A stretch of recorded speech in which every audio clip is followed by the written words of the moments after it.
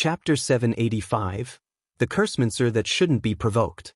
The 3 6-meter-tall treants earned shrieks from the audience the moment they appeared in the dueling ring. Do Cursemancers have such a skill? What skill is that? 3 special elites. The Glorious Lions are going to have a difficult time winning this match. The players in the audience were not ordinary, but experts with extraordinary insight. Ordinary players might never have the chance to watch a match between God's domain experts, but to these players, such opportunities were readily available. Hence, they were very familiar with the amazing aspects of God's domain experts. They were even more familiar with classes' skills in God's domain. Cursemancers mainly relied on control skills in combat. As long as they could restrict their opponent's movements, they could finish them off easily.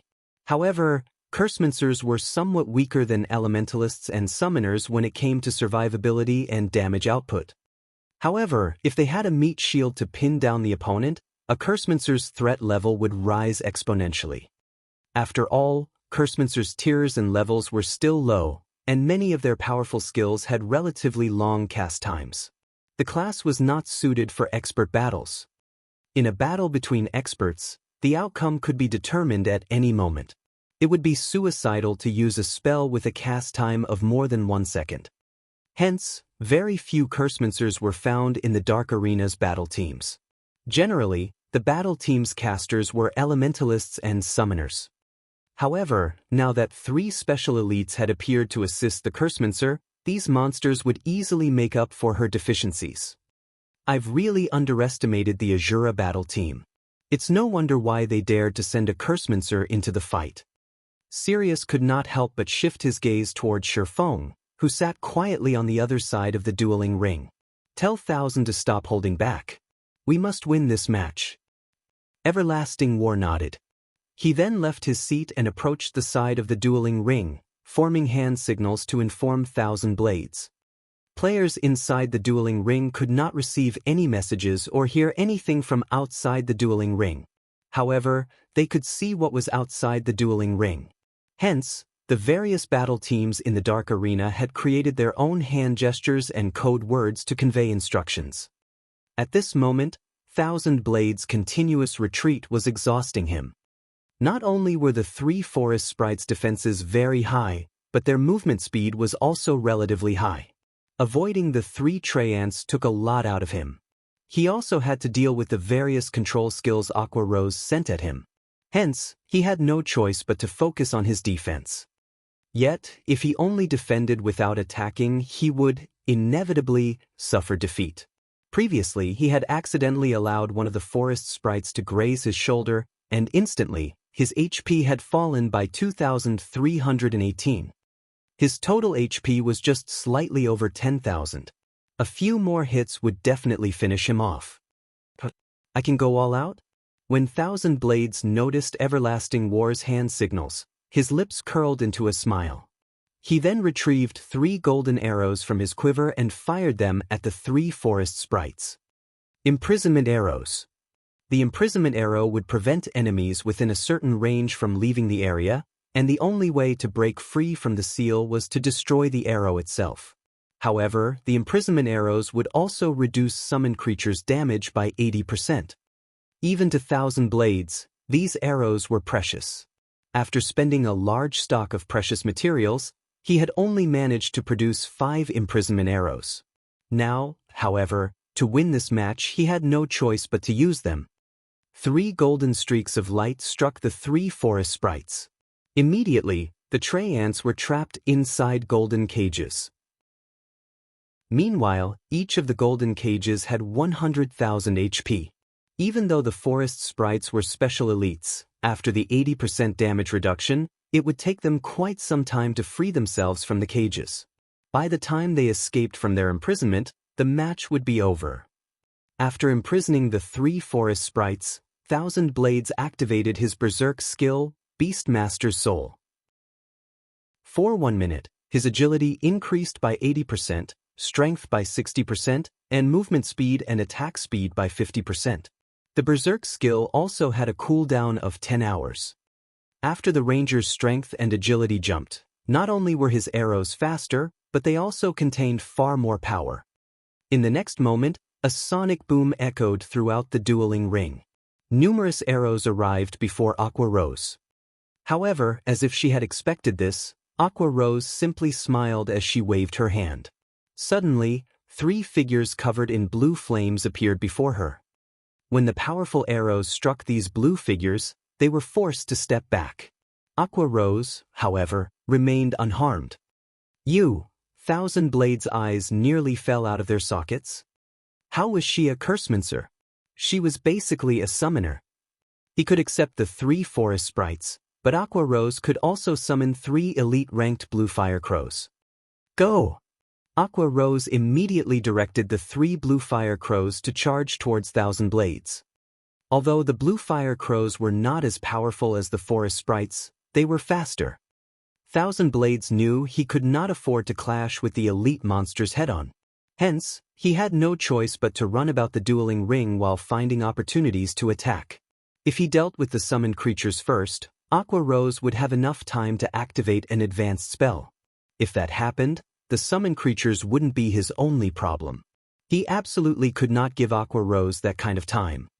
Still not giving up? Seeing the arrow fly at her, Aqua Rose activated the power of darkness, her attributes rising abruptly. She also activated the Blue Fire Heart's skill, Blue Fire Devour.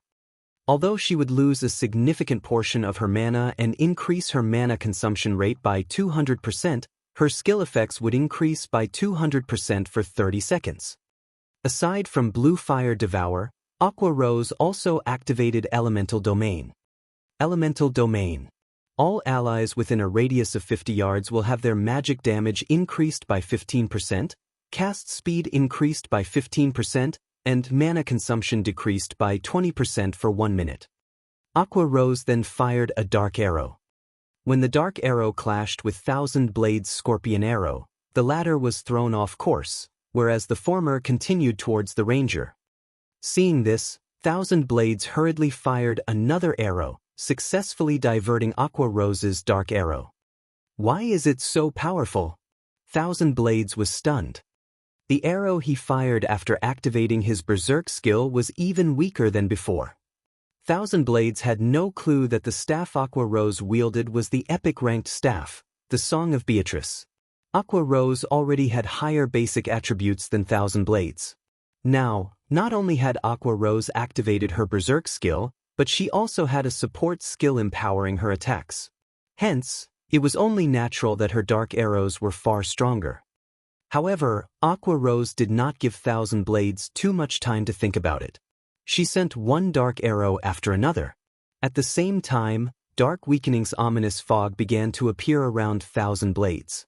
If the dark fog caught him, not only would his speed fall sharply, but his attributes would also decrease significantly. Again, Thousand Blades was forced to focus on his defense, escaping for his life. This time, however, he struggled far more than before. Previously, he had only needed to deal with the summoned creatures. Now, he had to deal with the summoned creatures and Aqua Rose's dark arrows. As a result, Thousand Blades' mobility was restricted.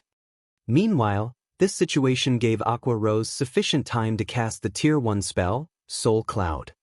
Soul Cloud gathered the power of shadows to form 10 flying blades that could only be dodged, not blocked. Soul Cloud was considered one of the Cursemancer's sure-kill spells. After Blue Fire Devour's amplification, Aqua Rose was able to summon 20 pitch-black flying blades. However, she wasn't satisfied. Just before she finished casting Soul Cloud, she activated the 3rd skill of the Song of Beatrice, the Song of Sprites. Song of Sprites increases the effect of a specific spell by 300%.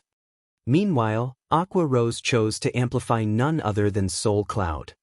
Immediately, the 20 pitch-black flying blades increased to 60. Each flying blade was even stronger than Aqua Rose's dark arrows. Impossible! Thousand Blades paled when he saw the swarm of flying blades hover before Aqua Rose, a chill crawling down his spine. He could feel the power within those pitch-black blades. A single one of them would devour at least half of his HP. Without waiting for Thousand Blades to react, Aqua Rose waved her finger. Immediately, the 60 flying blades transformed into 60 streaks of black light as they shot towards the dazed ranger from all directions. What? Even if 1,000 blades had already reached the refinement realm, he was powerless against the attacks of 3 summoned creatures and 60 flying blades.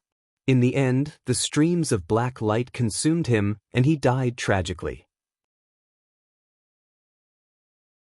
Chapter 786, Strong Matchup. When the black lights dispersed, the victor's name appeared above the dueling ring. Aqua Rose. The entire venue fell silent. Aqua Rose's performance was simply too shocking. Not only could she summon monsters to fight for her, but her final soul cloud was also exceedingly powerful. It's no wonder why Ye Feng sent Aqua Rose to fight in the first match. It turns out that she has an impressive trump card. I'm guessing that not even the glorious lions expected such an outcome. Blue Phoenix shuddered when she recalled the might of Aqua Rose's soul cloud. Although 1,000 Blades had activated his life-saving skills to defend against the attack, Soul Cloud could not be blocked, only dodged. Against flying blades from all directions, even Blue Phoenix was only confident in dodging 20 to 30 attacks with her techniques. Using Blink to escape would be her only option. However, 1,000 Blades was a ranger. He did not have any instantaneous movement capabilities or skills that provided invulnerability. It seems that we don't understand as much about Zero Wing as we thought. Phoenix Rain revealed a bright smile as she watched Aqua Rose. One move to finish the enemy. Such situations were rare in the Dark Arena.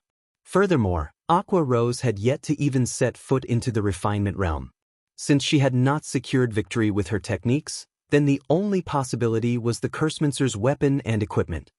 Previously, Ye Feng had displayed his overwhelming advantage in terms of attributes.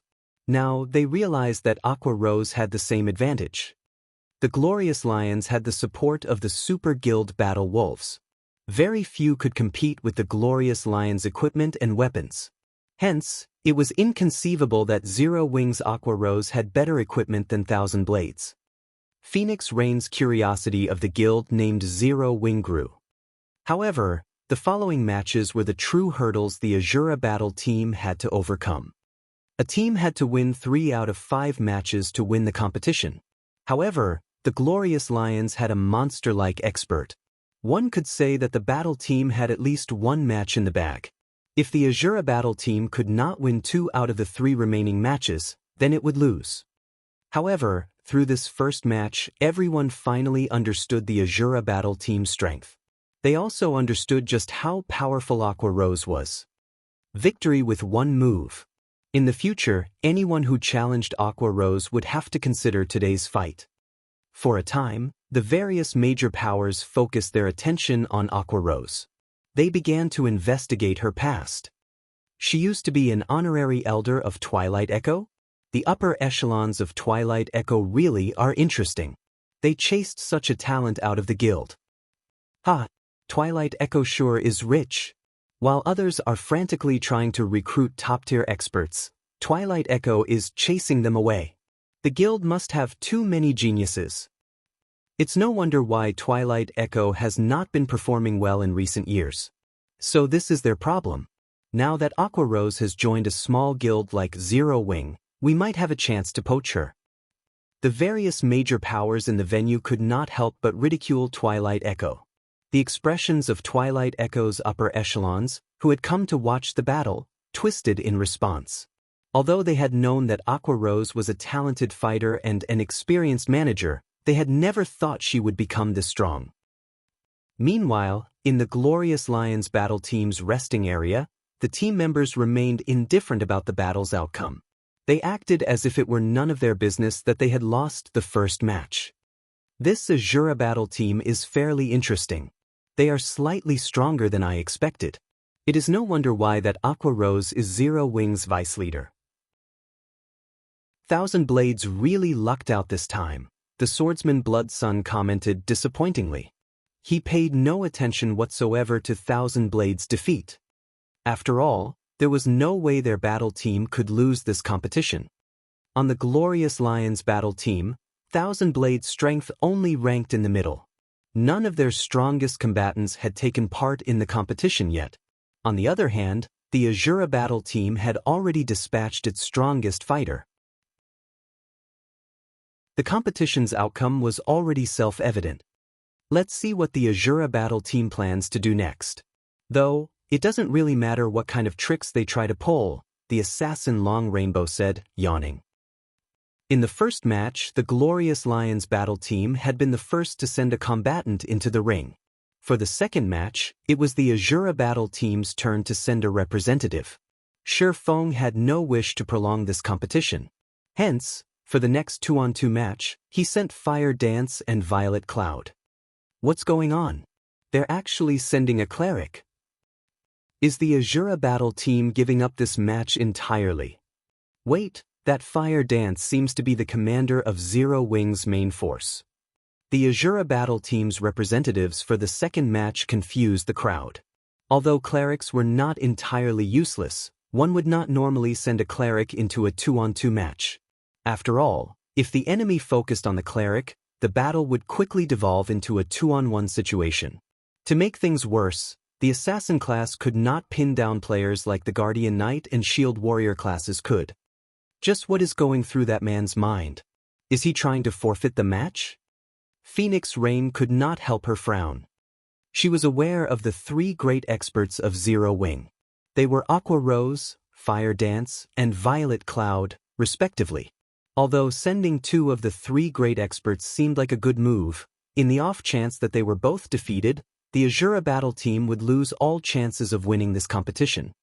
Having them take part in the later 3-on-3 matches, taking the enemy by surprise like Aqua Rose had, would have been the wisest move. Yet, Ye Feng had discarded that opportunity. Interesting. This brat's desire to win is impressive. He wants to win 2 matches in a row and rely on his own strength to fight for the final strand of hope? He is underestimating the Glorious Lions, Sirius muttered as he glanced at Ye Feng. Immediately he instructed, Rainbow and Blood, you two will fight.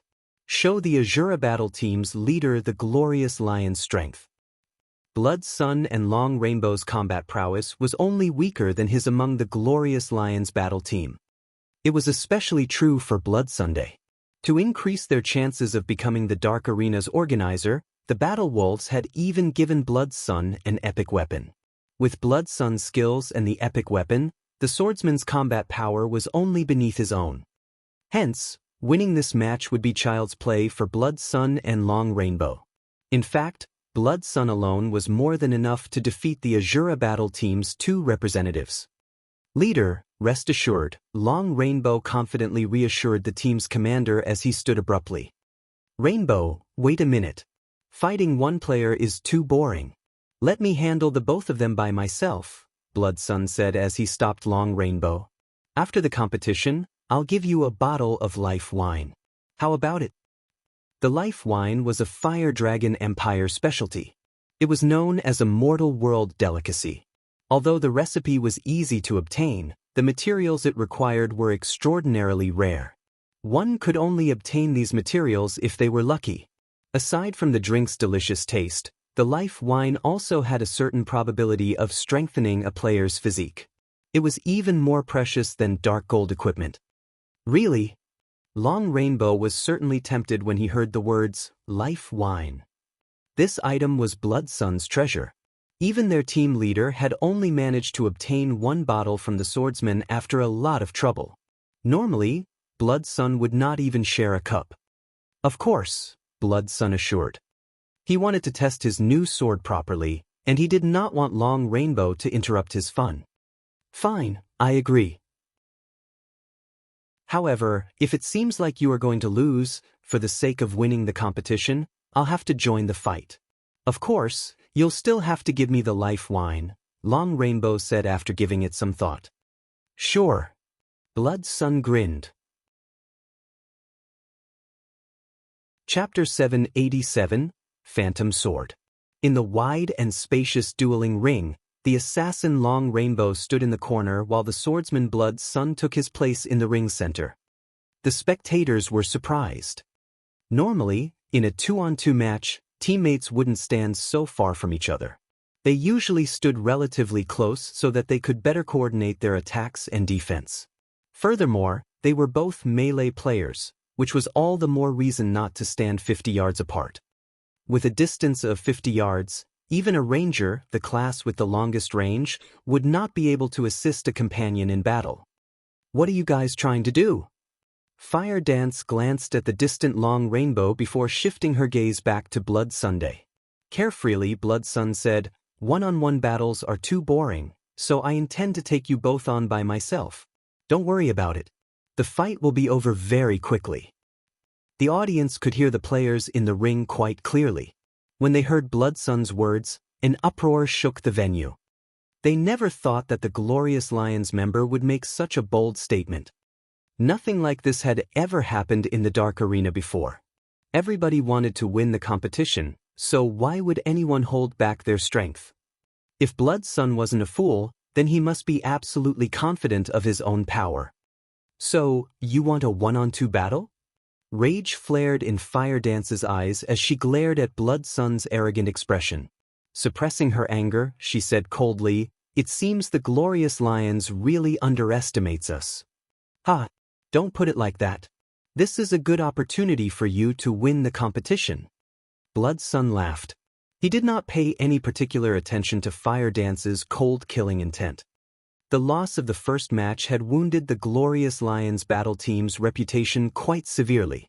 Blood Sun's first reason for asking Long Rainbow to step aside was to recover the team's reputation, while the second reason was to experiment with his epic weapon. However, Blood Sun did not think Fire Dance and Violet Cloud even qualified as test subjects. "As you wish." Fire Dance stepped forward, standing in front of Violet Cloud.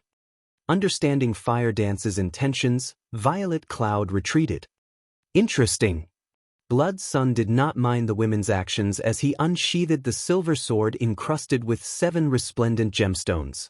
"Hopefully, you don't lose too quickly." "This is bad." Gentle Snow frowned as she watched the ring from the spectator stands. "Snow, what's wrong? If Fire Dance could last against the party leader of the Flower of 7 Sins for so long, shouldn't she be able to defeat Blood Sun easily?" Zhao Yuer was more or less familiar with Fire Dance's strength. Even if Blood Sun was very strong, she did not think that the swordsman was guaranteed to win.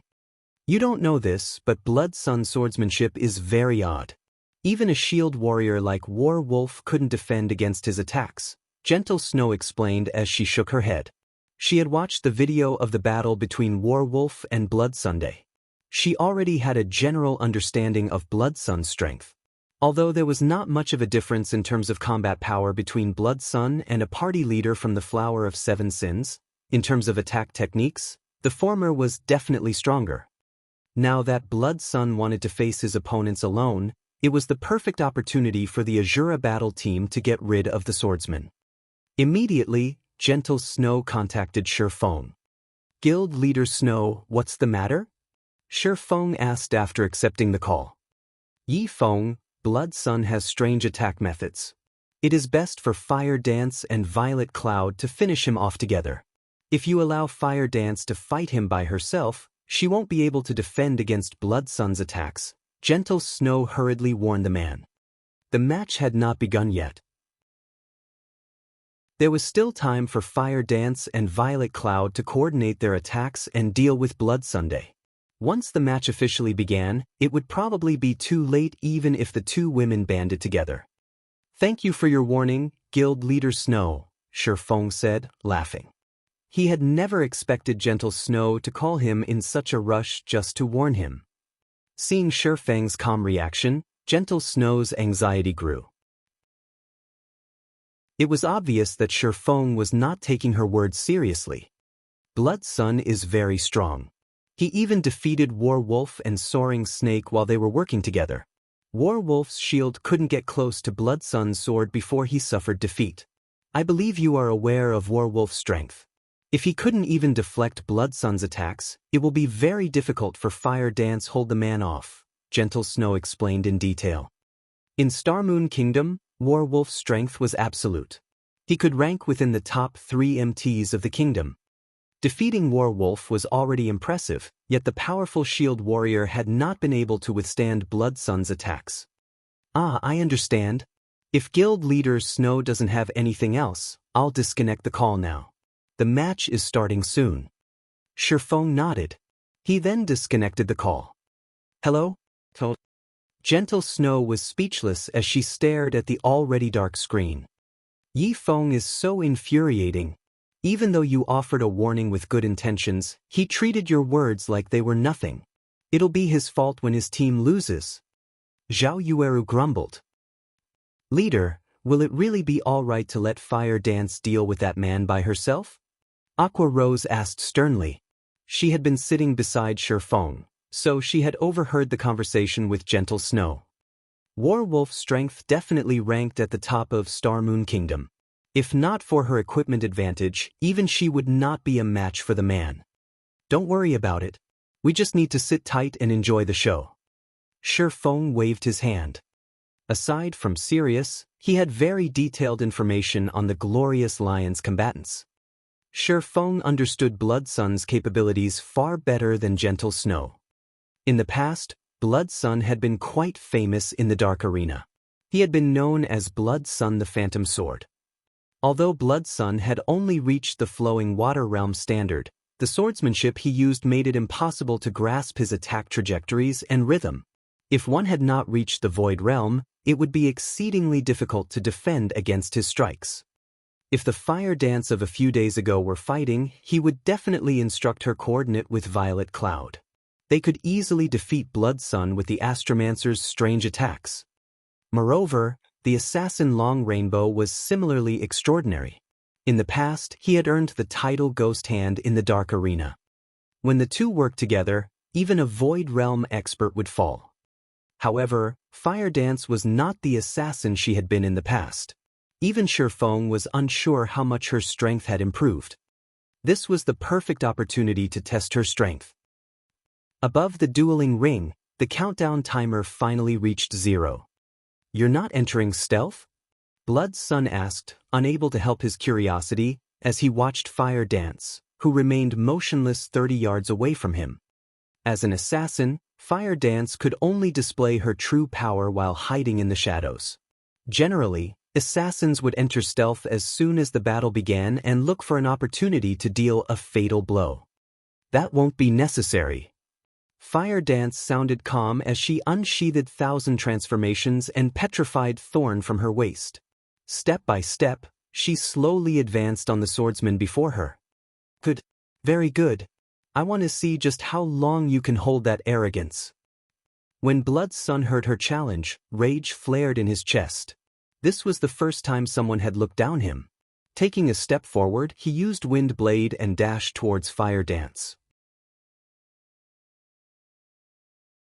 Chapter 788, Legendary Power.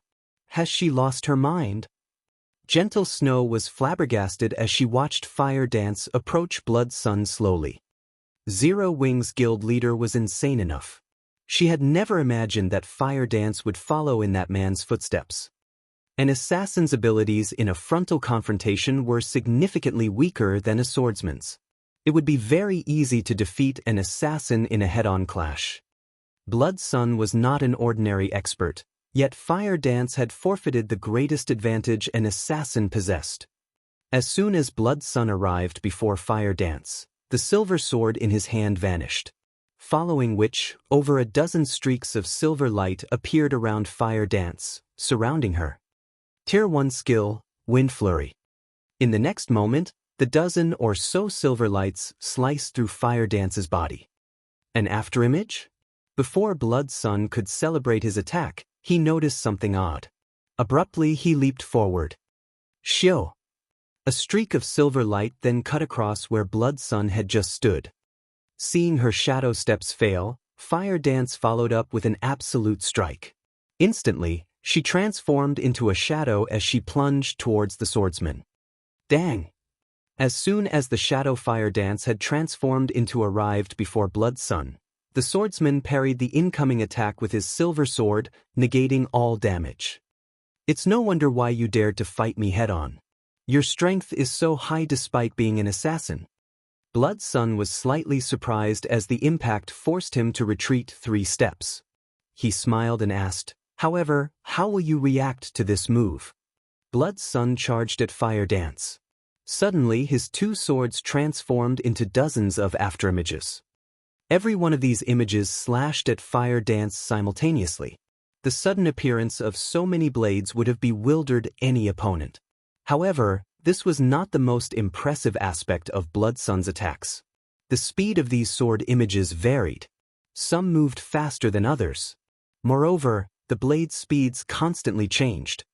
Trying to grasp the swordsman's attack rhythm was nearly impossible, not to mention predicting the image's trajectories. The attack took Fire Dance by surprise. She couldn't differentiate which of these swords was real. If she rushed to defend or attack, the slightest carelessness could very well result in her death. Wind steps. Fire Dance retreated as she utilized the less than 1 second invulnerability the skill provided. In addition, Wind Step's movement speed increase allowed Fire Dance, whose movement speed was already quite high, to dash out of Blood Sun's attack range. "You're really fast. You are definitely the fastest assassin I have ever seen to date." Although Blood Sun had hit Fire Dance, the assassin had utilized Wind Steps to block his attacks. Just as he was about to chase the woman down, he discovered that the assassin was already quite some distance away from himself. He couldn't hit her from this far if he wanted to. Although Fire Dance and Blood Sun's exchange had been brief, the audience was stupefied. "These two are amazing. Why do I feel my chest tighten while watching these two fight?" Every member of the audience had seen battles between experts before. However, Fire Dance and Blood Sun's battle ranked near the top of their lists. Both players were incredibly fast. Before anyone could react, they had already separated from their confrontation. All the onlookers saw was dozens of sword images and a flickering shadow. In the next moment, both fighters had swapped positions. They were too fast for the naked eye to follow. As a result, many among the audiences weren't entirely sure about what had just transpired. "Blood Sun is powerful," Blue Phoenix exclaimed.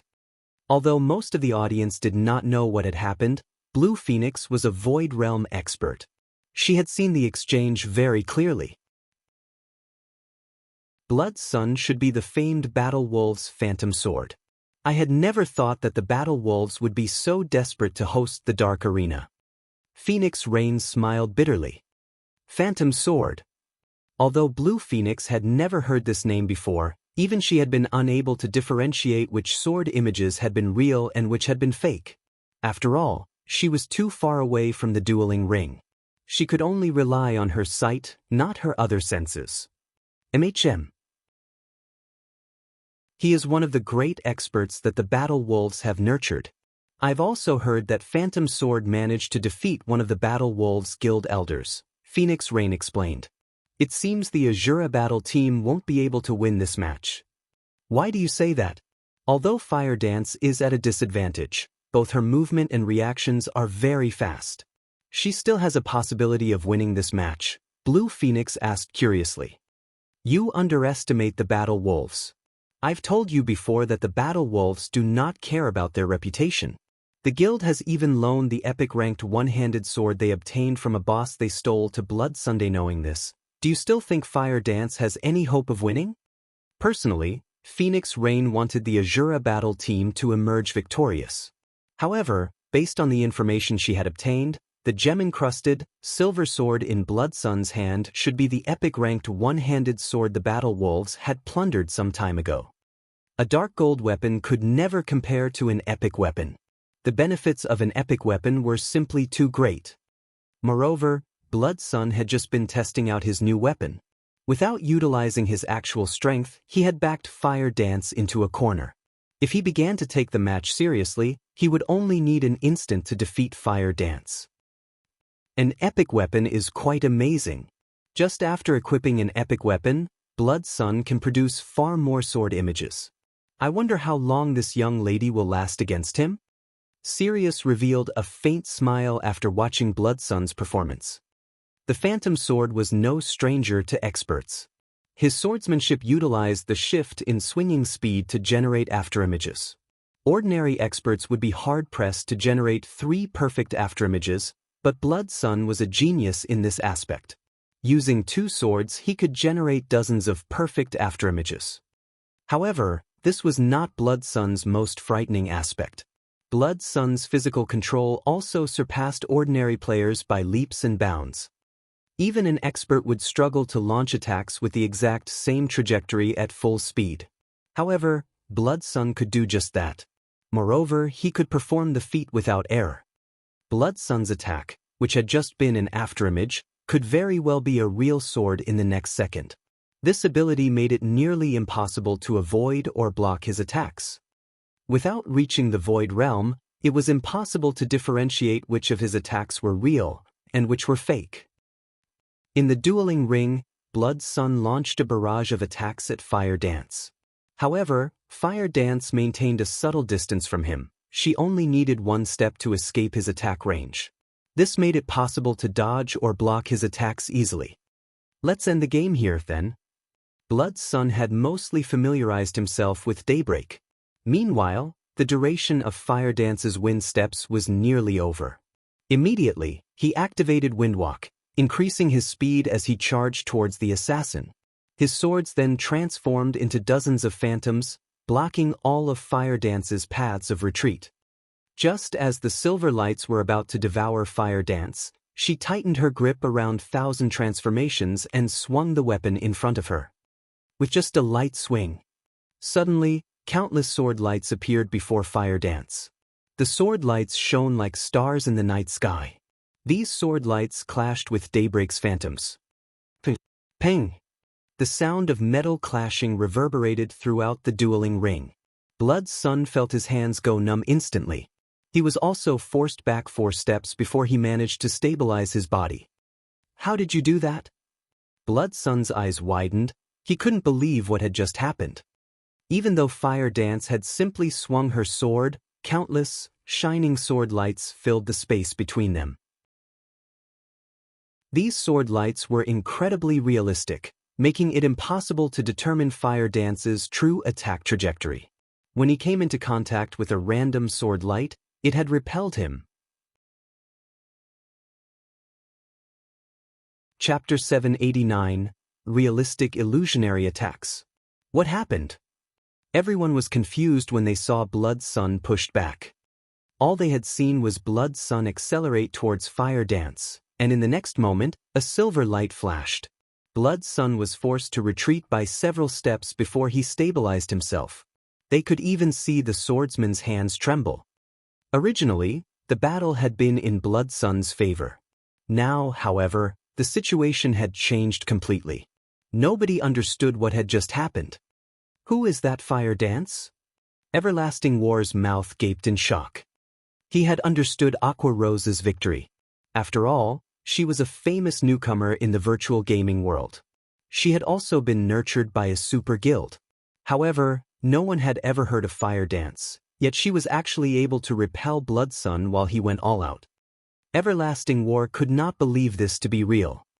Even he had an extremely difficult time defending against Blood Sun's Phantom Sword. He could only use an AoE skill to counter Blood Sun's attack. However, Fire Dance had only used 1 strike to repel the swordsman.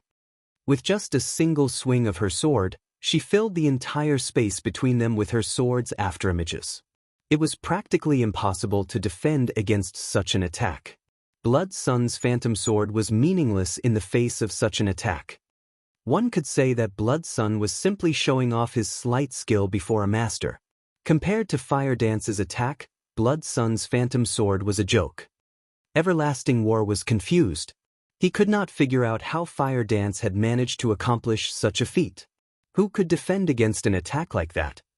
She's already set foot into the refinement realm? Sirius narrowed his eyes as he began to evaluate Fire Dance carefully. Fire Dance's previous attack was astounding. Even Sirius had not seen how the assassin had pulled it off. Against such an attack, even he would be forced to evade the sword images.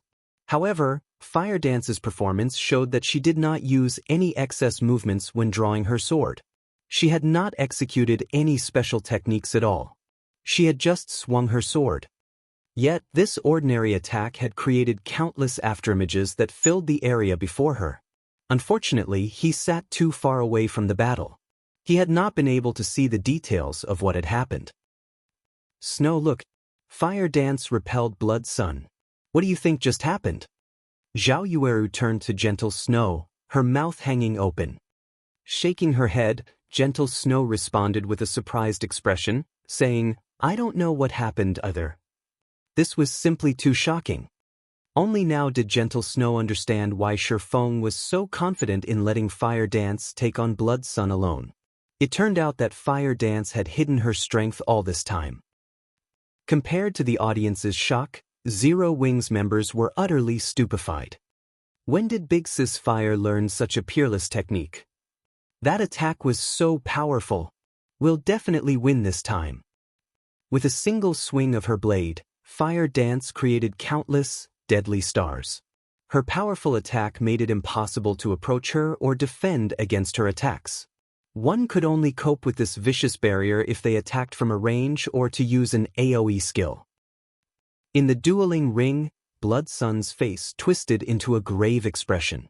However, he was no fool. He did not believe that Fire Dance's attack was a peerless technique.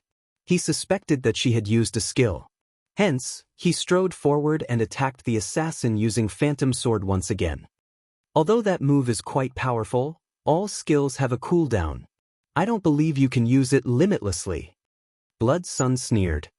However, despite seeing the dozens of sword images flying at her, Fire Dance didn't move. Instead, she swung the 1,000 transformations upward violently. Peng! Countless silver lights flashed, and she repelled Blood Sun again.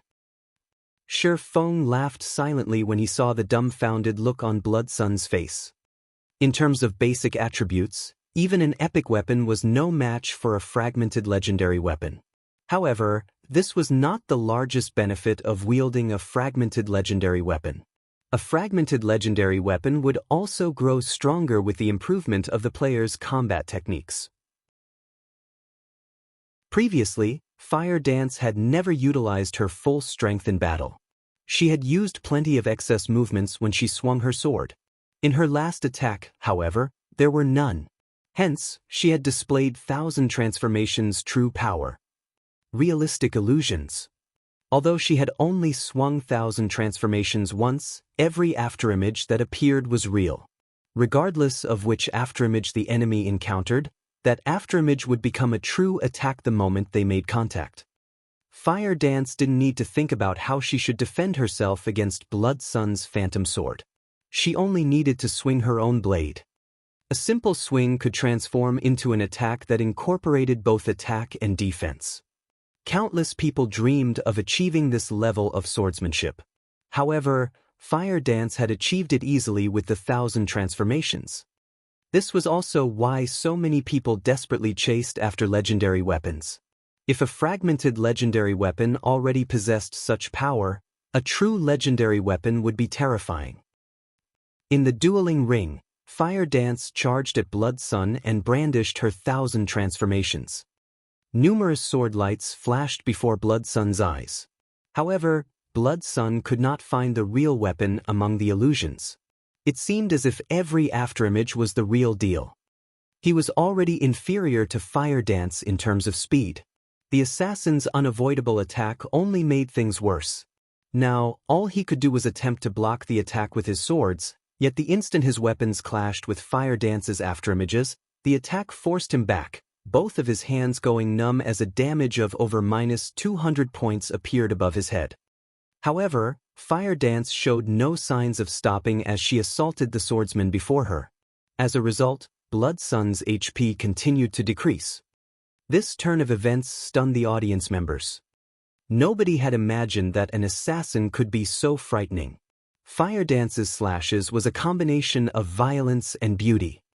"Blood, I'll help you," Long Rainbow shouted. Long Rainbow could already see the severity of the situation. Immediately, he entered stealth and charged at Fire Dance. "I have truly underestimated the Azura battle team. I had never imagined that your team would have such a powerful player. However, don't think that you have one just yet." As Fire Dance repelled Blood Sun, his HP gradually fell. If this continued, she would drain his HP, which totaled at over 10,000, in less than 30 seconds. Immediately, Blood Sun activated his Berserk skills, his attributes rising abruptly. His HP shot from over 10,000 to more than 15,000. A blue glow enveloped his body. The epic weapon Daybreak in his hand also emitted a blue sword aura that was over 2 meters long, increasing Blood Sun's attack range significantly. Blood Sun then executed Phantom Sword and struck at Fire Dance. "Let's see if you can block this." Blood Sun revealed a sinister smile. He was clearly confident in his attack. He had activated his Berserk skill, Sword Shadow.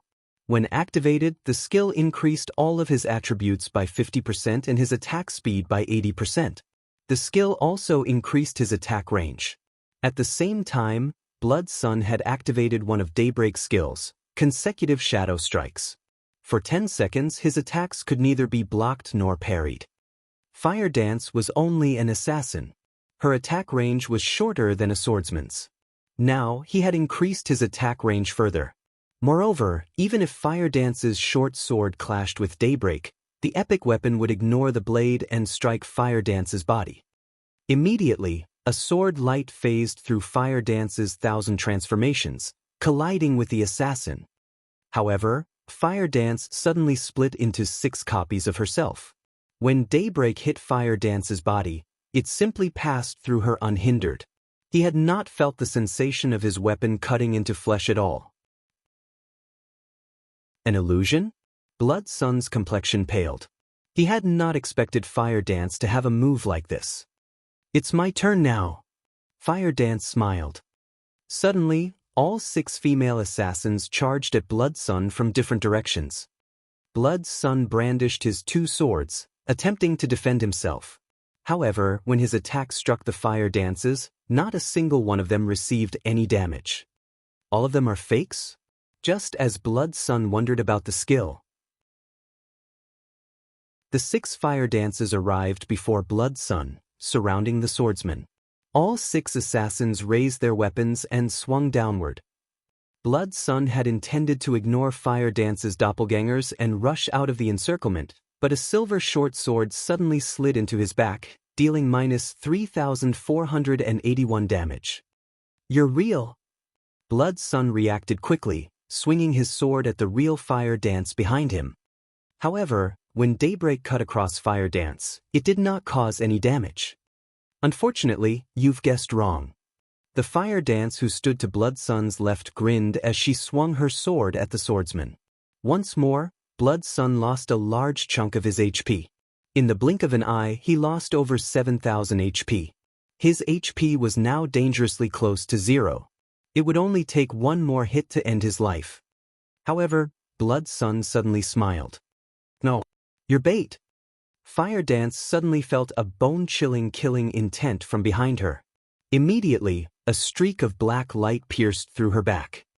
"You noticed too late," Long Rainbow suddenly whispered with a cold smile. Chapter 790, Different Level. Everything had happened far too quickly. Long Rainbow was like a wild beast as he approached and ambushed Fire Dance stealthily. He had hidden his presence throughout the process. However, when he finally struck, he was like a venomous snake, both fast and accurate. What a pity! The glorious lions truly don't care about their reputation anymore. Previously, they've even declared that they wanted to go 1-on-2. Now, it's become a 2-on-1 instead. None of the audience had expected the battle to change so quickly. Words could no longer describe Fire Dance's strength. She was definitely the most powerful assassin they had ever seen in God's domain. Her strength attribute was absurdly high. She had been able to suppress a swordsman expert with so little effort. Her attack that filled the ring with starlight could also suppress everything before her. She was practically invincible in a 1-on-1 battle. Meanwhile, standing behind the woman, both Long Rainbow's pitch-black dagger and the hand wielding the weapon passed through Fire Dance's body without any resistance. Long Rainbow did not dare believe his eyes. The target he had carefully chosen was just an illusion. Just as he was about to warn Blood Sun, he discovered a silver short sword cutting across Blood Sun's waist, eliminating the swordsman's final strand of HP. Even after Blood Sun's HP reached 0, the man had not realized what had happened, confusion as to why his HP had dropped to 0 filling his eyes. After Fire Dance killed Blood Sun, she released a sigh of relief. Long Rainbow had nearly forced her into a fainted state.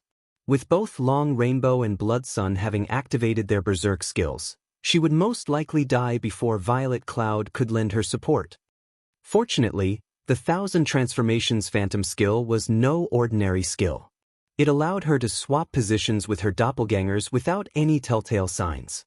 The ability also didn't have a cooldown, allowing her to use it freely. All she needed to activate the ability was a thought. Hence, she had swapped positions with her doppelgangers the instant before Long Rainbow's dagger plunged through her. However, as soon as Fire Dance finished off Blood Sun, Long Rainbow reacted. Immediately, he used the assassin class's strongest skill, Absolute Strike, transforming into a streak of shadow that assaulted Fire Dance. Unfortunately, by the time the black shadow pierced Fire Dance's body, Fire Dance had long since swapped positions with another of her doppelgangers. When Long Rainbow's body rematerialized and reappeared behind Fire Dance's doppelganger, Fire Dance swapped position with said doppelganger again. Holding the petrified thorn in a reverse grip, she spun and with centripetal acceleration, she executed a perfect backstab, shoving her blade into Long Rainbow's back. Dang! Vanish! Fire Dance realized what had happened after Petrified Thorn was forced to a stop before it could strike the other assassin. Long Rainbow began to disappear immediately. Her lips curling into a smile, Fire Dance stated, "Unfortunately, even this move can't save your life." A second after Long Rainbow had disappeared, Fire Dance raised the Petrified Thorn above her and slammed it into the dueling ring's floor. Petrification Domain. This was the epic ranked dagger's second skill. When activated, it dealt 500% weapon damage to enemies within 50 yards. Enemies hit would also suffer a 50% movement speed reduction for 10 seconds. In addition, the Petrification Domain increased Fire Dance's attributes and movement speed. Suddenly, with Fire Dance at the center, the ground began to turn stone gray, the affected area spreading outwards. In the blink of an eye, everything within 50 yards of Fire Dance turned stone gray. Meanwhile, Long Rainbow had been forcefully exposed. Golden, divine runes flowed around the assassin's body, and although Long Rainbow had not received any damage, his body had turned the same gray as the ground, his movement speed having plummeted. Damn it! This skill has a movement speed reduction effect. Long Rainbow's expression was grim as he watched Fire Dance dash towards him.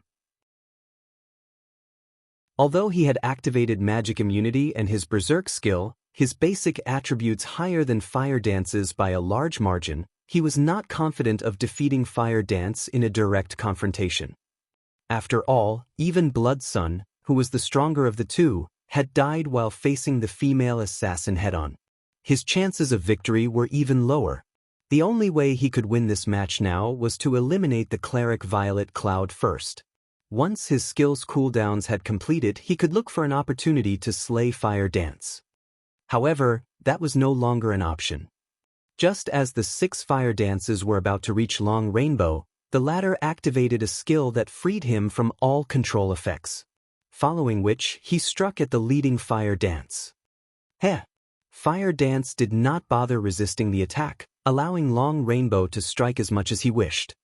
After Long Rainbow passed through Fire Dance's body unhindered, Fire Dance executed an eviscerate from behind the male assassin. However, 1000 transformations had failed to hit Long Rainbow. The fragmented legendary weapon only struck the afterimage the assassin had left behind. Before anyone realized it, Long Rainbow appeared behind Fire Dance's true body, executing backstab. Long Rainbow had thought of this plan after Fire Dance had forced him out of stealth. He had deliberately exposed a weakness in his defense, launching a surprise counterattack while Fire Dance attempted to strike. Die! Long Rainbow shouted, his eyes bloodshot with fury as he thrust his blade. In the end, however, his dagger still passed through the woman without any resistance. He had failed. How? Long Rainbow's eyes widened.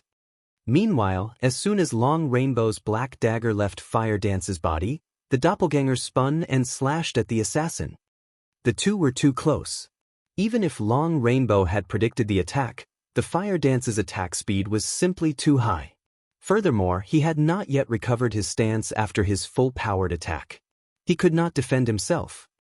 The silver 1,000 transformations became a stream of light that shot Long Rainbow's heart.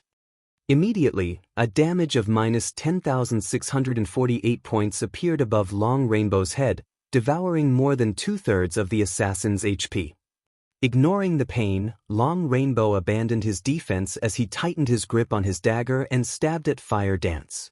As an expert, his pride no longer allowed him to care about winning or losing this match.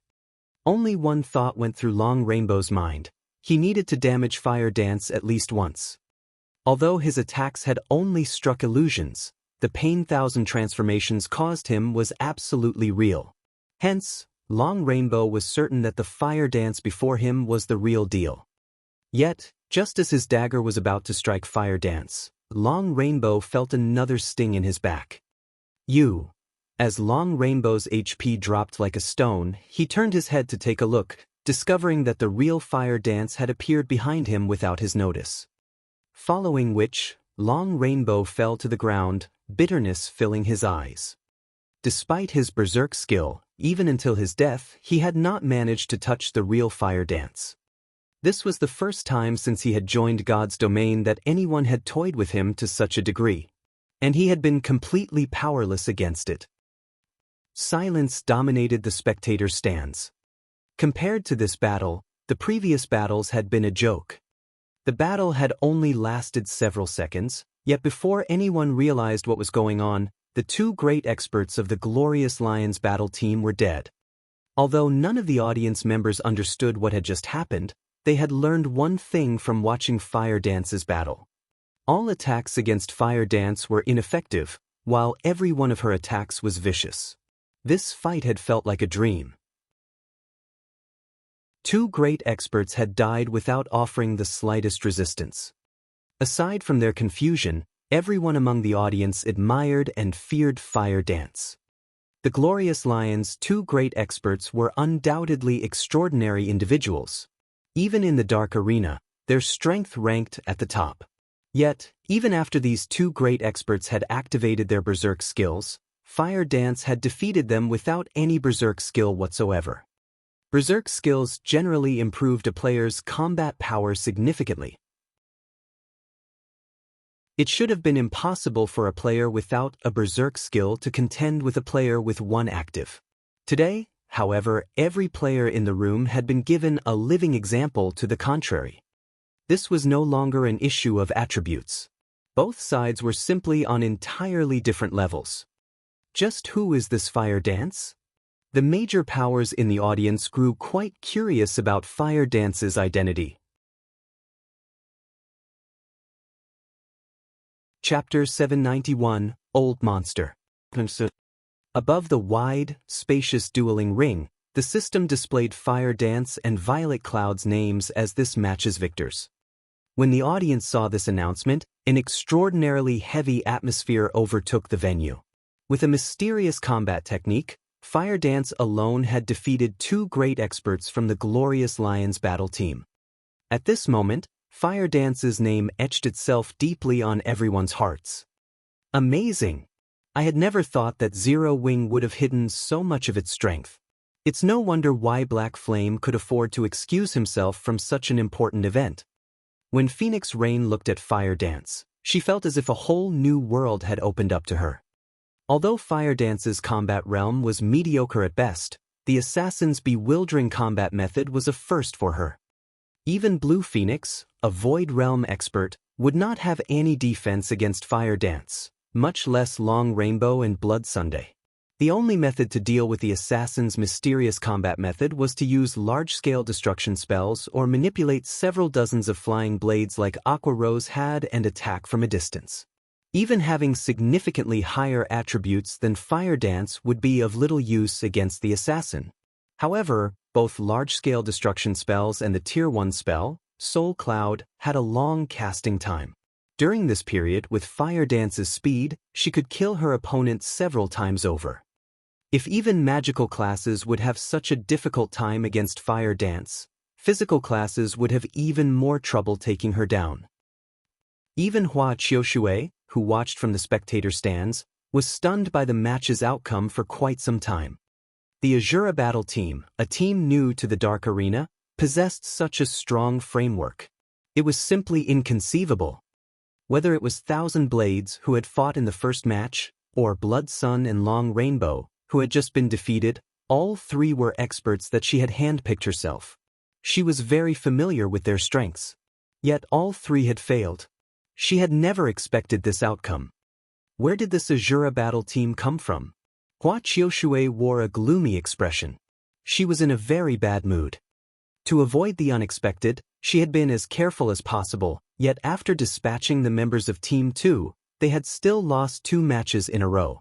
If they lost another match, they would lose the entire competition. It's no wonder why he dared to challenge my glorious Lions Battle Team. Sure enough, he has some ability. Hua Qiushui could not help but shift her gaze towards Ye Feng. Initially, she had seen Ye Feng a minor character that did not necessitate any attention. Now that he was the Azura Battle Team's leader, however, she could not afford to ignore him. Meanwhile, when Exemplary Willow saw Hua Qiushui's gloomy expression, she more or less understood the glorious lion's situation. However, Exemplary Willow was truly confused. Zero Wing was merely an upstart guild. She could deal with the guild's victory over the Star Alliance in the previous war, but it now forced Hua Qiushui's battle team into a serious predicament. This was simply inconceivable. Auntie Hua, we will win this competition, right? Exemplary Willow asked worriedly.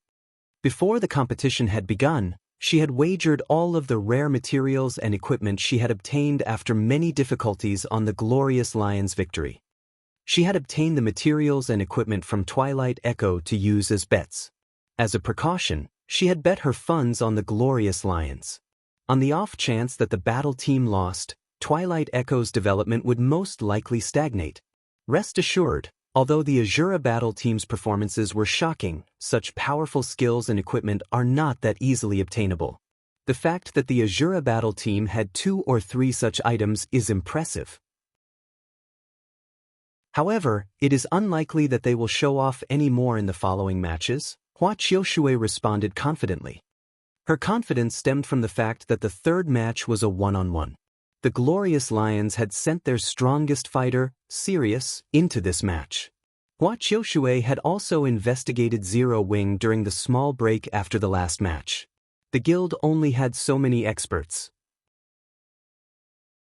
Aqua Rose, Fire Dance, and Violet Cloud were known as the guild's 3 greatest experts.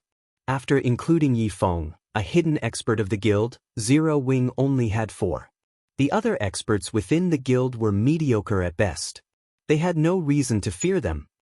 One of the remaining matches was a one-on-one, while the other 2 were 3-on-3s. In a 3-on-3, Ye Feng was the only true opponent the Glorious Lions had to face. Even if the Glorious Lions members were no match for Ye Feng in a one-on-one, with 3 people using their sure kill skills simultaneously, they could easily finish off the swordsman as soon as the match began. Afterward, they could take their time finishing off the other 2 Azura Battle Team members. If Ye Feng fought in the one-on-one, all the better. Sirius could win the competition by himself. The following matches would only be for show. Regardless of what decision the Azura Battle Team made, the outcome would be the same.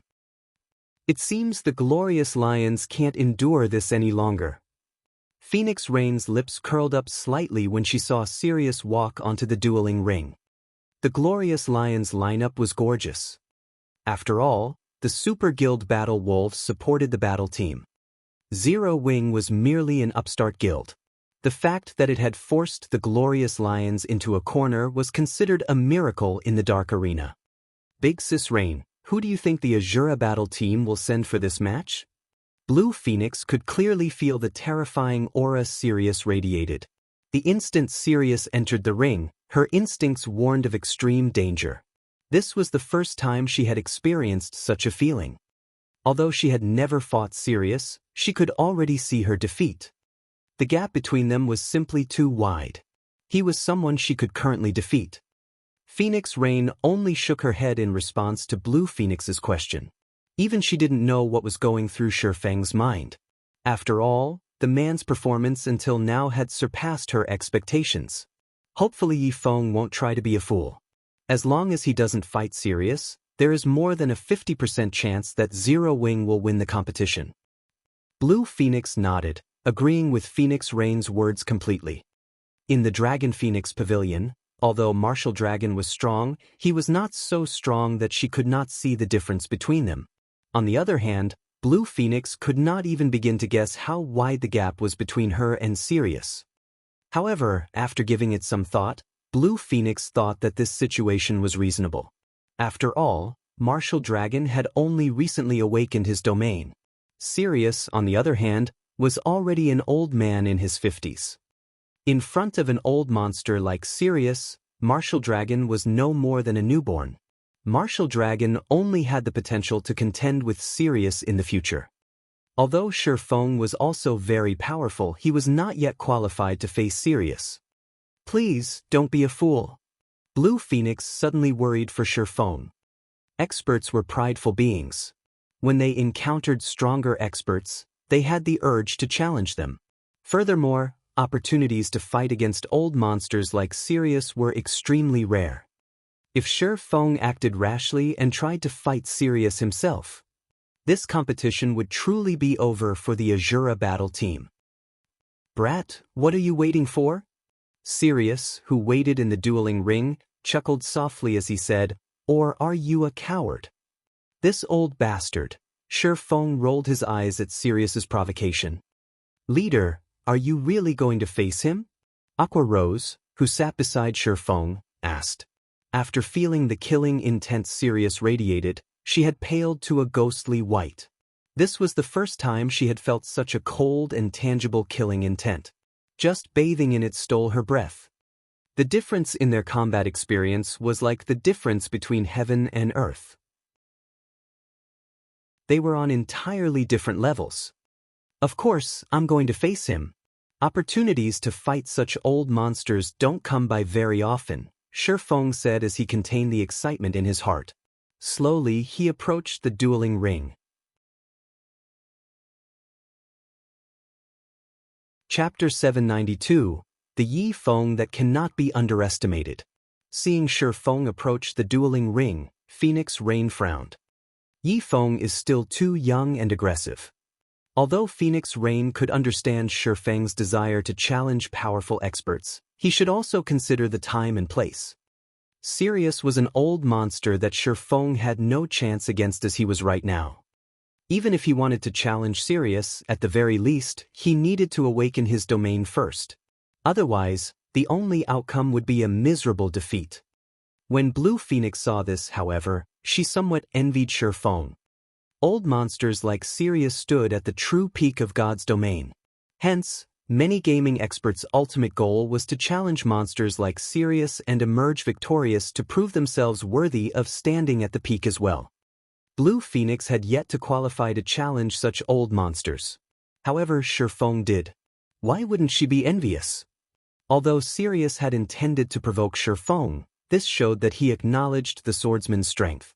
He believed that Shifeng was qualified to challenge him. Otherwise, an old monster like Sirius would not stoop so low as to provoke a youth.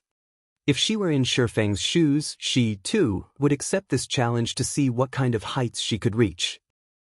This kid is insane. He is actually challenging Sirius. A victorious smile emerged on Hua Qiushui's face when she saw Shifeng walk up the dueling ring.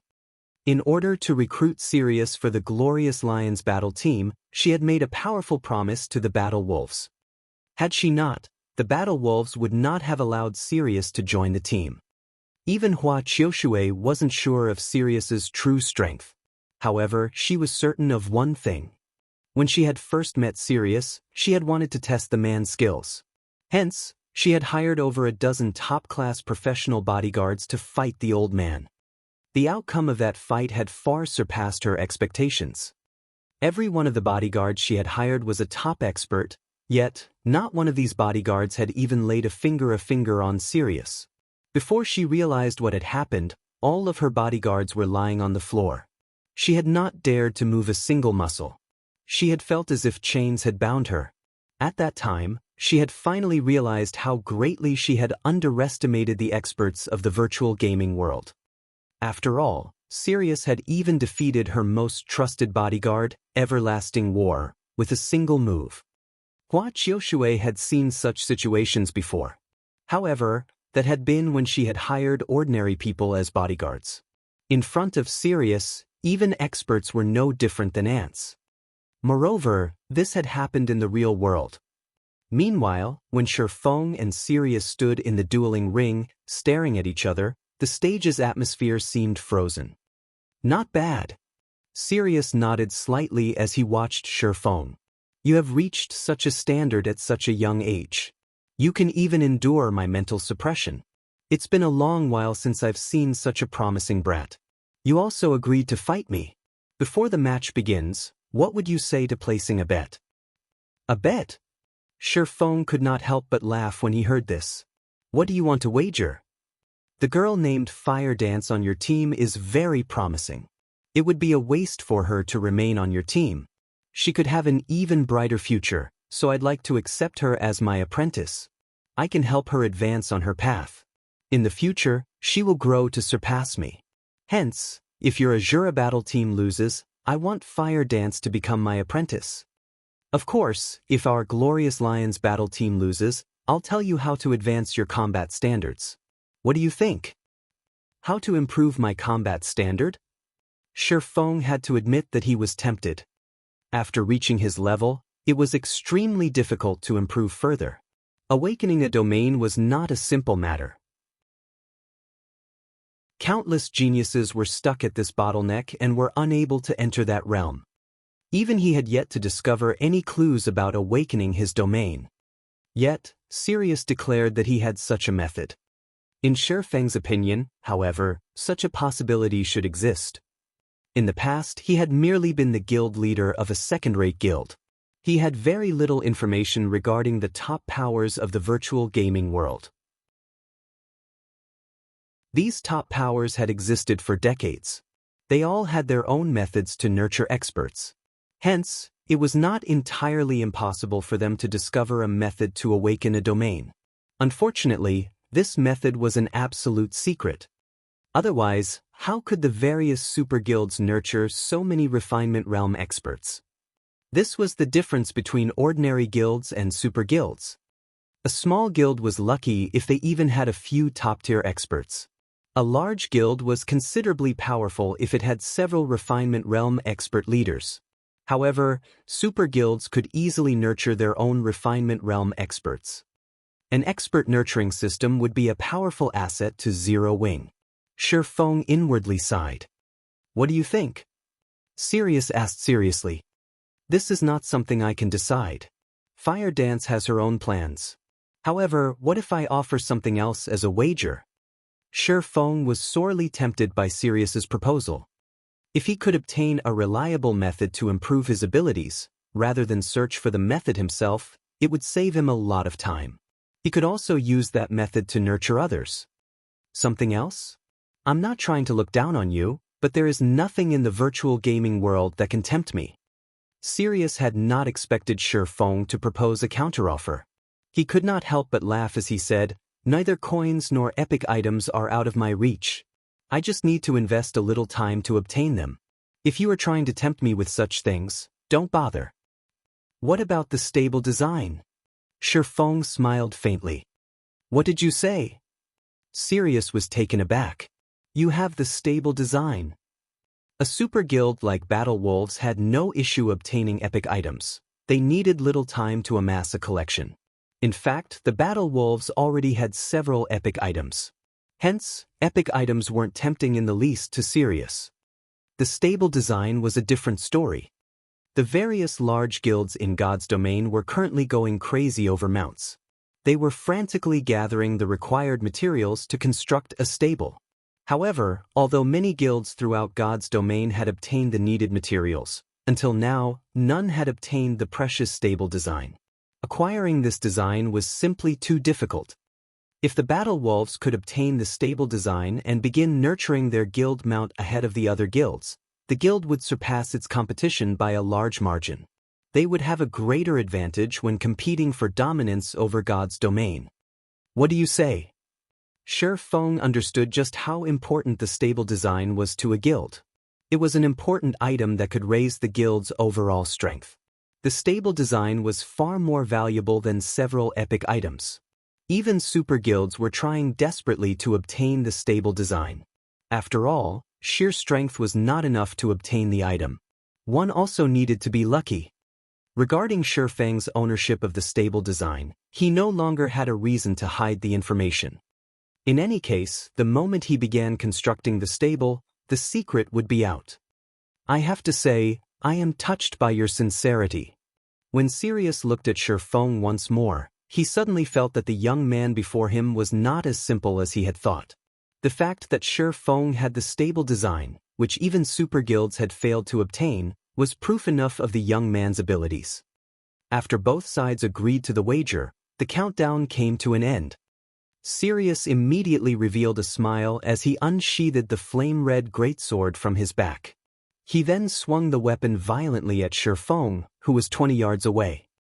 Instantly, a sea of fire emerged from the dueling ring's floor, transforming into a ferocious beast that pounced on Ye Feng. Chapter 793, Famed Sword vs. Famed Sword. What a cunning old bastard! Ye Feng cursed as he watched the towering crimson fire surge towards him, destroying everything in its path and sealing off his path of retreat. Before the match had begun, Sirius had stood in the ring's corner, opposite of Ye Feng, deliberately. Burning Wave, one of the famed sword bonfire skills, was an AoE attack skill. With the skill's wide range and the old man's strategic positioning, Sirius had cornered Ye Feng perfectly. If Ye Feng jumped into the air to avoid the attack, he would expose himself in midair, giving Sirius the perfect opportunity to strike a fatal blow. Break! Ye Feng shouted abruptly. Dragon Breath! Immediately, the cry of a dragon echoed throughout the arena, a white beam piercing through the sea of fire and heading towards Sirius. In terms of basic attributes, Ye Feng was far stronger than Sirius. Moreover, Dragon Breath was one of the fragmented legendary Heavenly Dragon's Breath's additional skills. In terms of power, the skill was already stronger than the additional skill of an epic weapon. Hence, Dragon Breath could easily break Sirius's Burning Wave. The white beam devoured Sirius whole. It's over? Just like that? Everyone in the audience was stupefied. However, Ye Feng did not relax. He immediately activated Windwalk and his swordsmanship master title before charging towards Sirius's previous location. Yet, before he reached the halfway point, Sirius burst out of the white beam, radiating a faint purple glow. When Dragon Breath's white beam collided with the purple glow, it scattered into nothing. The old man received no damage from the attack whatsoever. You actually saw through my trick, Sirius stated, feeling slightly surprised when he saw the young man charging towards him. Originally, he had intended to launch a sneak attack while the swordsman youth relaxed. However, it seemed that the plan was not viable. Ye Feng did not intend to give Sirius time to react. Immediately, he activated Illusory Shadow. Suddenly, 6 blue streaks of light flashed from Killing Ray, arriving before Sirius instantly. Ye Feng moved like flowing water. His attacks had no excess movement. Thanks to the swordsmanship master title, his attack speed had also increased by 20%. He moved far faster than what an ordinary person could perceive. After the blue lights cut across Sirius, a deep frown appeared on Ye Feng's face. In the next moment, a streak of red light sliced towards his head from an inconceivable angle. Without hesitation, Ye Feng pulled his abyssal blade closer. Dang! When the two swords collided, sparks scattered, and even the air trembled. The impact's shockwave cracked the stage. Fortunately, Ye Feng had managed to block the incoming red light just in time. However, the instant he blocked the first attack, another one descended towards him. How? Ye Feng had just repelled one of the Berserker's attacks. How could he have launched another already? Moreover, he had failed to detect the attack until it was upon him. Parry! This time, Ye Feng used Killing Ray to block the red beam from above. Such high strength. Ye Feng retreated by a step, the floor beneath his feet shattering. His arm was also slightly numb. This was the first time he had blocked a player's attack that could numb his arm. As expected of the famed sword bonfire, it excels with both speed and power. After this single exchange, Ye Feng could tell that Sirius's basic attributes were extraordinary. Although Sirius was a berserker and had extremely high strength growth, logically, his strength attribute should not be this high even with a famed sword. Hence, Ye Feng was sure that Sirius had more than one epic item. It was impossible for the berserker to overwhelm him slightly with strength with just Bonfire's passive skill. However, this was still not the most important issue. Despite his intense perception of his surroundings, he had failed to detect Sirius's attack. He had not even noticed the trajectory of the old man's attack. Moreover, his attacks with Illusory Shadow should have hit Sirius, yet he had not felt Killing Ray strike flesh. Although the two combatants had only exchanged moves for a brief moment, everyone on the spectator stands was stunned. "They're so fast!" Phoenix Rain exclaimed. Ye Feng's attack speed was even faster than when he had faced Blue Phoenix. Even his hand movements were only a blur to her, not to mention the sword itself. "Big Sis Rain, why didn't Sirius lose any HP? I clearly saw Ye Feng's attack hit him," Blue Phoenix asked curiously. "Hit him?" Phoenix Rain shook her head. "Ye Feng hasn't touched him once, how could he lose any HP? But I saw the streaks of blue light pass through Sirius's body." Blue Phoenix's eyes widened. She couldn't believe it. However, the statement had come from Phoenix Rain, so it couldn't be false. "This is Sirius's power, absolute control." Phoenix Rain explained slowly, saying, although it looked like Ye Feng's attack had hit Sirius, in reality, there was a paper-thin distance between Sirius and Ye Feng's sword. The gap is impossible to see with the naked eye. It's natural that you couldn't tell the difference. However, the system's judgment with attacks is very accurate. Even if the gap is 1/10 of a millimeter, the attack will not count. Blue Phoenix's mouth widened when she heard this. Is he even still human? Blue Phoenix doubted that she could evade an attack by a single centimeter, and she had even reached the Void Realm. Someone in the Refinement Realm only had a delicate control over their movements. Their perception was still far from comparable to a Void Realm expert. Hence, dodging an attack by 3 centimeters would be a miracle. Meanwhile, Sirius could dodge an attack by less than 1 centimeter. It was inconceivable. This is only the beginning. Sirius is far stronger than you can imagine. Phoenix Rain sighed as she watched Ye Feng defend against Sirius's attacks. In the dueling ring, Ye Feng's alarm grew as he fought the old monster. No matter how fast he swung his swords, he couldn't hit the berserker. On the contrary, Sirius's attacks grew powerful as the battle progressed. At this point, he was starting to struggle to keep up. Sirius's attacks always struck at his blind spots. The attacks also grew more precise. He had very nearly failed to block the old man's last attack. Finally, after over a dozen seconds, a streak of red light finally struck Ye Feng. However, the red light stopped just before it collided with Ye Feng's body, unable to proceed. Is this the strength of a domain? Ye Feng had no choice but to activate Defensive Blade. None of his attacks were effective against Sirius. On the other hand, the berserker had no issues landing an attack. Throughout the battle, for some reason, Ye Feng had felt as if someone were pulling his strings. Amazing!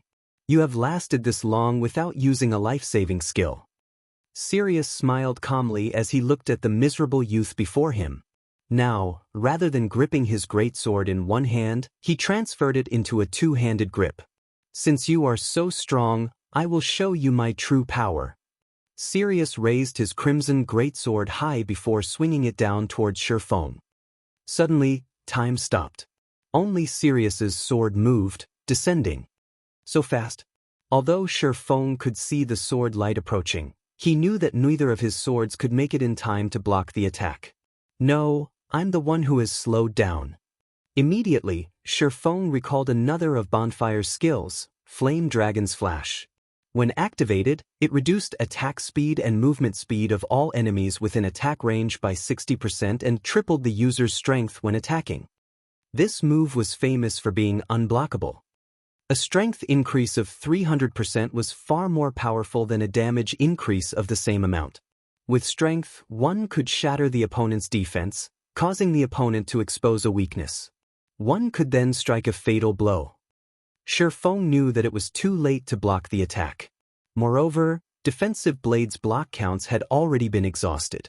He had no defense against this attack at all. Hence, he had no choice but to use silent steps, evading the sword light and appearing behind Sirius. However, just as Ye Feng was about to strike the berserker, Sirius spun, as if he had expected the move, and swung the greatsword in an arch towards Ye Feng's right side. The greatsword's oppressive strength even suppressed the air around them. Even though Ye Feng's strength attribute was also very high, his movements felt so restricted under Bonfire's massive pressure that he even struggled to breathe. With no other choice, Ye Feng activated Thunder God's Descent and Heavenly Dragon's power. Sirius's attributes were extremely high. The berserker had even tripled his strength. Being hit by Sirius's greatsword was no laughing matter. A critical hit might even kill him on the spot.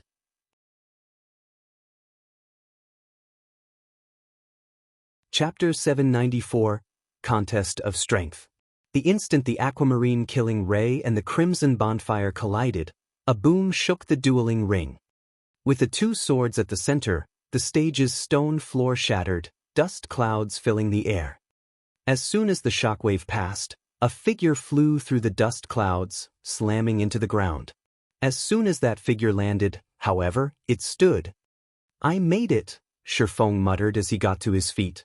Glancing at his trembling hand, he smiled bitterly as he said, "He has so much strength." God's Domain's 36 famed swords each had their own strengths. Among them, Bonfire was famous for its destructive power. Its skills were incomparably violent. In the hands of a berserker, the weapon could topple a city. Even though his basic attributes were slightly higher than Sirius's, after activating Heavenly Dragon's power and increasing his strength by 100%, the berserker's attack had still sent him flying.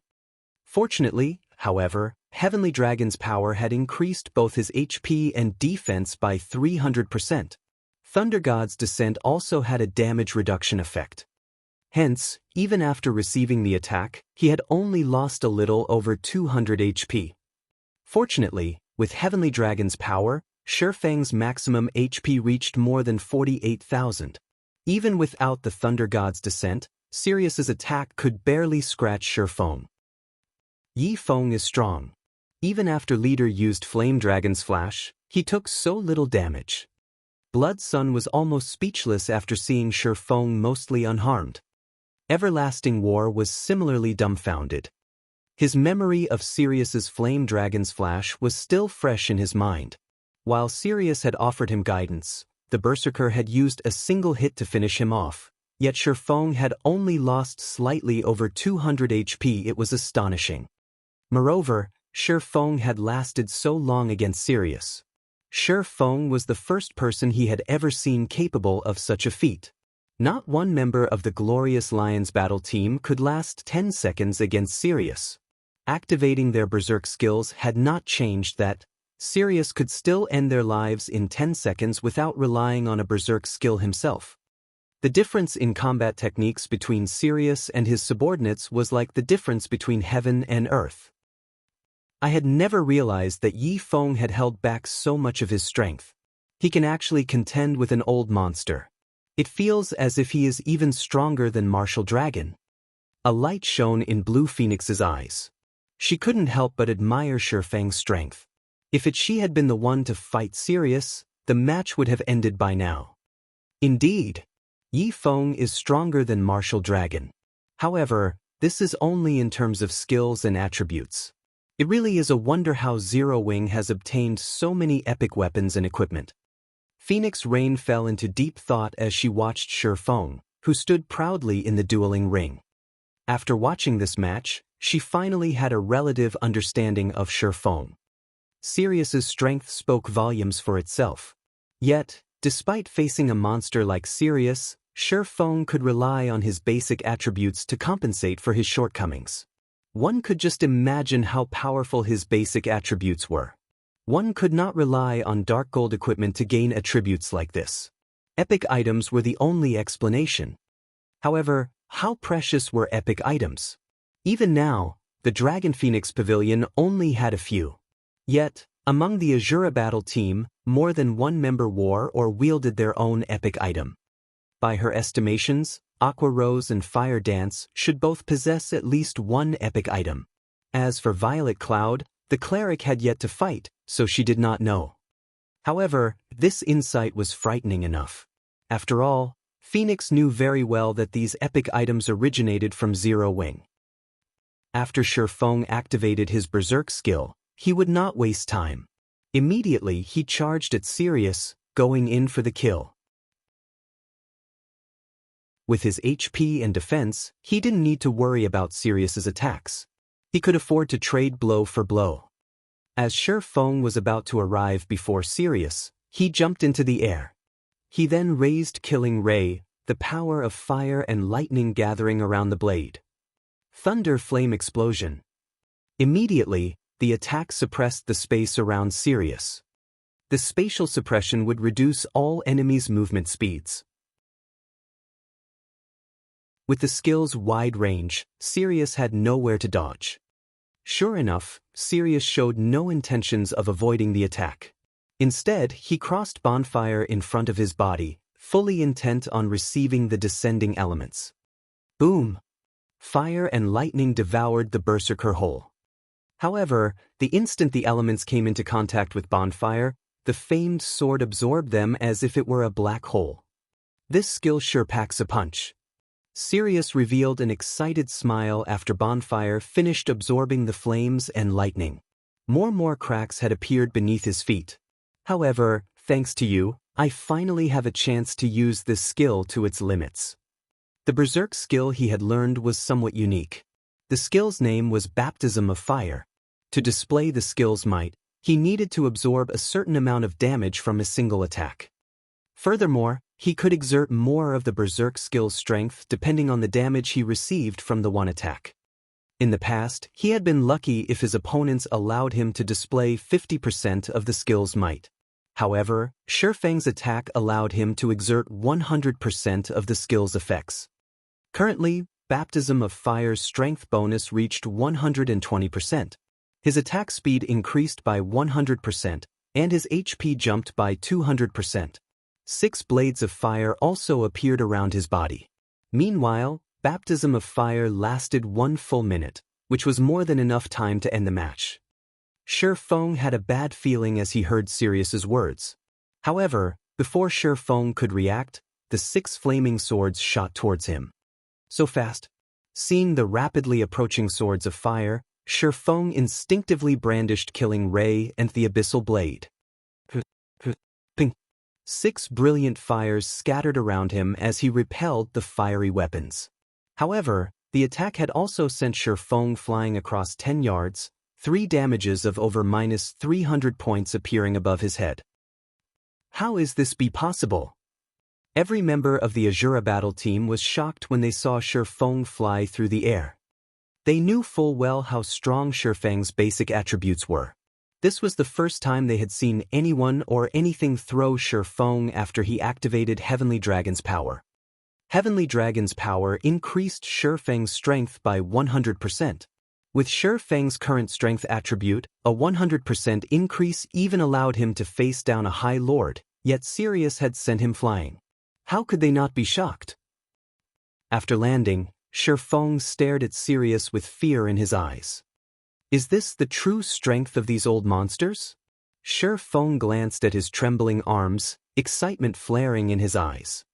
Others might not know what had just happened, but as the person responsible for deflecting those swords of fire, Ye Feng understood the events well.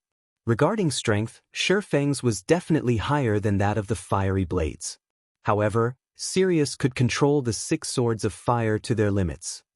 One sword of fire might not have enough strength to overpower him, but if 2 swords combined their strength, then they would be stronger than him. Although combining the strength of 2 swords sounded simple, realizing the action was extremely difficult. To accomplish this feat, one needed both swords to attack the same location at the same time. Only by doing so could one combine the strength attribute of both swords. No ordinary player could achieve the precision and skill this feat required. Even he, as he was now, could not accomplish this feat. However, Sirius had done it. Moreover, he controlled the swords from a long distance. Fighting you to this point has made me quite happy. In return, I will show you my strongest, ultimate move, Sirius proclaimed as he smiled at Ye Feng excitedly. With a faint smile, he pointed bonfire at Ye Feng.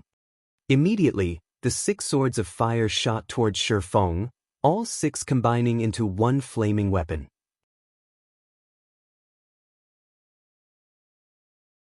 Chapter 795, 6 Swords in One. When the 6 swords of fire merged into one, the crimson flames turned a brilliant white. Wherever this flaming white weapon went, the white stone floor beneath it melted.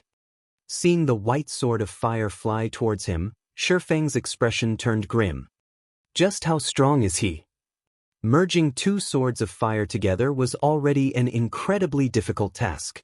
If one could not synchronize the swords perfectly, even an error of 1/10 of a millimeter would ruin the combined strength, resulting in individual attacks. Yet now, Sirius had merged all 6 swords of fire into one.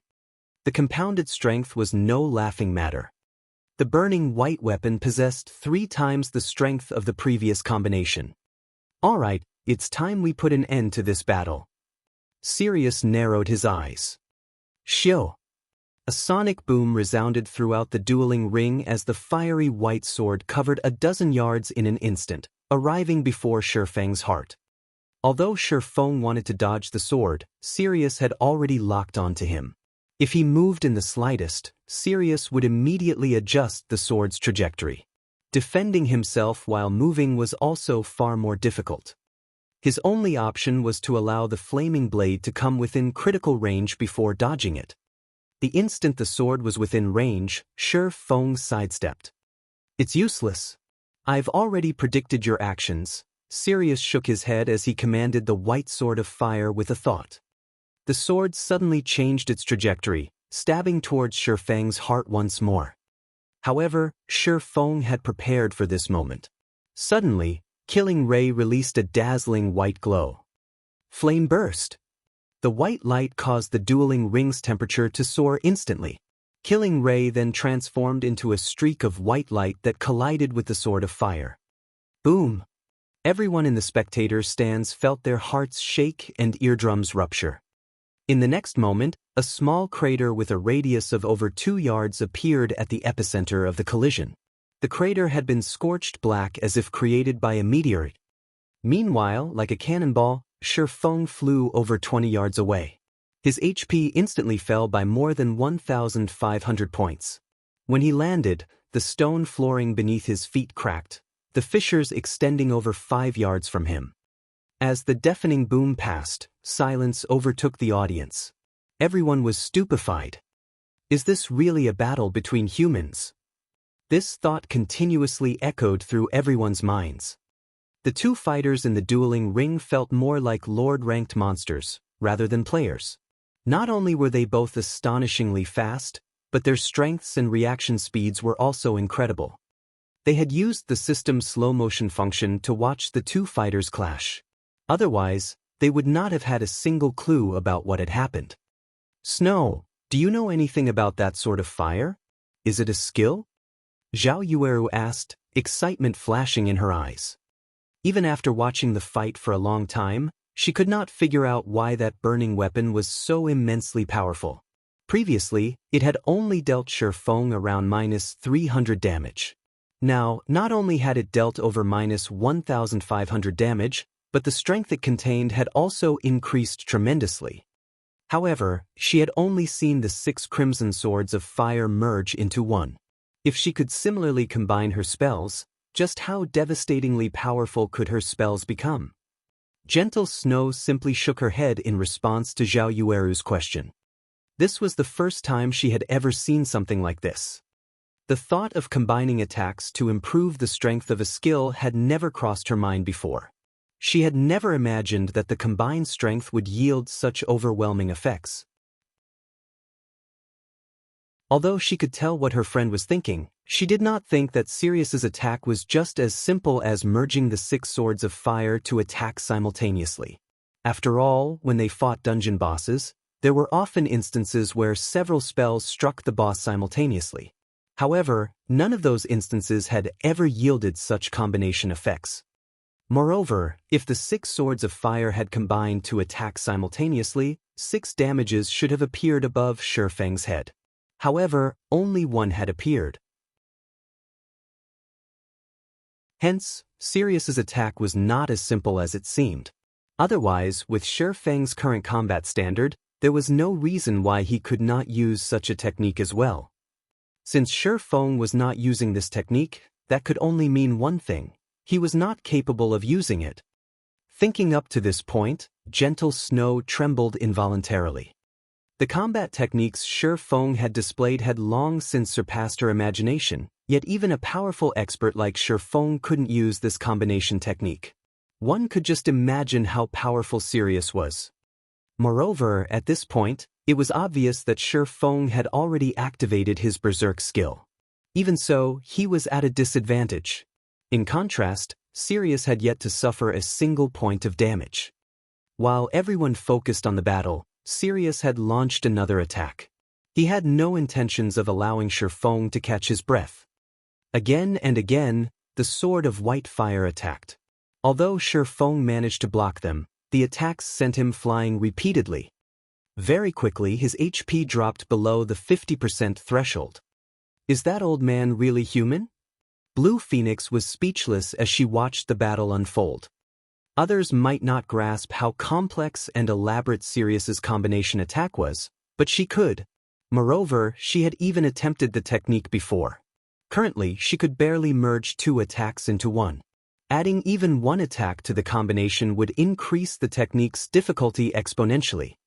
Although combination attacks could increase her firepower tremendously, this technique placed an extremely heavy burden on her concentration. After 3 uses, she had no choice but to enter sleep mode. In contrast, not only was Sirius capable of merging 6 attacks, but he could also the attack over a dozen times. Brat, you really are durable. You are the first person to last so long against this move. However, now that you've used up that skill that enhances your attack power, the next attack won't just end with flying across the ring. Sirius laughed. Is this the true strength of a domain? As Ye Feng watched the flaming blade dart towards him again, he finally realized the gap between Sirius and himself. Although his attributes were superior, Sirius surpassed him when it came to skill application. Experts in the realms of refinement might be able to exert 100% of their combat power, but the old man before him could exert more than that. However, this battle had also helped him finally realize what he needed to work towards. To fight against an old monster like you, I am truly fortunate, Ye Feng mumbled, his lips curling into a smile as he watched the brilliant white sword fly straight towards him. Fortunate. Sirius was momentarily speechless when he heard Ye Feng's mumbling. He had not expected Ye Feng to be a masochist. Ye Feng suddenly relaxed his body before tightening his grip on Killing Ray. Blade Liberation. The weapon he chose was none other than the sacred sword Killing Ray. Blade Liberation's effects would change depending on the quality of the target sword. In previous instances, when he used the Abyssal Blade as the target sword, his strength and agility increased by roughly 90%. Meanwhile, Killing Ray was a higher quality weapon than the magic weapon. The instant Ye Feng activated Blade Liberation, a blue glow surrounded his body. With a light swing of his arm, the killing ray in his hand transformed into a bolt of lightning that ripped through the air towards the sword of white fire.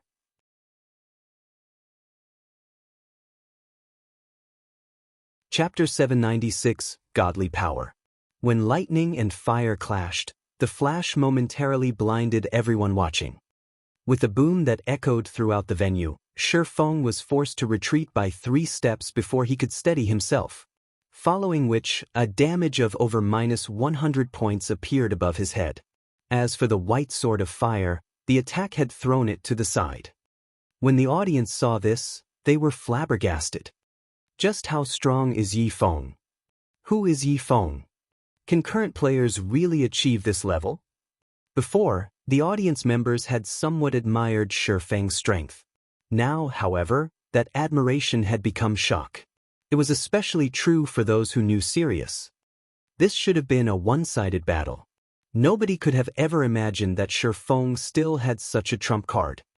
Even though they did not stand in the ring themselves, they could feel the violent power radiating from Ye Feng's body. Many of them had felt this power in the past. One only experienced this power while raiding a large-scale team dungeon. This was the power of a great lord. At this point, the pressure they felt from Ye Feng was even greater than the pressure they felt from the great lords they had fought before. They were breathless.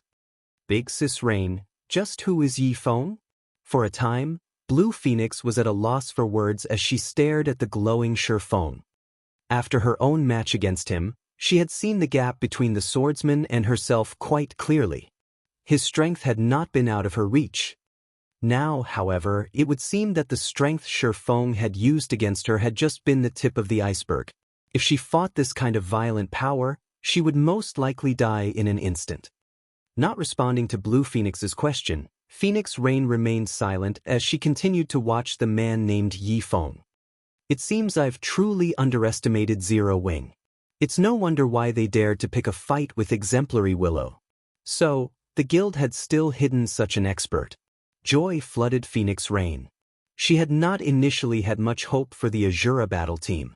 She had only hoped to win a few matches and earn a small fortune in the Dark Arena. After all, the Dark Arena had only established recently. Many experts considered themselves to be above such brawls. Now, however, with the strength the Azura battle team had just displayed, they could definitely fight for a high rank in the Dark Arena. Ye Feng. Shock filled Everlasting War when he saw Ye Feng relatively unharmed after receiving Sirius's 6-in-1 combination attack. Others might not realize how strong Sirius was, but he knew. To obtain the rights to host the Dark Arena, Hua Qiushui had paid an extremely high price, convincing the Battle Wolves to lend the guild's several epic items to the Glorious Lions battle team. Blood Sun only possessed 1 epic item. Sirius, however, had 2. The Berserker even had a precious sword of undetermined quality. The treasured sword's attributes were even slightly higher than an epic weapon. In other words, Sirius had the equivalent of 3 epic items on him. Purely in terms of attributes, particularly strength, Sirius was, by far, the strongest Berserker he had ever seen. Yet, even after combining the strength of 6 swords, Sirius had only been able to repel Ye Feng. The swordsman had only received a small amount of damage from the resulting impact. At this point, Everlasting War could not fathom just how high Ye Feng's strength was. Previously, he had thought that Ye Feng's strength was roughly equal to his own. Looking back at it now, his assumption was laughable. Equal? He overestimated himself. Meanwhile, in the dueling ring, the new development also surprised Sirius. So, this is why you were so confident about facing me. At this moment, even Sirius took this fight seriously. However, you are still a fool if you think you can defeat me. Saying so, Sirius directed the fiery blade to strike at Ye Feng again. That attack is so hard to block even after activating twofold Berserk. It seems I can't proceed with brute force alone. Seeing the white flames fly towards him once more, Ye Feng took a step forward and abruptly charged at Sirius.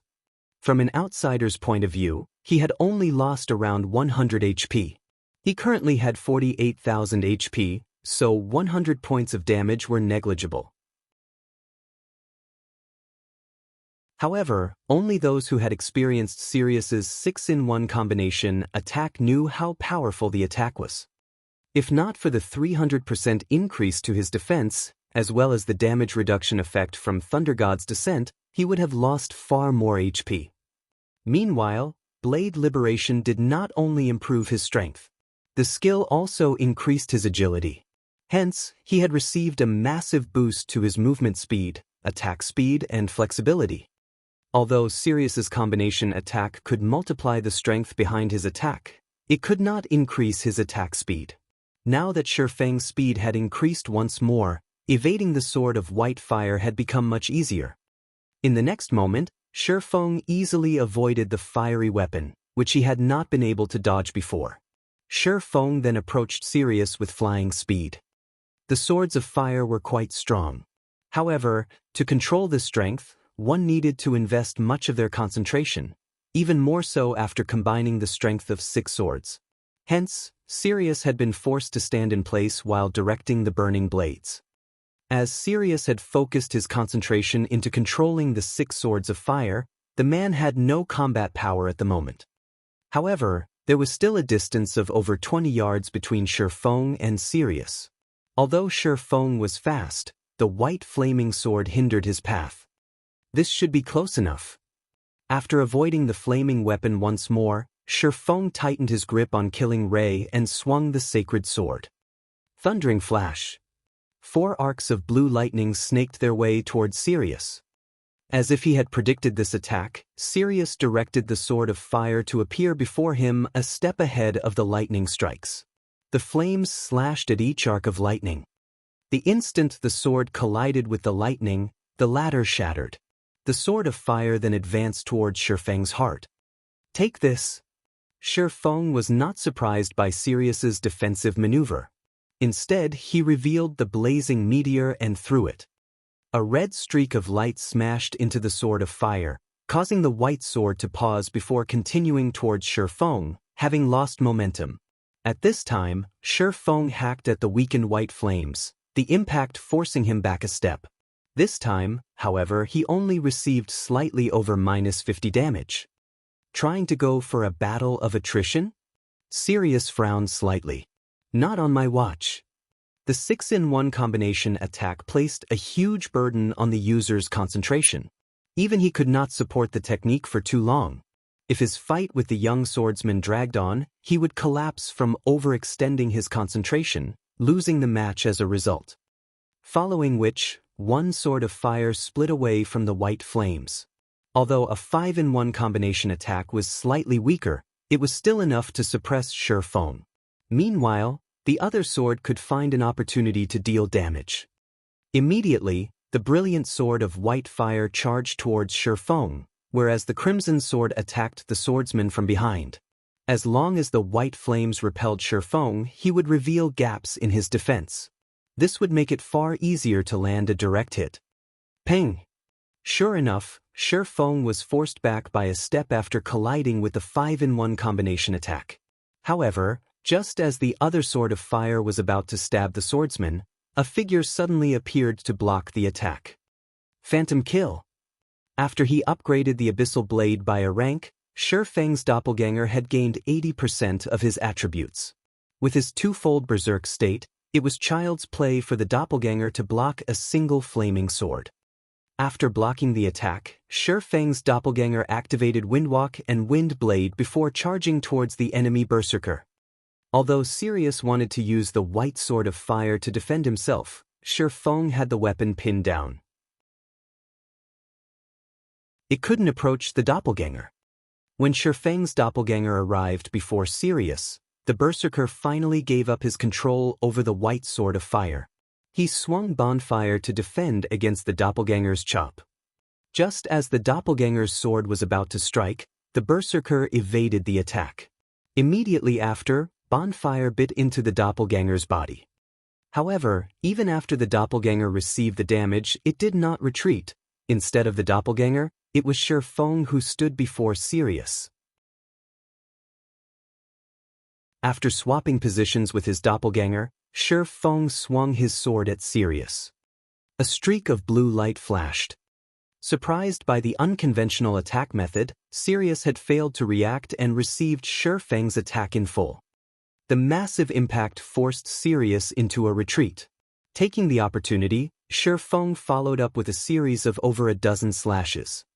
Although Sirius tried to defend himself, he couldn't block Ye Feng's attacks completely.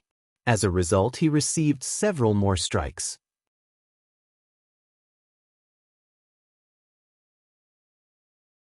Chapter 797, Complete Victory. Sparks scattered when the blades collided. Although the exchange appeared slow, in reality, everything happened in an instant. Sirius's HP drained like flowing water. Only after Sirius fell to the ground and lay there motionlessly did everyone realize the Berserker's HP had dropped to 0. Leader lost. Impossible! The glorious lions were dumbfounded as they stared at Sirius's unmoving corpse in the dueling ring. None of them dared to believe their own eyes. Sirius was one of the Battle Wolves' Wolf Kings. Yet now, he had lost to a nameless upstart. Nothing like this had ever happened before. In fact, the glorious lions weren't the only ones who were shocked. Every member of the audience was stunned as they stared at the name above the dueling ring. Victor, Ye Feng. No one had expected this outcome. How could the competition end so suddenly? After one direct confrontation, the famous Sirius had tasted defeat. It was inconceivable. I'm not seeing things right. How can the Azura Battle Team be the victor? This is unbelievable. The Azura Battle Team is amazing. The Glorious Lions, a battle team that had won twice in a row, had lost 3-0 to the Azura Battle Team. Only those watching will probably ever believe this. Even now, the audiences had yet to recover from their daze. It was as if the last, brief exchange from before had etched itself into their minds. The techniques in this battle were definitely worth studying. The Glorious Lions were not weak. The Azura Battle Team was just a little stronger. Although I've lost some materials from betting on the Glorious Lions, it was worth watching this battle. Many among the audiences had bet on the Glorious Lions Battle Team's victory. However, the majority of these people were not disappointed. On the contrary, the upper echelons from various major powers felt as if they had raked in a huge profit. The high-level battles that had taken place in this competition had taught them much. Particularly, it had allowed them to understand the true strength of each battle team. After this competition, it would be much easier to cope with the team members. At the same time, everyone had grown cautious about the Azura Battle Team. A fear of the guild called Zero Wing slithered through the crowd. A small upstart guild like Zero Wing had actually obtained so many epic items. If someone had told them that Zero Wing did not have any background or strength, they would not believe it. Big Sis Rain, now that the Azura Battle Team has become so famous, it will probably be very difficult to arrange opponents in the future. Although Blue Phoenix was happy for Ye Feng, in the Dark Arena, the stronger a battle team was, the more difficult it was to find an opponent. Every battle team in the Dark Arena fought to gain the arena's hosting rights. However, that was not an easy goal. Firstly, a battle team needed to participate in 10 games, winning 8. Only then would a battle team have the right to challenge the Dark Arena's organizer. Only after defeating the organizer's battle team would one obtain the hosting rights. Hence, the various battle teams would not accept challenges easily. It was even more difficult for strong battle teams. Everyone wanted to rack up victories by challenging weaker teams. Of course, to prevent some people from avoiding battles completely, the Dark Arena had a time limit. If a battle team could not find an opponent within 10 days, the Dark Arena would choose an opponent randomly. Hence, the stronger teams in the Dark Arena did not need to fear a lack of challengers. They just had to wait a relatively long time before they could complete all 10 required games. Much would change in God's domain after 100 days. It doesn't matter, Phoenix Rain said as she shook her head. Previously, I worried that the Azura battle team would lose miserably. As for future matches, it seems that we're going to make a fortune from now on. Big Sis Rain, did you agree to another match before this? A realization struck Blue Phoenix. That's right. As the Azura battle team is a new team, with members from a small guild, many people had requested a battle. A few had even promised to bet favors and a certain number of materials. It's a pity that each battle team can only compete in 3 matches every 10 days. It would be great if we could arrange a few more matches. Phoenix Rain laughed. When she thought about the next 2 battle teams they had to face, she could not help but pity those teams. Chances were that the players from those teams held a deep resentment for her right now. Every one of them had assumed that the Azura battle team was quite weak. None of them would have imagined that the team was actually a dark horse. Only, finding opponents for the last 7 matches would give her a slight headache. Hopefully, Ye Feng can hold back in future matches. Otherwise, finding an opponent will be a problem, Phoenix Rain muttered softly. Lost. He actually lost. When Hua Qiushui heard the applause and cheers, her face twisted into an ugly expression. Losing a game was not a major issue for her. After all, the Glorious Lions only needed to win 8 out of 10 games. However, not only had they exposed much of their strength, but they had also lost the competition and suffered immense losses. Primal emerald wood and soul cultivating stones were not cabbage that one easily found on the streets. Not to mention, they also had to pay the 1,000 pieces of level 30 dark gold equipment and 30,000 magic crystals. Such a huge loss would not end with a slight sting. Who knew how much time she would have to spend to recover? However, losing money was secondary to her. Her reputation was far more important. The upper echelons from the major corporations would learn of the Azura battle team's victory. It was a guarantee that they would launch investigations on Ye Feng.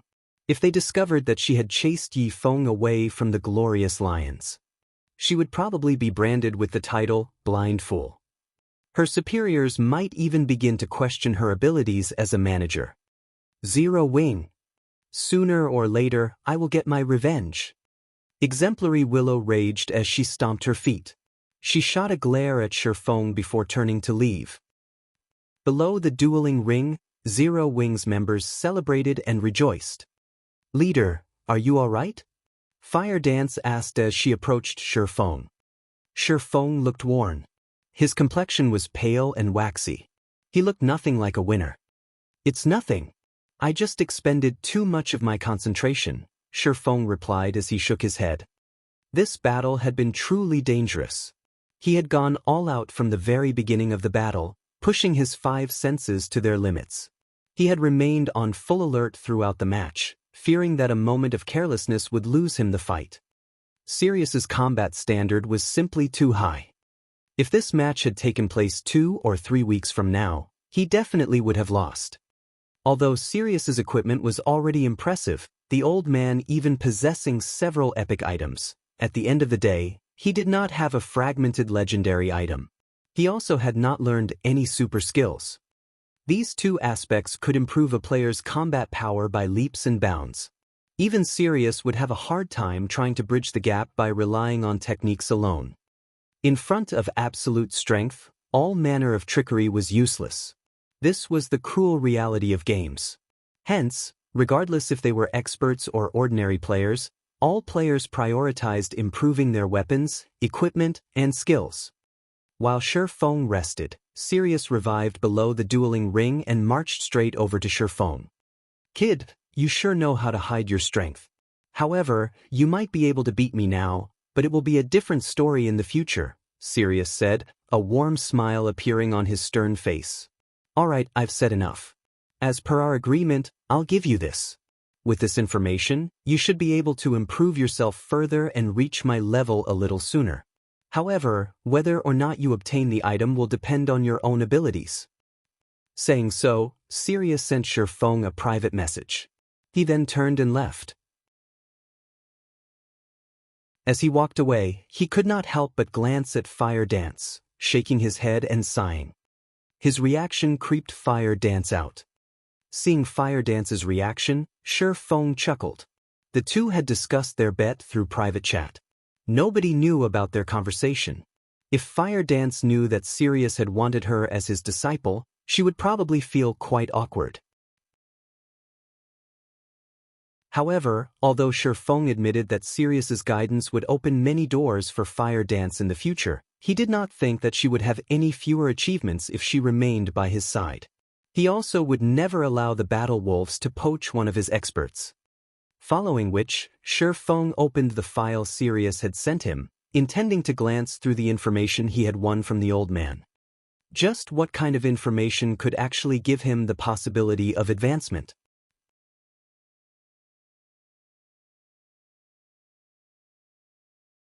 Chapter 798, Deterring Force. Like a wildfire, news of the Azura battle team's victory in the Dark Arena spread throughout God's domain. Practically minutes after the competition ended, information regarding the Azura battle team had reached the hands of God's domain's various major powers. The reports were so detailed that it even included information on the acquaintances of the Azura battle team's members. Star Moon Kingdom, Maple City. Maple City had already become Overwhelming Smile's main headquarters. With Underworld's hidden support, the guild had solidified its position as the city's overlord. At the same time, Maple City had become the second largest city in the Star Moon Kingdom's eastern region. The city's player population was over 1 million. Although it was still far from the grandeur of White River City, it was superior to other cities within the kingdom. Yun, why have you called me here all of a sudden? Feng Xianyang demanded, annoyed, as he entered the residence's meeting room, his gaze locked onto the charming, elegantly smiling Yulan. He should have had the most authority in Star Moon Kingdom's eastern region. However, due to Yulan's successful management of Maple City, Underworld's higher-ups designated Yulan to handle everything in the region. This enraged him. He had expended all of that effort to deal with Zero Wing, yet Yulan sat back and enjoyed the fruits of others' labor. Without an enemy to deal with, it had naturally been easy to develop Maple City. If it were up to him, he wouldn't have had any issues handling the task either. It's nothing major. I just wanted to tell you to withdraw Overwhelming Smiles members from White River City immediately and have them develop elsewhere, Yulan instructed, paying Feng Xuanyang's rude behavior no heed. And why should I do this? Feng Xianyang said, his expression darkening as he grew somewhat indignant. You know how high of a price I've paid to solidify my position in White River City. Although Zero Wing is very strong, White River City's overlord isn't set in stone. Don't even think about ordering me to withdraw Overwhelming Smile from White River City. Many of Overwhelming Smile's members were focused on all sorts of quests, including guild quests, in White River City. As long as they completed a certain number of quests, Overwhelming Smile's status in White River City would improve. Afterward, they could accept all sorts of rare, high-level quests. They might even receive epic quests. With epic quests, it would be extremely easy to obtain all sorts of top-tier weapons and equipment. They might even find new, strategic tools for war. The guild's recent promotion had even triggered an epic guild quest. If they completed this epic guild quest, he could obtain a tool of war. When they started another war with Zero Wing, even if Zero Wing had an abundance of experts, he did not think he would lose against the guild. If they pulled out of White River City now, then all of the White River City quests they had already completed would be for naught. He couldn't give up on the city now. Feng Xianyang, this is not my decision. The higher-ups made this decision. You have no say in this matter. In any case, you have 3 days to transfer all of our members to other cities, Yulan stated coldly. That is not possible. Feng Xianyang was dumbfounded. The higher-ups had hoped to obtain White River City, investing manpower and resources into the endeavor. Yet now they had decided to give up on the city? No matter how he thought about it, such a thing was impossible. I also considered the decision foolish. However, after seeing the information they provided, I changed my mind. I don't disagree with the decision, Yulan said. She then threw a file at Feng Xianyang, saying, have a look at it yourself. This is... Feng Xianyang boiled with rage when he saw the folder's title. Zero Wing Report. Zero Wing was Feng Xuanyang's sworn enemy. If not for Zero Wing interrupting his plans again and again, White River City would have been his by now. He wouldn't have suffered under Zero Wing's oppression as he did now. To make things worse, Zero Wing had flourished in the war in the Stoneclaw Mountains, becoming one of Star Moon Kingdom's large guilds that could even rival first-rate guilds. This had also weakened Overwhelming Smile's position in the city significantly. Now, Overwhelming Smile's members had to tread carefully when encountering Zero Wing players on the city's streets. This humiliated Feng Xianyang. However, he endured because he knew that this was still not the time to pick a fight with Zero Wing. Now, after striving silently for a long time, he had finally obtained an opportunity to seize White River City. Hence, no matter what, he could not give up in this competition for dominance. As long as he obtained White River City, the favor Yulan received from Underworld's upper echelons would also vanish. At that time, he would become the absolute leader of Underworld's branch in Star Moon Kingdom rather than playing underling to a greenhorn wench who had only been a member of the organization for a short time. However, after Feng Xianyang read the Zero Wing report, his excited expression froze, his eyes widening with shock. He paled as if he had seen a ghost. How can this be? Feng Xianyang couldn't believe his eyes. How has Zero Wing appeared in the Dark Arena? They even defeated a battle team that has the backing of a super guild. Currently, Underworld was considered one of the virtual gaming world's major powers. The organization was stronger than most first-rate guilds. Over the years, it had nurtured plenty of experts. However, there was still a vast gap between them and super first-rate guilds like the Dragon Phoenix Pavilion, not to mention super guilds. Yet, an upstart guild like Zero Wing had actually managed to defeat a super guild's battle team. This was simply inconceivable. Super guilds had too many experts to count. They even had monster-like existences. The powers supporting them were also profound and complex. Only other super guilds and super first-rate guilds could shake the foundations of such giants. No one else should even consider trying. Unless Zero Wing had a super guild behind it. A super guild? Feng Xianyang suddenly felt his body grow cold. That's right. The higher-ups have reached the same conclusion. Hence, we can't provoke Zero Wing anymore. There is no reason to continue wasting our time in White River City. In truth, Yulan doubted that Zero Wing had the support of a super guild. However, the mana pulse cannon in the Stoneclaw Mountains and the various magic array scrolls. Now, they also had to consider the performance in the Dark Arena. A mere upstart guild was not capable of achieving these feats. Hence, it was quite possible that a super guild supported Zero Wing from the shadows. Even though it was only a possibility, Underworld would not take this risk. I understand. I'll transfer the majority of our members to other cities. However, I still have a quest I need to complete. Feng Xianyang nodded. Fine, but make it quick, Yulan stated before standing and leaving the meeting room. Elsewhere, Shi Feng had led Fire Dance and the others back to White River City. On their way back, Shi Feng browsed through the information Sirius had given him. So, this is the case. After reading through the files, Shi Feng was so happy that he found it difficult to hide his smile. Guild leader, what has made you so giddy? Aqua Rose asked curiously as she moved to Shi Feng's side. It's nothing. I've just found something that can help you improve your combat standards. Shi Feng laughed. Guild leader, what is it? Can I have a look? Violet Cloud sent Shi Feng a yearning look. Fire Dance had already reached the refinement realm. This development placed a weight on the rest of the team. Violet Cloud felt particularly pressured. She was incredibly anxious to become stronger. There's no need to rush. We happen to be on our way there right now. Saying so, Shi Feng pointed at the distant candlelight trading firm.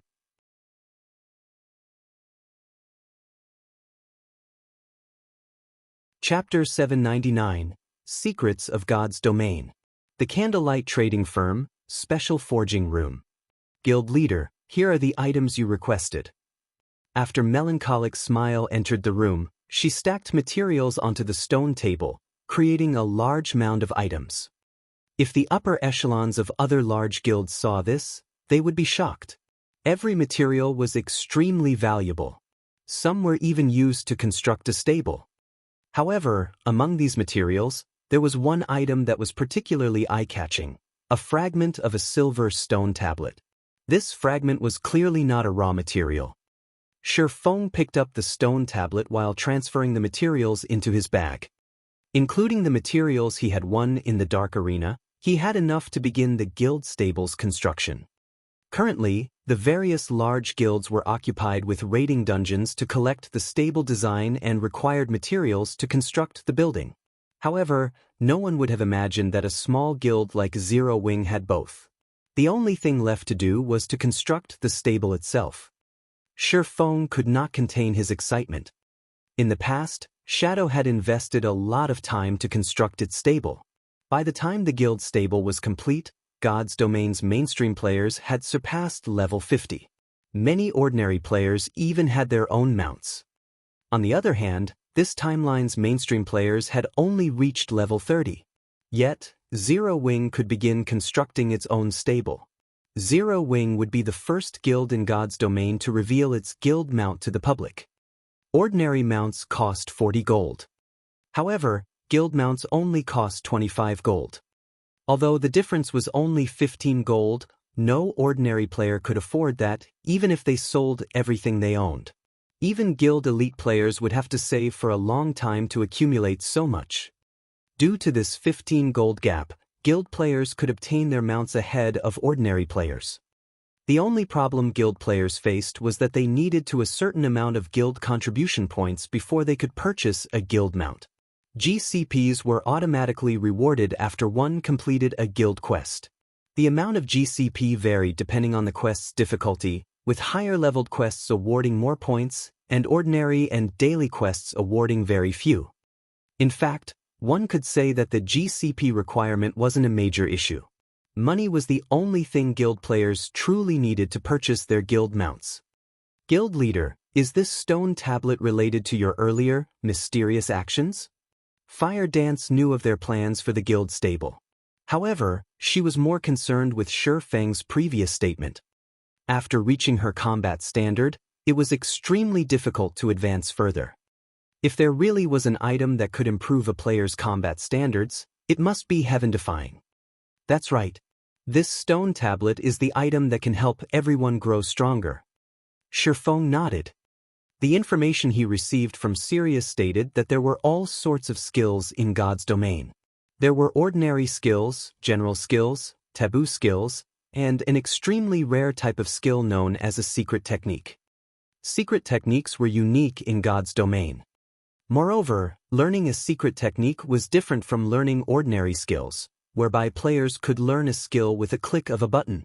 Secret techniques were also different from taboo skills, where players were only required to reach a certain completion rate.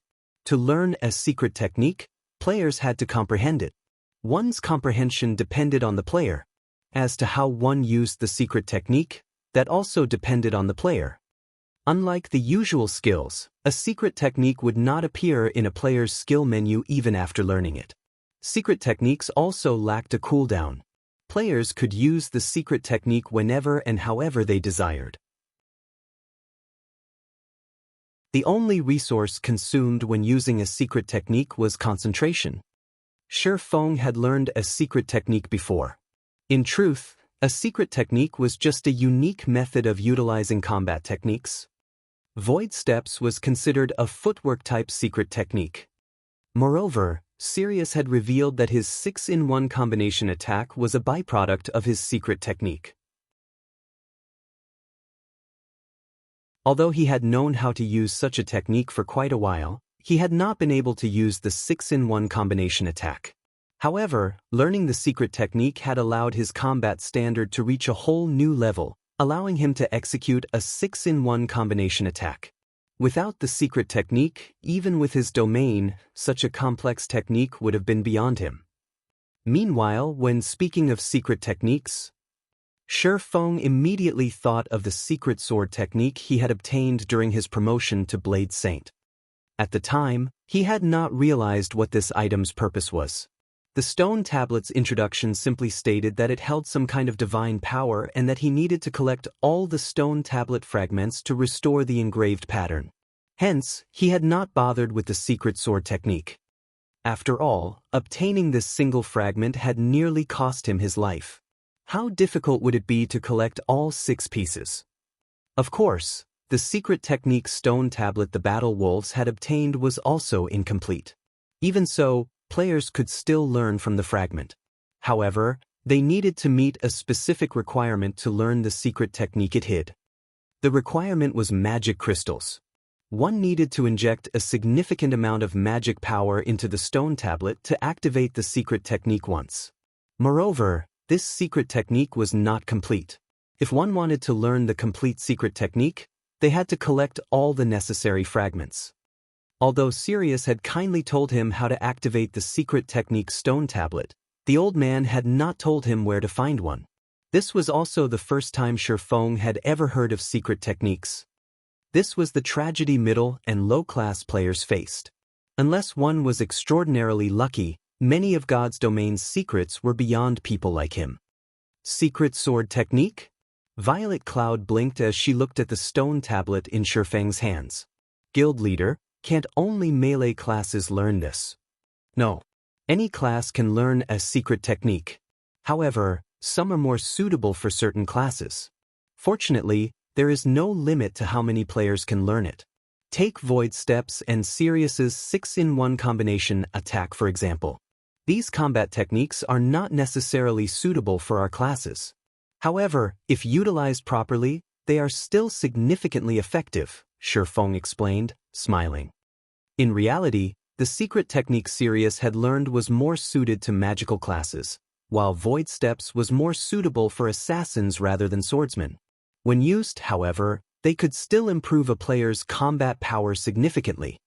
Aside from suitability, how much one had of a secret technique was also important. Sirius had learned his secret technique from a fragment. Hence, he could display immense power with the technique. On the other hand, Ye Feng had learned Void Steps by copying another player. His skill with the technique was less than garbage. Hence, his capabilities with Void Steps were limited. If he had learned the secret sword technique before his fight with Sirius, he would have had a much easier time taking the old man down. Hearing Ye Feng's explanation, his companions were speechless.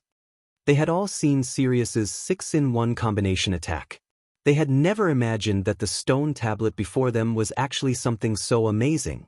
If they could learn such a combat technique as well, they would have a higher chance of winning their battles, even against more powerful opponents.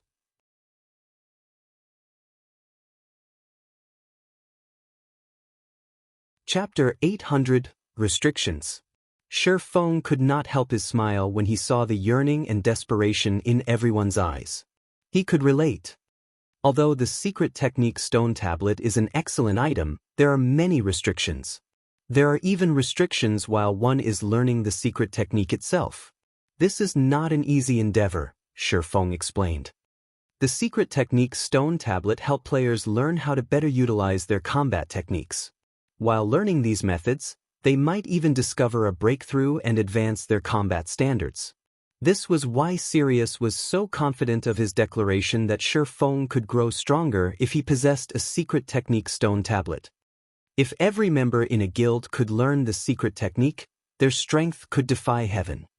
Naturally, the main god system would not allow such a situation. Although the legacy within a secret technique stone tablet would not expire, it could only be used once per month. Moreover, only 10 players could learn the technique each time it was available. In addition, because he only possessed a fragment, he needed to create a stabilizing magic array to use it. Magic arrays were incomparably precious. Normally, it was impossible for players to obtain the knowledge of creating one. Moreover, kingdoms and empires kept a very tight lid on any information they had about magic arrays, making it even more difficult for players to learn the process. Hence, players had to rely on the magic array designs they obtained to teach them the mechanics of producing magic arrays.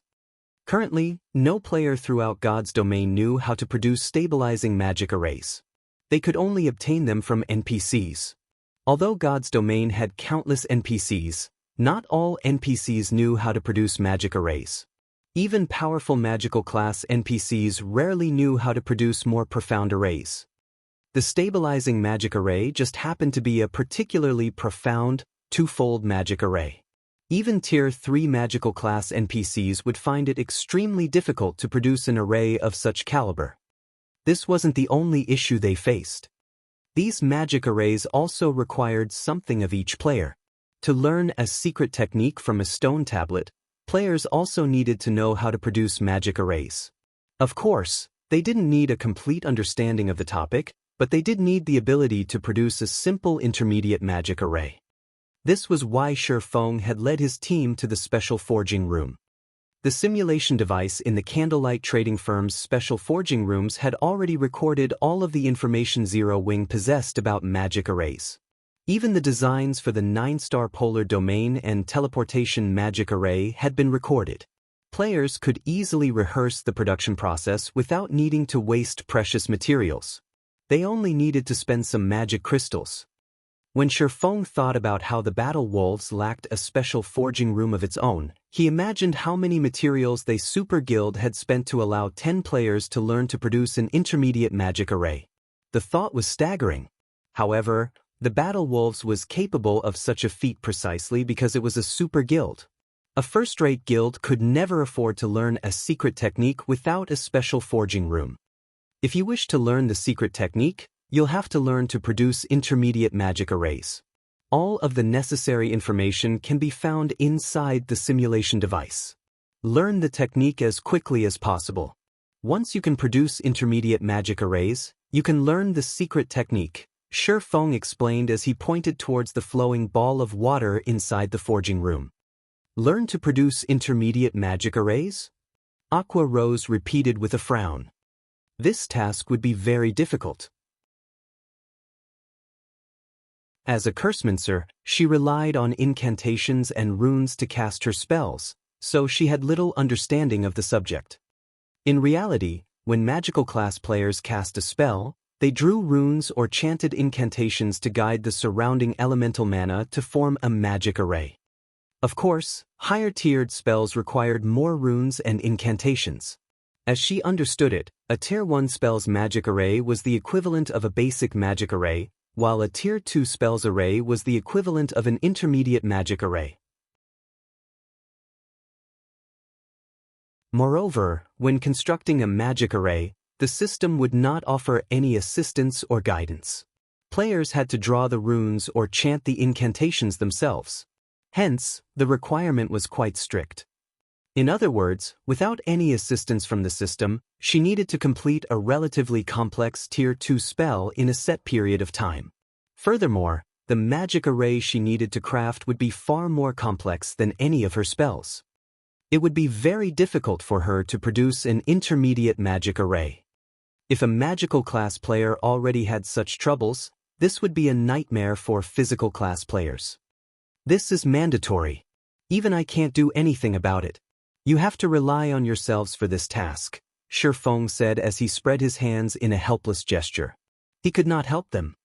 He had only been able to produce the 9-star polar domain so quickly because of the understanding he had gained in his previous life. Hence, it would take a relatively long time for the others to produce an intermediate magic array. Fortunately, he could use this opportunity to deal with the guild stable.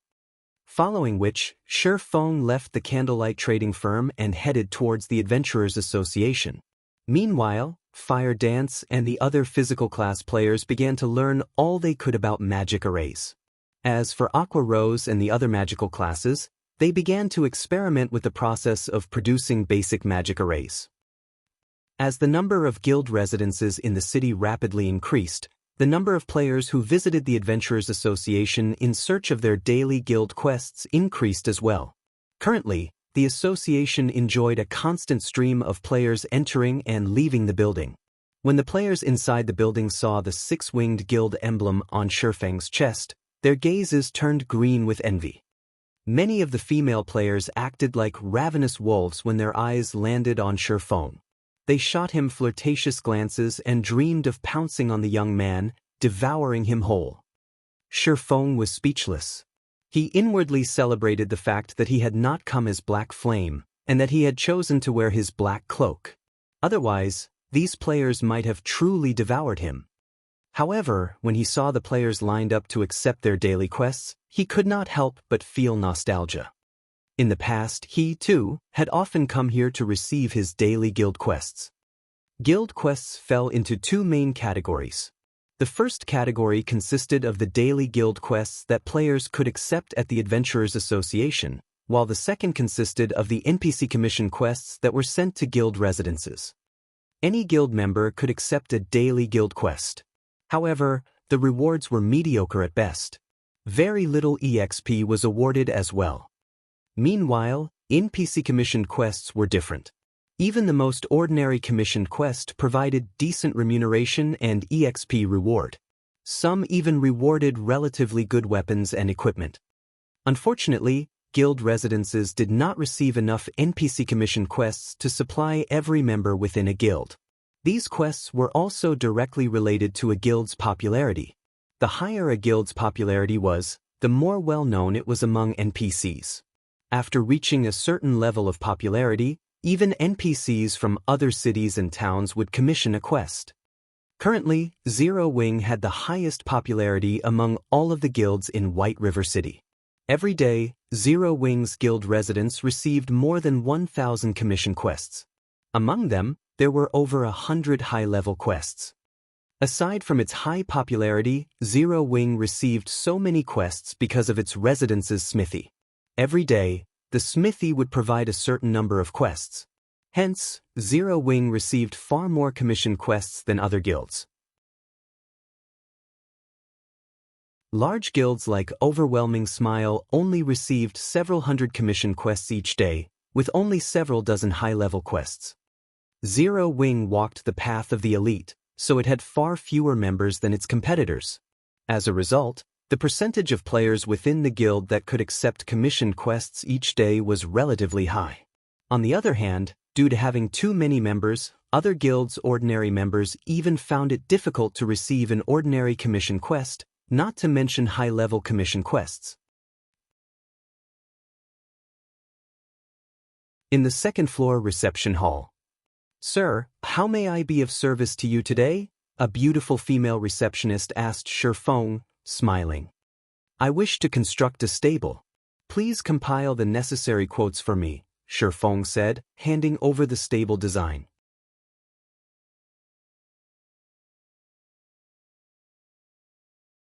Chapter 801, Mount Taming. After the female receptionist accepted the stable design, she tapped on the magic crystal ball before her.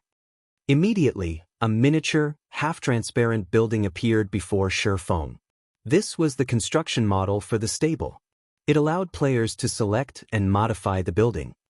Unlike other buildings, which were categorized by ranks such as ordinary and luxury, stables were only differentiated by size. There were many wild and demonic beasts in the world of God's domain, and all of these monsters came in different sizes. The larger a monster was, the larger the stable it required. Obviously, the larger the stable was, the more it would cost to construct it. A small-sized stable could cost anywhere from 2,000 to 3,000 gold. A medium-sized stable cost anywhere from 4,000 gold to 5,000 gold. A large-sized stable could cost anywhere from 8,000 gold to 10,000 gold.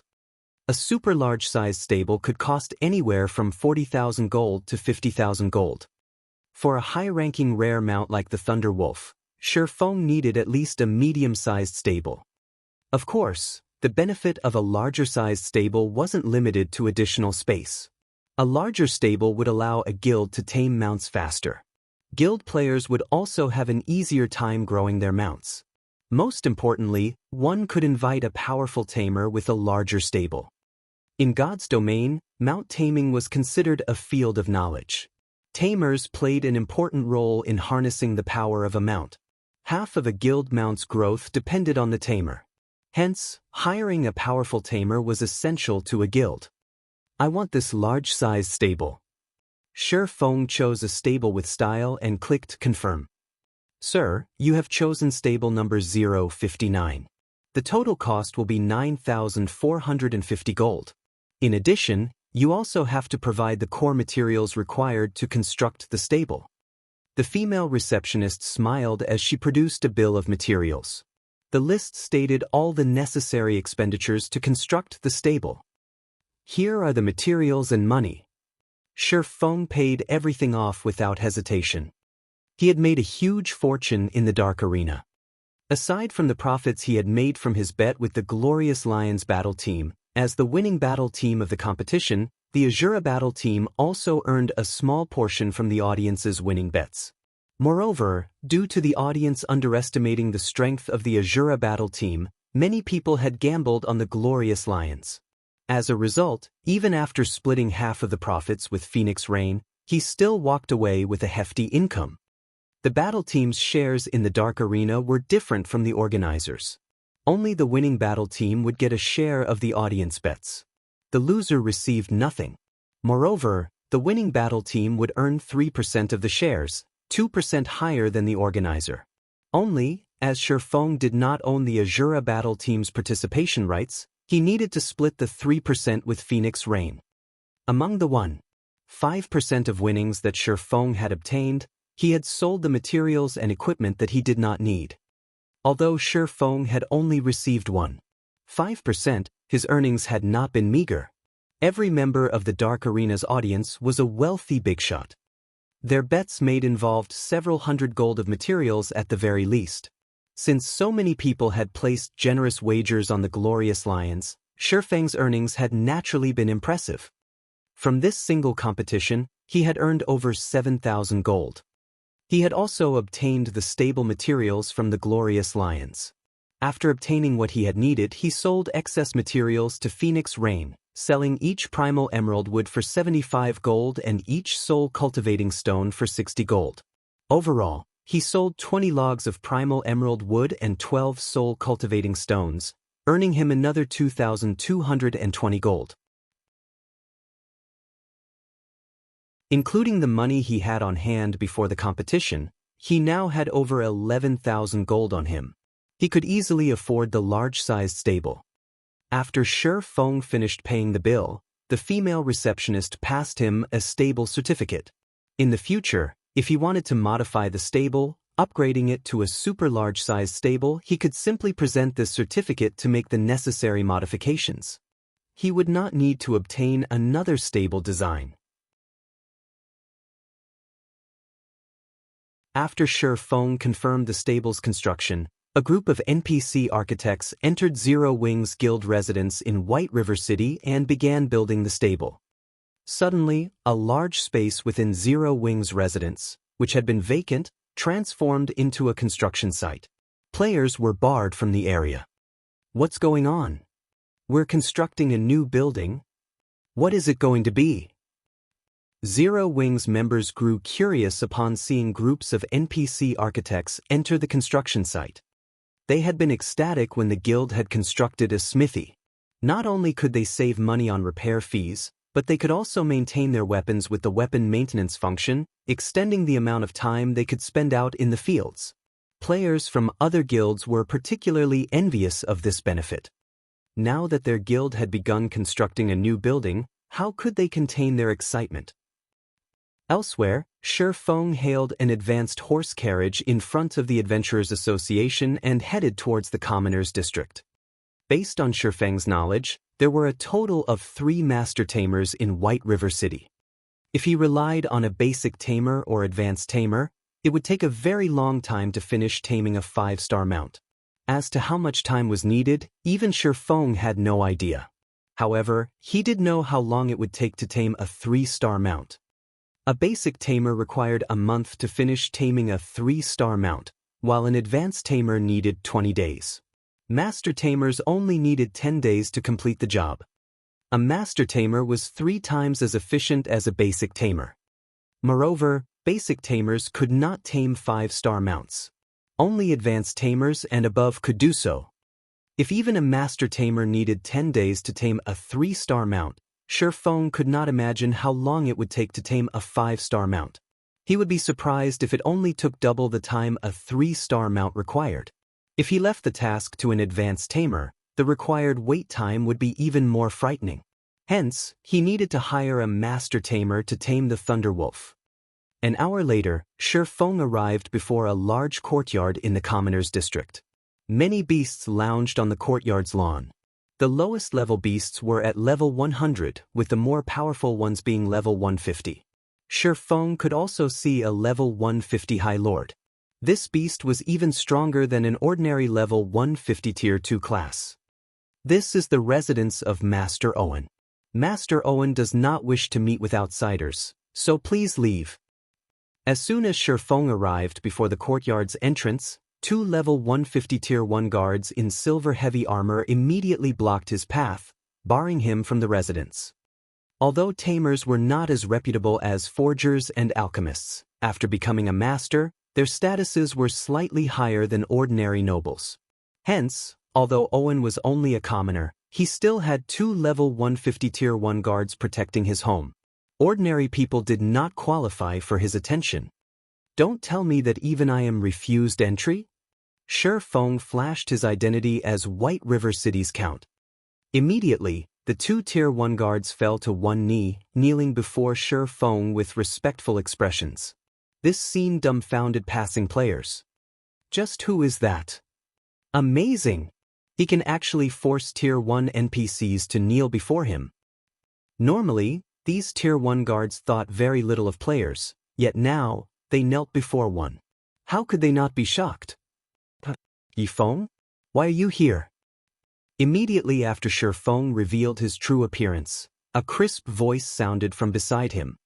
Turning towards the voice, Shi Feng noticed a beautiful girl in deep purple mage robes approaching him. This girl was accompanied by a white-haired, old man.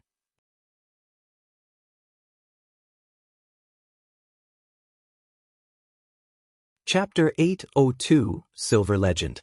Upon seeing the old man, one of the 2 level 150 guards hurriedly stood to greet the old man, while the other quickly opened the large metal gates.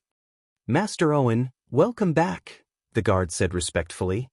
Shi Feng was slightly surprised by this sudden development. Of course, his surprise was not due to the old man's identity. After all, this was not the first time he had met Owen. The true source of his surprise stemmed from Thoughtful Rain, the purple-robed beauty beside the old tamer. Although Owen was not a noble, he had a higher status in White River City than ordinary nobles. He was an advanced NPC that current players could not meet easily. Only a major noble like himself might be able to arrange a meeting with Owen. Thoughtful Rain, on the other hand, had yet to become a major noble in White River City, yet she had obviously become acquainted with the old man. It seemed that the girl was more capable than he had initially thought. I've come to make a request of Master Owen, Shi Feng explained as he watched Thoughtful Rain approach. The last time he had met Thoughtful Rain was when she had introduced him to Everlasting War. Back then, Thoughtful Rain had only had the level and equipment of an elite player. However, after this short time had passed, not only had the girl reached level 35, but she also wore equipment that elites would envy. She was almost fully geared in level 30 fine gold equipment. The deep red staff she held was known as the Elemental Requiem, and it was a level 30 dark gold ranked staff. In addition, she had a slightly more daring temperament than before. Moreover, as she walked towards him, her footwork was both light and natural. Her actions lacked any excess movement. Even if Thoughtful Rain had not yet reached the half-step refinement realm, she was not too far either. Shi Feng found it truly hard to imagine that the girl had grown this much in God's domain in such a short period. A request from Master Owen? Did you receive the quest as well? Hearing Shi Feng saying so, Thoughtful Rain could not help her joy as she said, I've had a headache trying to figure out how to complete it. If we do it together, we should be able to complete the quest very quickly. Quest. A realization struck Shi Feng. Are you talking about the Silver Legend quest in the Crystal Forest? Finch? Isn't that your quest as well? Thoughtful Rain nodded. No, I have not accepted that quest. I'm looking for Master Owen for something else. When Shi Feng saw Thoughtful Rain nod, although he appeared quite calm on the outside, he admired the girl's great luck. The Silver Legend quest was one of the few super rare special quests in White River City. It was not easy to obtain. One needed to encounter a certain NPC to obtain this quest. However, this NPC appeared at random locations within White River City. Players needed luck to find this NPC. As Shi Feng understood it, this quest had caused quite a commotion in White River City in the past. After this quest had been completed, players received a mount as a reward. However, the quality of the mount depended on the player's quest completion rate. The higher their completion rate was, the higher the mount's quality would be. To players, even obtaining a common mount was a massive expenditure, not to mention a high-quality mount. Back then, this quest discovery had led White River City's players to a frantic search for that NPC. Unfortunately, very few players had found that NPC, not to mention those who achieved a high question completion rate. What a pity! Thoughtful Rain sighed lightly when she heard Shi Feng's words. She had been working on this quest for a long time now. The next part of the quest was even more difficult than the previous parts. With her strength alone, this quest was difficult to complete. If she had an expert like Shi Feng helping her, she would have a far easier time with it. However, she had only met Shi Feng a handful of times before. They could hardly be considered friends. They were acquaintances at best. Naturally, she could not trouble an expert like Shi Feng to help her complete a quest. Suddenly, Blue Bamboo, who wore a pure white dress over a delicate but curvaceous body, appeared behind Thoughtful Rain. Rain, what's taking you so long? Everyone's starting to grow anxious, Blue Bamboo urged. However, her gaze quickly fell on Shi Feng, and she began to evaluate him. Narrowing her eyes as if trying to recall something, she turned to Thoughtful Rain, revealing an expression that seemed to say, "Ah, I see. It's not what you think. We just met by coincidence." Thoughtful Rain explained hurriedly. Doesn't our party just so happen to be missing a member? Blue Bamboo grinned at her friend. She then turned to Shi Feng, smiling sweetly as she asked, "Big brother Ye Feng, won't you please help us? After we complete the quest, I'll have Rain treat you to a meal at Morning Dew restaurant. I heard the food there is even better than the food of a 7-star hotels." Blue. Thoughtful Rain could not help her embarrassment, miffed that Blue Bamboo was always trying to poke fun at her. "If you two can wait 2 hours, I can go with you," Shi Feng offered after giving it some thought. Currently, Thoughtful Rain was already an elite member in Zero Wing. Since they were allies, he would naturally lend a helping hand if he could. Moreover, the Silver Legend quest was very special. If the quest completion rate was high enough, Thoughtful Rain might become a powerful force in Zero Wing in the future. "It's only 2 hours. Since this quest isn't particularly urgent, we'll meet up at the Flame Bar later," Blue Bamboo answered before Thoughtful Rain could react. Following which, Thoughtful Rain and Blue Bamboo departed from Owen's mansion, while Shi Feng entered the courtyard alone. Led by the Tier 1 guards, Shi Feng reached the courtyard's central garden. Owen already sat comfortably inside a gazebo, waiting for him. Account ranked at the top of White River City's social pyramid. Owen was merely a master tamer. His status was not as high as a master forger's. Hence, he still showed Shi Feng some respect. If any other player stood before him, he'd only show them a cold shoulder. Seeing Shi Feng approach, Owen took the initiative to greet the swordsman, bowing slightly as he said, "Lord Count, how may I be of service today?" "Hello, Master Owen. I'm here to invite you to become Zero Wing's tamer consultant. I wonder if you can agree to this request?" Shi Feng asked. In God's domain, guilds with stables generally sought to hire a tamer, having the tamer work in the guild at all times. However, hiring a master tamer was very difficult. It was impossible to tie a master tamer to a single guild. Hence, one could only hire a master tamer as a consultant.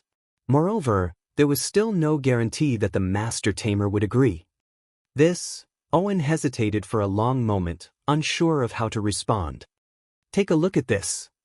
Ye Feng took out the stable certificate and handed it over to the old man. To hire a master tamer, a guild must first possess a large-sized stable. Otherwise, the effort would be futile. Even with Ye Feng's status, a master tamer would refuse. This was the main reason why he had opted to construct a large-sized stable. Only after Owen saw the stable certificate did he agree to Ye Feng's request, saying, "It would be my honor to accept Lord Count's invitation. We can see to the formalities immediately." Following which, Ye Feng signed a contract with Owen. In return for Owen becoming Zero Wing's tamer consultant, Zero Wing would pay Owen a monthly retainer of 200 gold. After the contract was official, Ye Feng led Owen to Zero Wing's guild residence. Meanwhile, a huge commotion tore through the guild residence.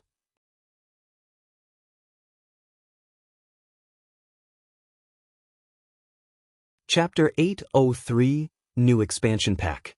After the stable appeared within Zero Wing's residence, news of it spread at the speed of light. Even first-rate guilds have yet to construct a stable, yet Zero Wing has theirs already. This is insane. Zero Wing's members are so lucky. They can purchase a unique mount as soon as they reach level 40. On the other hand, we have to ride horses. I've heard that guild mounts only cost 25 gold. That's 15 gold cheaper than common mounts. This won't do. I need to join Zero Wing. I want to buy a guild mount, too. For a time, the official forums exploded with threads about Zero Wing's latest development. Many guild players drooled over the image of Zero Wing's stable. Field battles in God's domain were growing more difficult.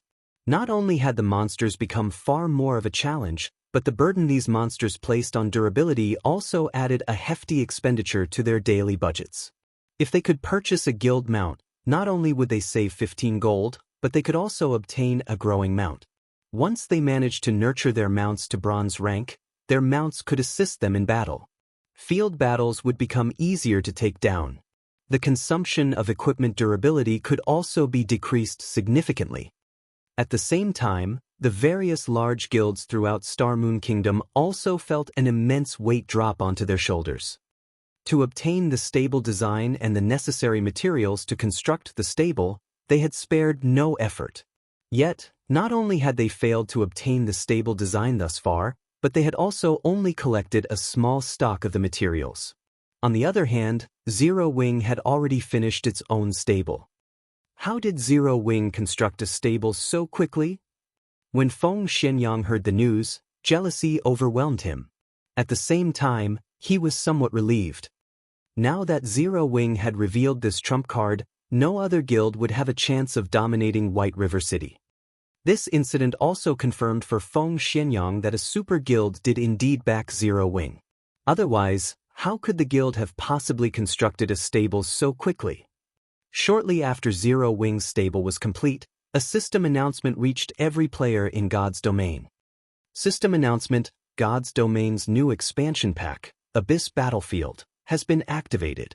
All players can now register at the War God's Temple in the various cities to participate in the war. System announcement: God's domain's new expansion pack, Abyss Battlefield, has been activated. All players can now register at the War God's Temple in the various cities to participate in the war. System announcement: God's domain's new expansion pack, Abyss Battlefield, has been activated. All players can now register at the War God's Temple in the various cities to participate in the war. The system announcement repeated 3 times, echoing in everyone's minds. Immediately, players began to search for information on the new expansion pack. They were shocked by what they found. After they read about the new expansion pack, every player, ordinary and guild players both, were ecstatic. Meanwhile, Ye Feng, who had hurriedly led Owen to Zero Wing's residence, was also stunned when he heard the system announcement. Why has the Abyss Battlefield appeared so soon? Ye Feng could not help his frown. Is it because of the stable? The more Ye Feng thought about it, the more he agreed with the possibility. In the past, the Abyss Battlefield expansion had released when mainstream players neared level 40. At that time, super guilds had almost finished constructing their stables. Although the Abyss Battlefield was called an expansion pack, In reality, it was just the introduction to another way for players to experience the game.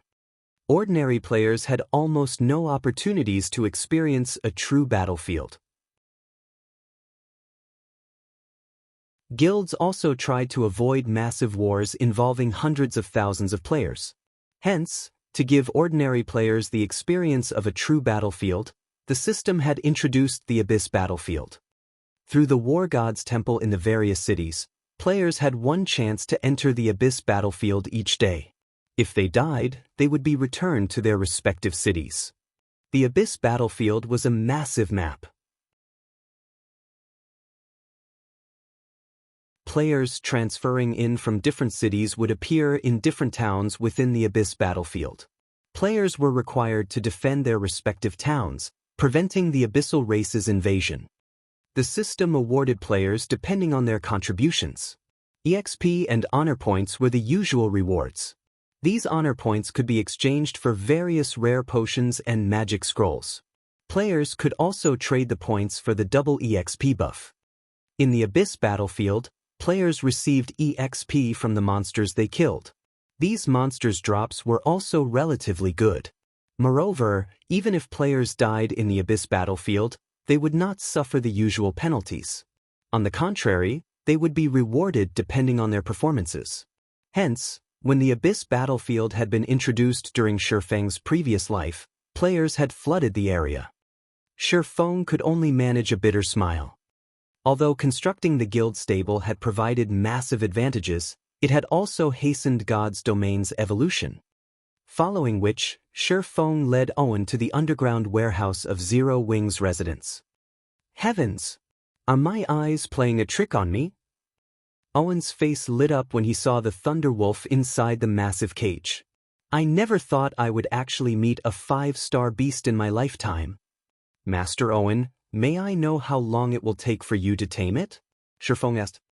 This is my first time encountering a 5-star beast. However, based on my calculations, I will need roughly 25 days. Owen caressed his white beard before offering his answer. I'll leave the task to you then, Ye Feng said. When he heard how long the Thunder Beast's taming would require, he was shocked. Even a master tamer required 25 days to tame the Thunder Beast. If he had hired a weaker tamer to do the job, even ordinary players would have their mounts before the Thunder Beast was ready. Please leave it to me. I will nurture the Thunder Beast into the best mount you've ever seen, Owen said, his eyes glowing with excitement. After Ye Feng finished dealing with the guild mount issue, he took a horse carriage to the Flame Bar. On his way, Ye Feng could clearly hear the fevered discussions regarding the Abyss battlefield. Meanwhile, in the Flame Bar, many players who had come to relax could not pull their eyes from the establishment's corner and the 3 great beauties sitting there. The girl in long, purple robes, in particular, moved the male players' hearts with every movement. However, as soon as these players saw the 6-winged emblem on 2 of these beauties, they immediately discarded any thoughts of approaching the women.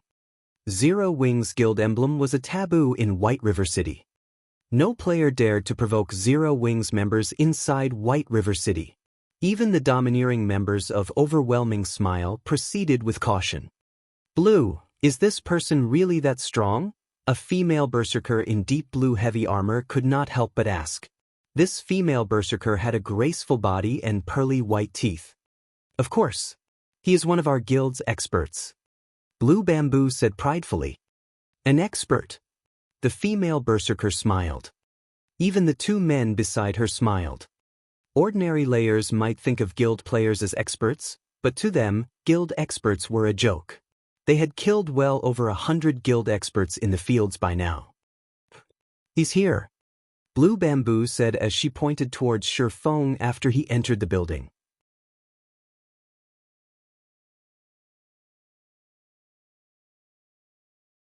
Chapter 804, Wind God's Spear. Is he the person you were talking about?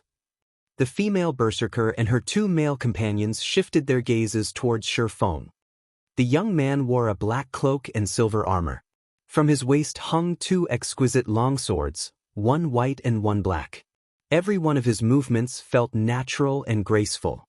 His actions lacked any awkwardness, so much so that, if they did not focus on this young man, their minds might ignore him altogether.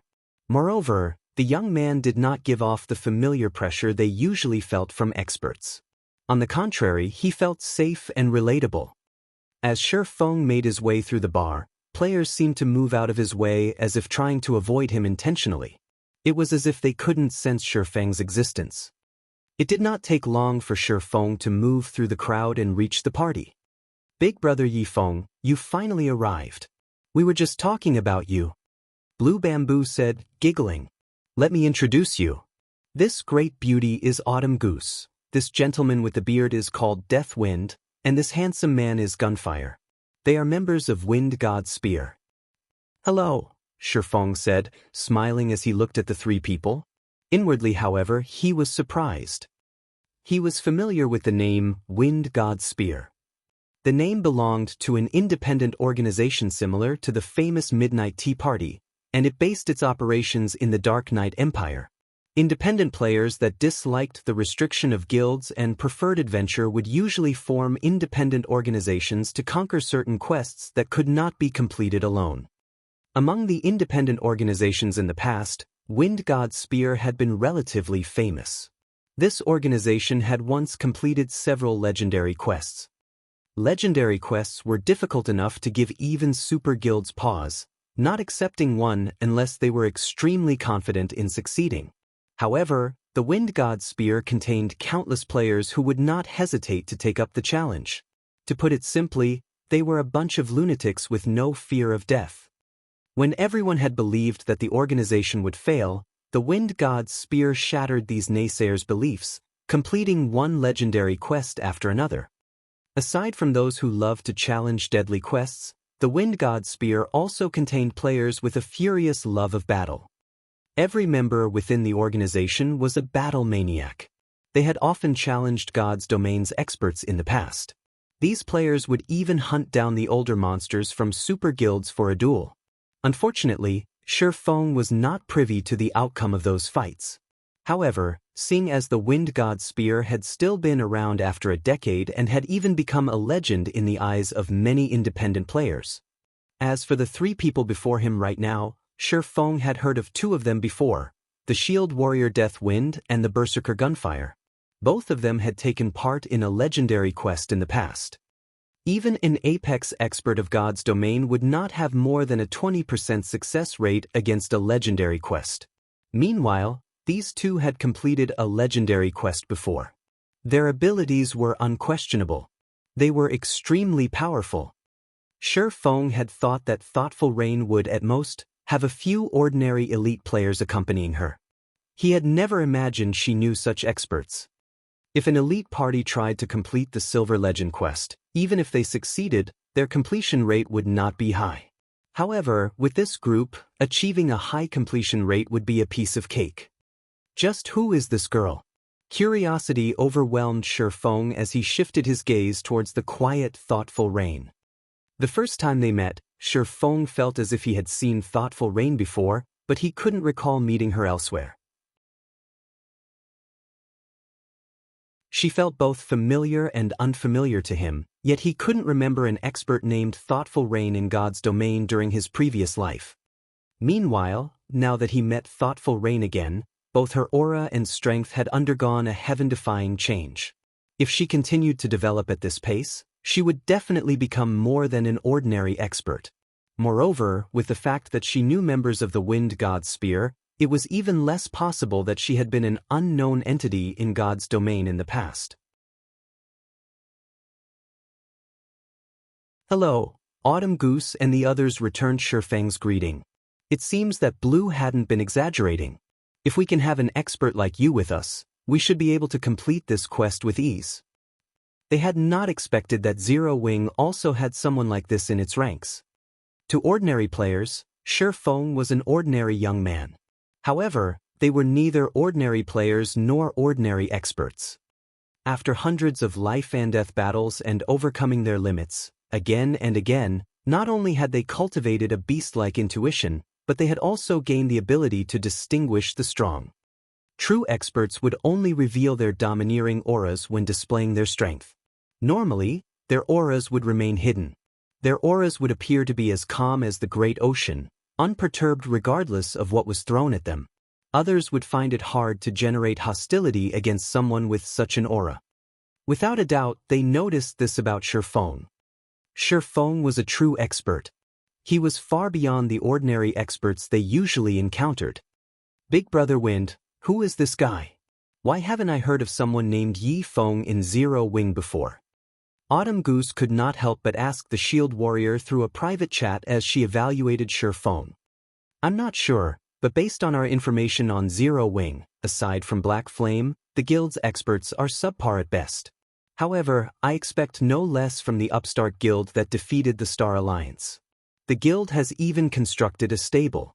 Zero Wing's strength is truly unfathomable, Deathwind laughed. It is good that Rain has joined such a guild. Indeed.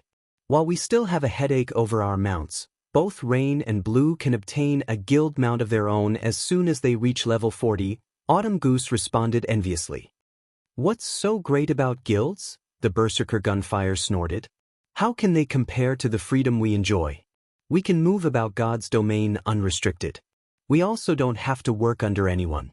Weapons, equipment, rare skills, or mounts, whatever these large guilds can get their hands on, we can too. After they had joined God's domain, guild players had often sought them out to cause trouble. The various large guilds occupied all of the valuable leveling areas. Hence, they had formed the Wind God Spear. Not only had they fought the various large guilds in the Dark Knight Empire, but they had also made these guilds suffer abundant losses. Pampered guild players could not compare to the hardships they faced. Neither Deathwind nor Autumn Goose refuted Gunfire's words. Their hatred of guilds had been precisely the reason they had joined Wind God Spear. Now, they would never bother with joining a guild. Since everyone's here, let's head over to the Crystal Forest, Thoughtful Rain said as she invited Ye Feng to their party. Moreover, she had even passed the party's leadership to Ye Feng. Gunfire was not pleased. No matter how he looked at it, Deathwind should be the party leader as he was the most qualified for the role. Deathwind possessed a wealth of leadership experience. He even had completed many advanced quests before. He was the best choice. However, since Thoughtful Rain had invited them, it was up to her to choose the party's leader. Arguing against it would be inappropriate. Following which, Ye Feng and the others headed to the teleportation hall and teleported to the Crystal Forest. The Crystal Forest was a small level 40 to level 50 map. However, the terrain was complex. The monsters here also had high defense and HP. As a result, very few players were willing to level up here. Taking a look at the quest details Thoughtful Rain had sent him, Ye Feng looked towards the distant cave and said, "That should be the place." Close to the cave entrance, over a dozen level 43 special elite crystal giants roamed the area. Meanwhile, a massive Icefire cheetah slept a short distance from the cave. This Icefire cheetah was a level 44 lord. It would slaughter an ordinary party easily. "Heh, let's watch you make a fool of yourself." Gunfire inwardly sneered as he watched Ye Feng.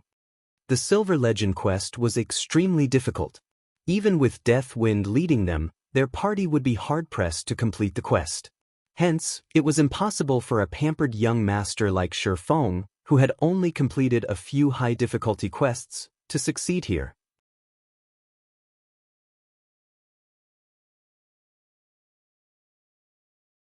Chapter 805, Insane Suggestion. This is bad. Autumn Goose muttered as she glanced at the cave's surroundings.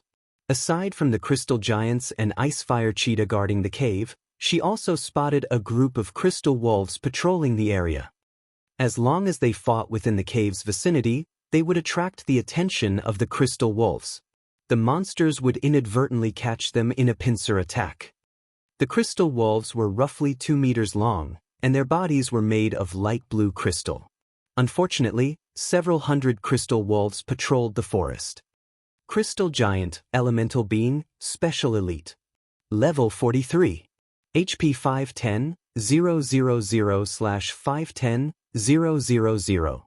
Icefire Cheetah, Elemental Being, Lord. Level 44. HP 4:000/4:000/000. Crystal Wolf, Elemental Being, Common. Level 41. HP 48:000/48:000.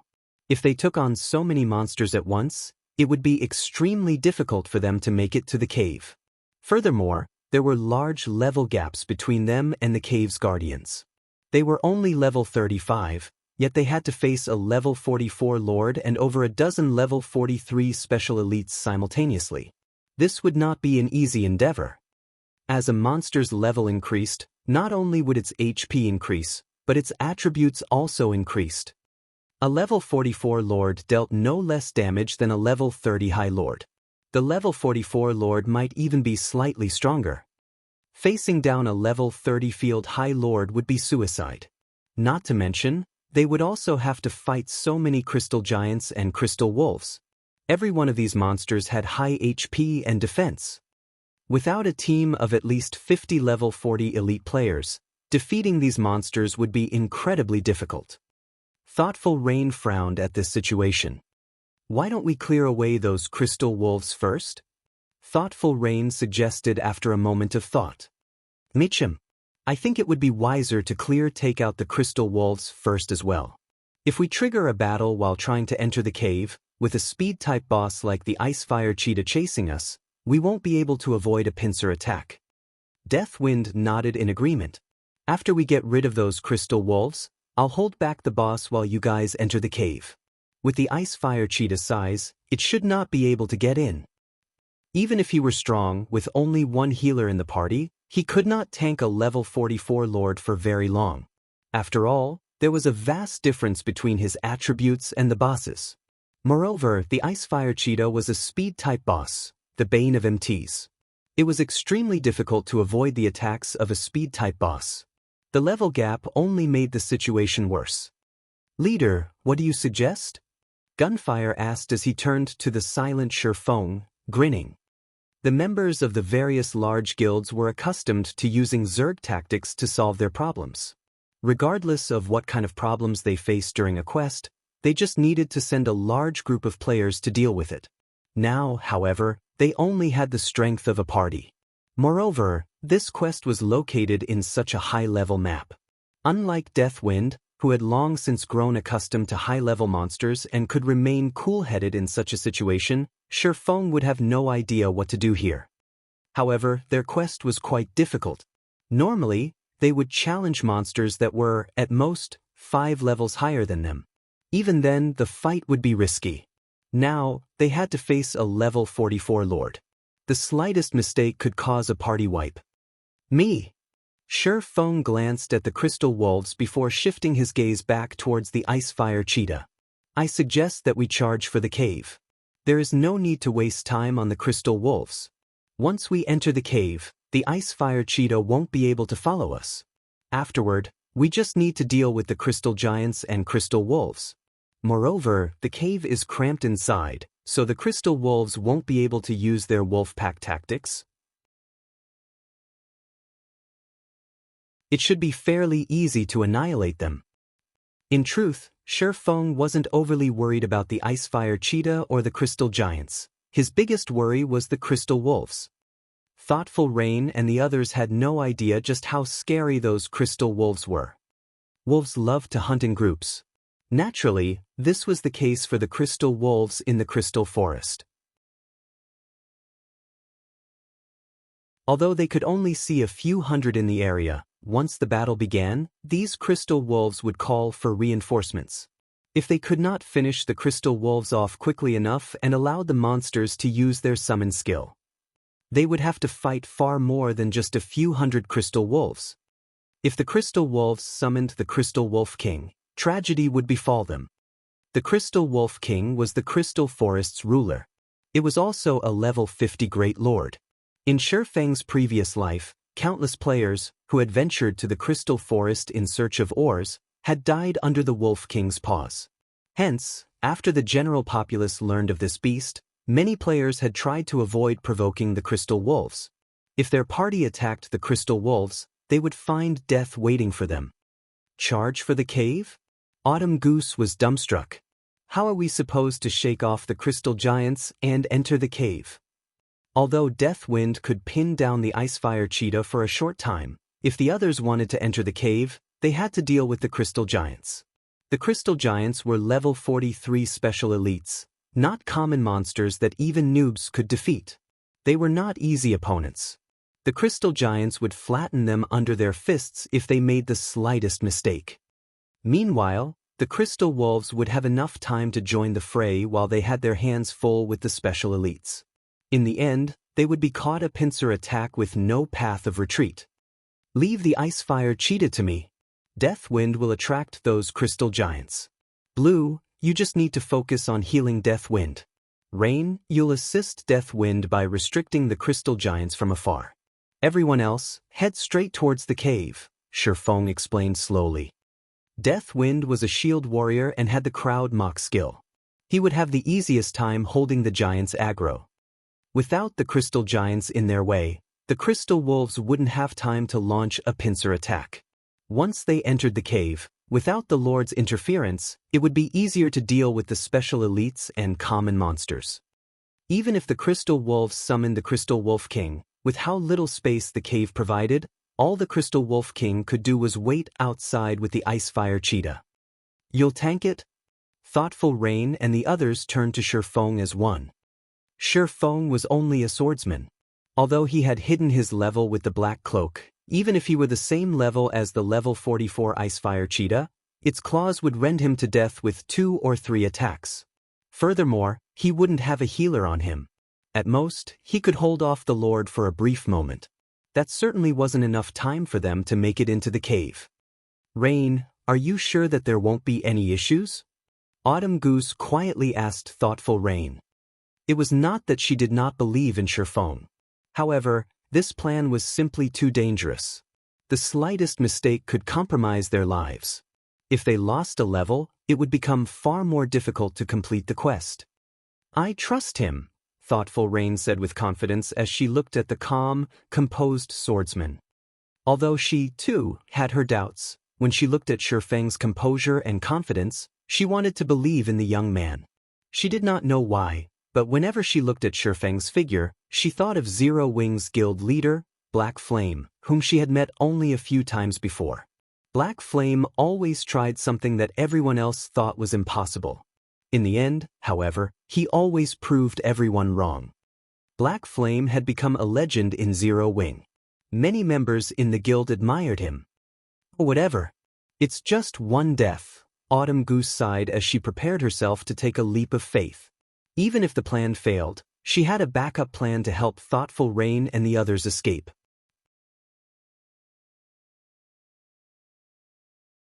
As for Death, Wind, and Gunfire, they also prepared to die. After Ye Feng arranged the party's positioning, he activated Windwalk and dashed towards the Icefire Cheetah. When Ye Feng was within 80 yards, the Icefire Cheetah woke, discovering the swordsman immediately. It released a vicious growl. Groar! With its growl, the Icefire Cheetah, which stood over 8 meters tall, spat scorching flames. Immediately, over a dozen massive fireballs bombarded Ye Feng. It's over! When thoughtful Rain and the others saw the dozen or so fireballs, their hearts sank. Ye Feng could never dodge all of those attacks. However, before they could sigh, they saw a streak of blue light cut across the space before Ye Feng, slicing the massive fireballs in half.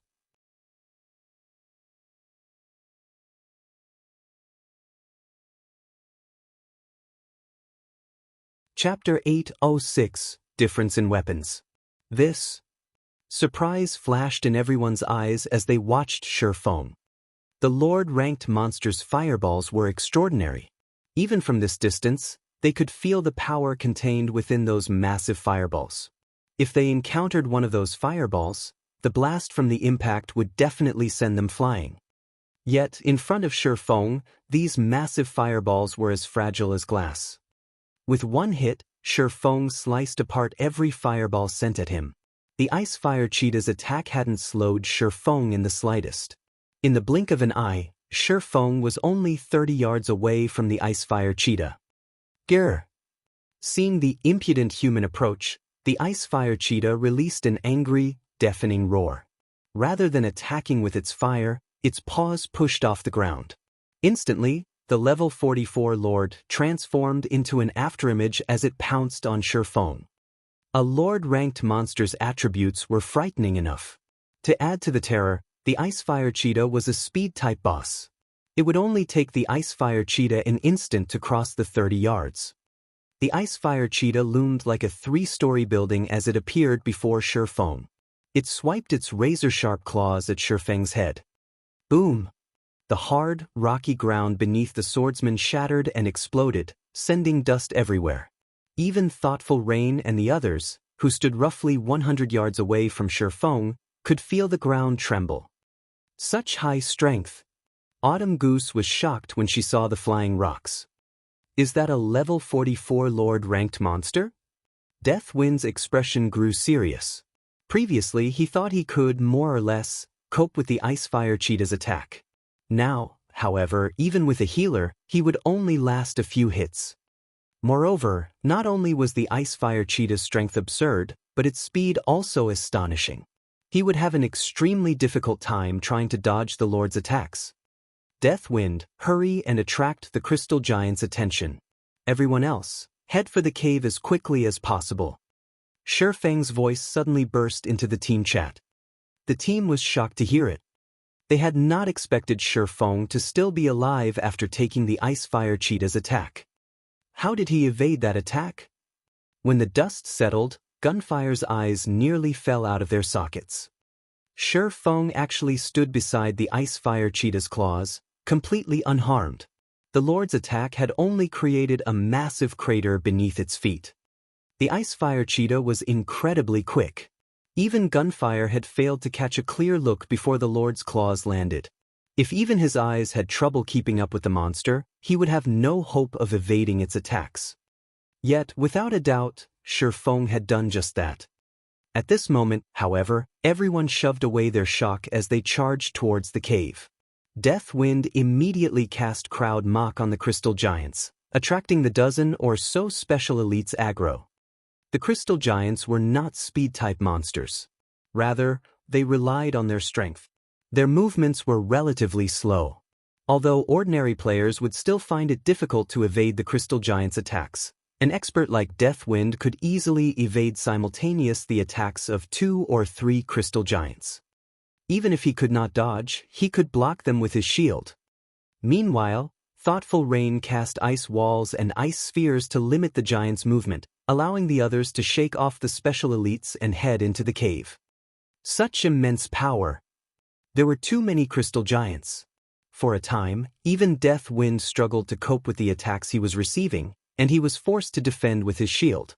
However, the instant a Crystal Giant's fist struck his shield, the impact forced Deathwind to retreat by 4 steps before he steadied himself, a damage of over -800 points appearing above his head.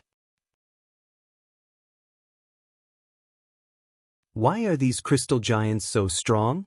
Autumn Goose wore a solemn expression when she saw the damage above Deathwind's head. Deathwind was a level 35 shield warrior with over 14,000 HP. He was also fully geared with level 30 top-tier equipment. Even his shield was a level 30 Dark Gold ranked shield. The shield warrior had also learned plenty of passive skills that increased his defense. Deathwind would lose around 200 HP when he blocked an attack from a level 35 special elite with his shield. Now, the level 43 Crystal Giant dealt over -800 damage with one punch.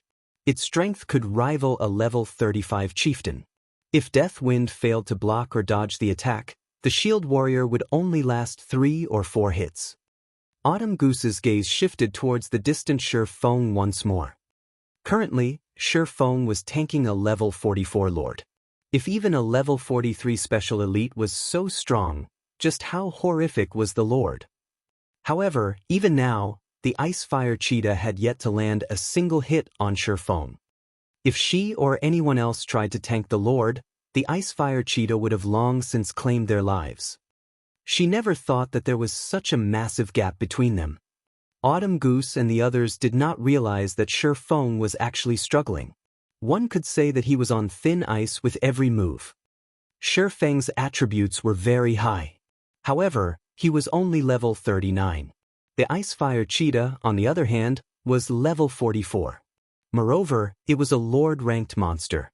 Previously, when Ye Feng had faced the level 50 Special Elite Blood Warrior, he only managed to defeat it after using all of his strength.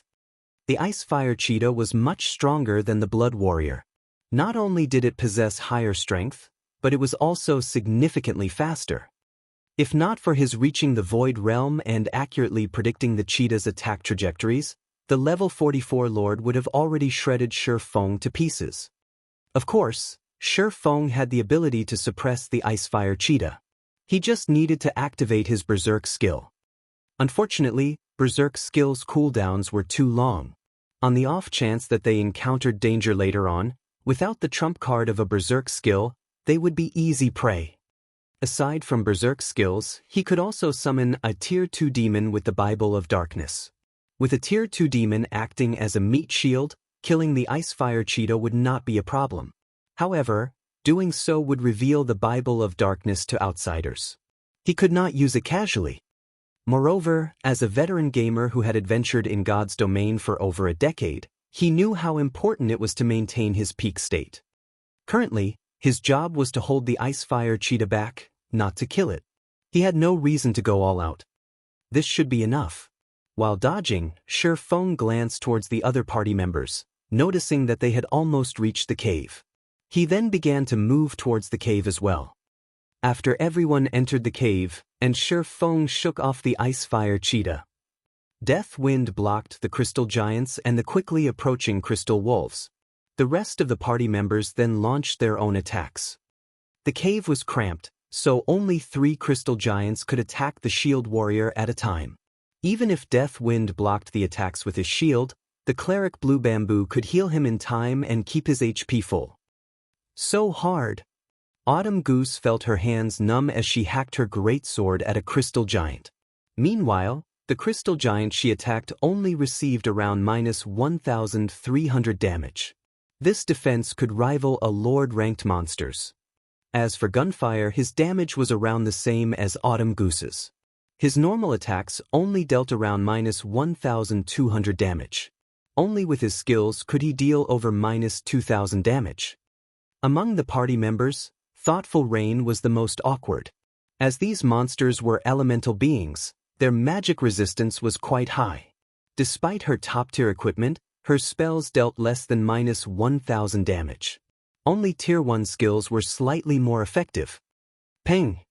The crack of crystal echoed throughout the cave, and the players shifted their gazes towards the sound's origin. A damage of -5,458 points appeared above the head of a Crystal Giant. A deep groove had appeared on the Special Elite's hard crystal exterior.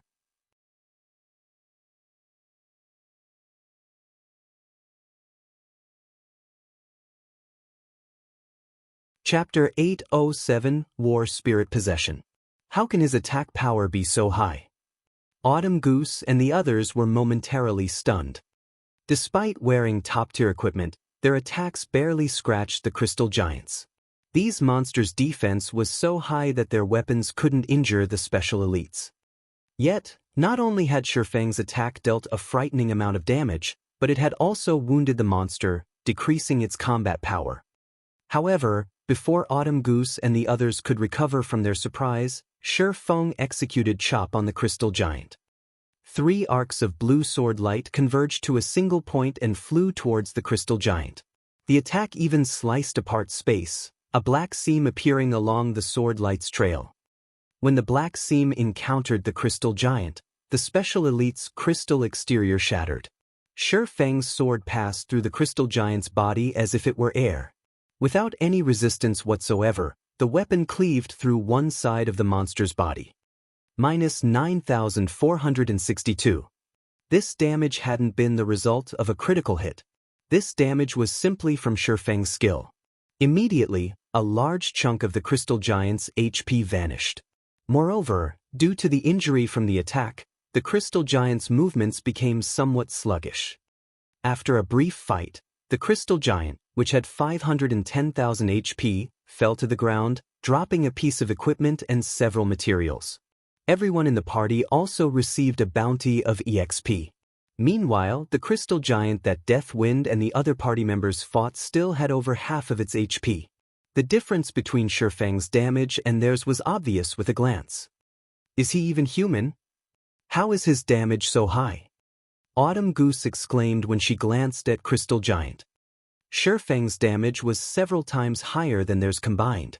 Moreover, he easily defeated the Crystal Giant without receiving any help at all. Even in the Wind God's Spear, they would be hard-pressed to find such a strong player. I told you that Big Brother Ye Feng is very strong, yet none of you believed me. You get it now, right? Blue Bamboo said proudly as she puffed her chest, acting as Ye Feng's achievement were her own. Seeing her friend's behavior, Thoughtful Rain shook her head and smiled bitterly. However, Ye Feng's performance had been satisfying. Previously, Autumn Goose and the others had continuously advised her to leave Zero Wing. Moreover, they had insisted that she would improve slower in the guild than if she joined the Wind God's Spear and that their organization's experts were far stronger. However, Ye Feng's performance proved them wrong. With this, Autumn Goose and the others would most likely stop trying to persuade her to leave Zero Wing. Is this the strength of a Zero Wing expert? Gunfire was stunned after watching Ye Feng's performance. He was considered one of the top-ranking experts in the organization. He had even killed many guild experts during his time in the Dark Knight Empire. However, if he compared himself to Ye Feng, the difference between them was practically the difference between heaven and earth. He could not bring himself to believe that a player could be so powerful.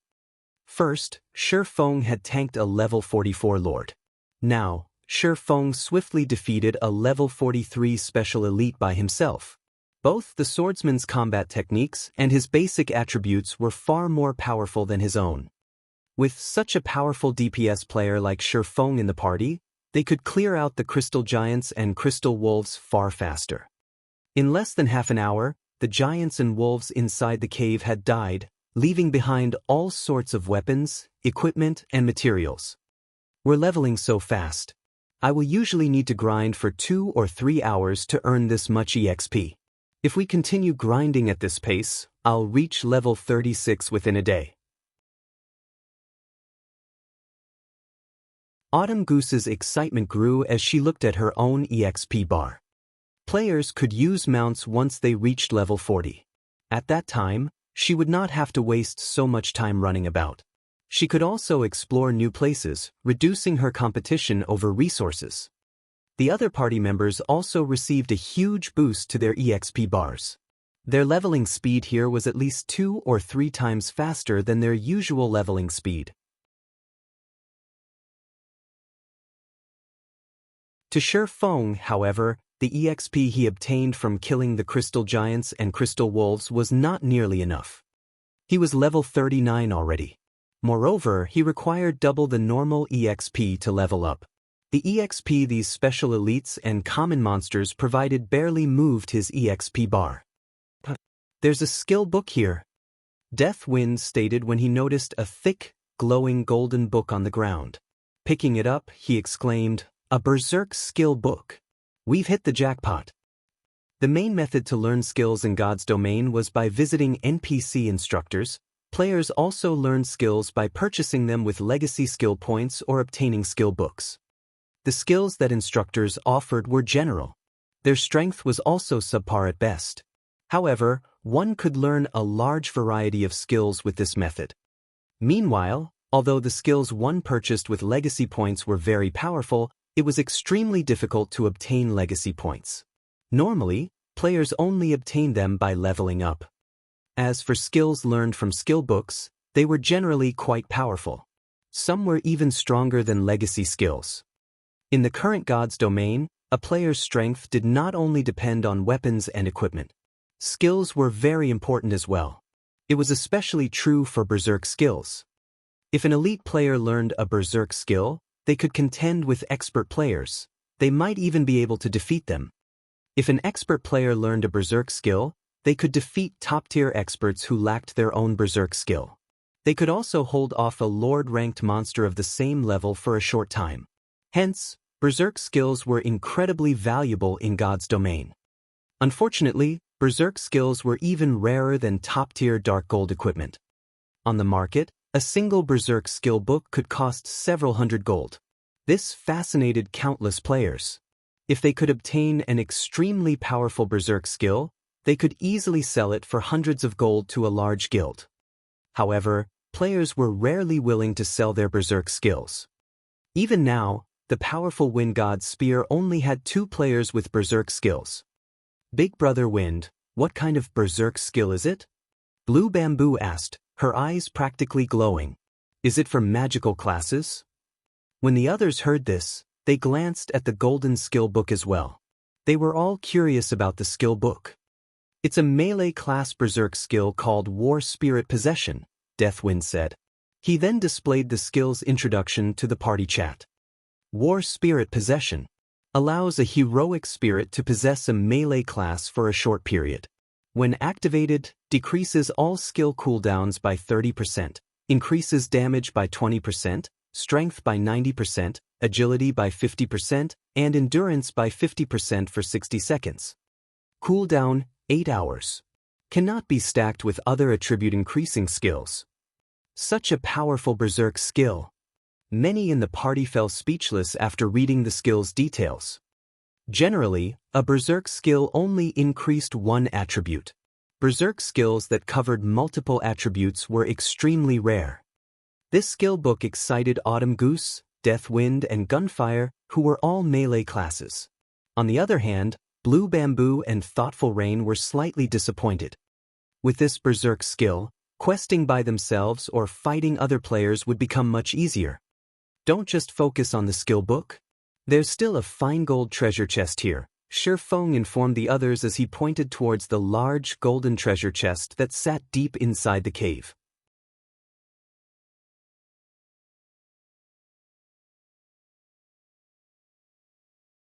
Chapter 808, Ye Feng's Invitation. A fine gold treasure chest. Hearing Ye Feng's words, everyone spun towards the distant, glowing altar. 5 crystal pillars stood around the altar, glowing a faint blue.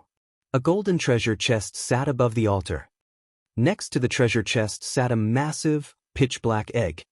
Runes decorated the egg's surface, and a faint, white mist flowed into it. Rain, that should be the item you're looking for, Autumn Goose said as she pointed towards the egg. Due to the quest's introduction, the team knew that the quest would award a mount. That giant, sealed egg was the reason for their visit to the Crystal Forest. That should be the one. Thoughtful Rain nodded. However, when she looked at the altar, her expression darkened slightly. A faint, blue barrier enveloped the altar. An NPC also stood next to the altar with his eyes closed. If one used an identification skill on this NPC, they would discover that he was actually a level 100, Tier 3 illusionist. Gerard, Illusionist. Level 100. HP 8, 000/8, 000/000. The indicator above this illusionist was red, informing players that this Tier 3 NPC was an enemy. A Tier 3 class was the equivalent of a Great Lord of the same level. Although NPCs had far less HP than Great Lords of the same level, players would rather deal with a Great Lord than a Tier 3 NPC. Furthermore, the illusionist before them was a level 100, Tier 3 NPC. The instant everyone noticed Gerard's presence, they felt a weight land on their shoulders. A gloomy atmosphere descended on them, sabotaging their earlier joy of finding the berserk skill. Are we supposed to defeat him? Blue Bamboo asked softly as she pointed at Gerard, worried that her voice would attract the NPC's attention. Nobody in the party had an answer to the cleric's question. If they had to defeat Gerard to complete this quest, then this trip had been in vain. Even a level 100 Tier 1 NPC could beat them black and blue, much less a level 100, Tier 3 NPC. The difference in levels and attributes was simply too massive. None of the equipment currently available in God's domain could make up for this gap. Just as everyone considered giving up. No. There should be a way to complete this quest, Ye Feng suddenly said through the party chat. You have a plan? Everyone turned to Ye Feng in surprise. Surviving Gerard's attacks would be a miracle, not to mention stealing the giant egg he guarded. How could they possibly walk away with that egg? As far as they were concerned, this task was impossible. That was a level 100, Tier 3 NPC, not a common monster. That NPC is clearly maintaining the defensive magic array and injecting most of his mana into that giant egg. There are two possible outcomes if we approach him. In the first scenario, Gerard gives up maintaining the magic array and attacks us, while in the second scenario, he continues to maintain the magic array, but summons a beast to deal with us. If that is the case, Gerard himself will be unable to move. If we interrupt his casting, the defensive magic array will fail. In either scenario, we have a chance to steal the egg as long as we interrupt the magic array. The only problem is delaying Gerald and creating an opportunity for one of us to steal the egg. Everyone nodded, agreeing with Ye Feng's logic. But which one of us will delay the NPC? Autumn Goose asked. Even if Big Brother Wind is a shield warrior, against a level 100, Tier 3 NPC, he will die instantly. And which one of us will be responsible for stealing the egg? Putting it bluntly, they did not even qualify as cannon fodder. How could they successfully steal the egg? I can delay him for a short time. However, the person stealing the egg must be quick. If they're not fast enough, this operation will fail, Ye Feng said after giving it some thought. With his current strength, he had no hope of defeating a Tier 3 illusionist. Delaying one, however, was possible. Although Ye Feng had spoken softly, his words had dumbfounded his companions. They had a rough understanding of this swordsman after witnessing Ye Feng's actions and hearing what he had to say. He lived up to his words and was extremely trustworthy. Since Ye Feng had made the claim, it meant that he was confident that he could accomplish it. Otherwise, he would not have said anything at all. But there are no speed-type classes among us. We won't make it in time, thoughtful Rain said, shaking her head. Setting aside magical classes and Ye Feng, who had to pin down the NPC, everyone else was a warrior. They would be able to steal the egg fast enough. Don't we have the War Spirit Possession? Ye Feng asked, chuckling. The War Spirit Possession skill increased a player's agility. Naturally, the player's speed would also increase. Moreover, he had speed scrolls in his bag. With these, they should be able to reach the egg in time. But this skill book is too valuable. Moreover, we have only come this far thanks to you, Ye Feng. Would you really be alright with letting outsiders learn the War Spirit Possession? Autumn Goose asked awkwardly. The Berserk skill was more valuable than top-tier equipment or weapons. It's just a skill book. If you feel so bad about it, why don't you join Zero Wing? If experts like you join Zero Wing, you will be given a set of dark gold equipment. Receiving a Berserk skill is also normal. Moreover, Zero Wing's management is not strict. There aren't many restrictions on our members. If you want to go out on an adventure or do a quest, the guild will even provide with all sorts of assistance, Ye Feng offered, grinning. All three of these players, Autumn Goose, Death Wind and Gunfire, exhibited remarkable combat standards. They only lacked some formal guidance. Otherwise, they could become a force to be reckoned with. Zero Wing had grown a lot stronger. However, it still had very few experts. If Autumn Goose and the others joined Zero Wing, it would undoubtedly make the guild even stronger. Not to mention a mere Berserk skill book, Ye Feng was even willing to give each of them a Tier 1 set equipment if they joined the guild. To other expert players, the War Spirit Possession might be precious, but to Zero Wing's experts, it was nothing. Ye Feng could simply give them the Power of Darkness.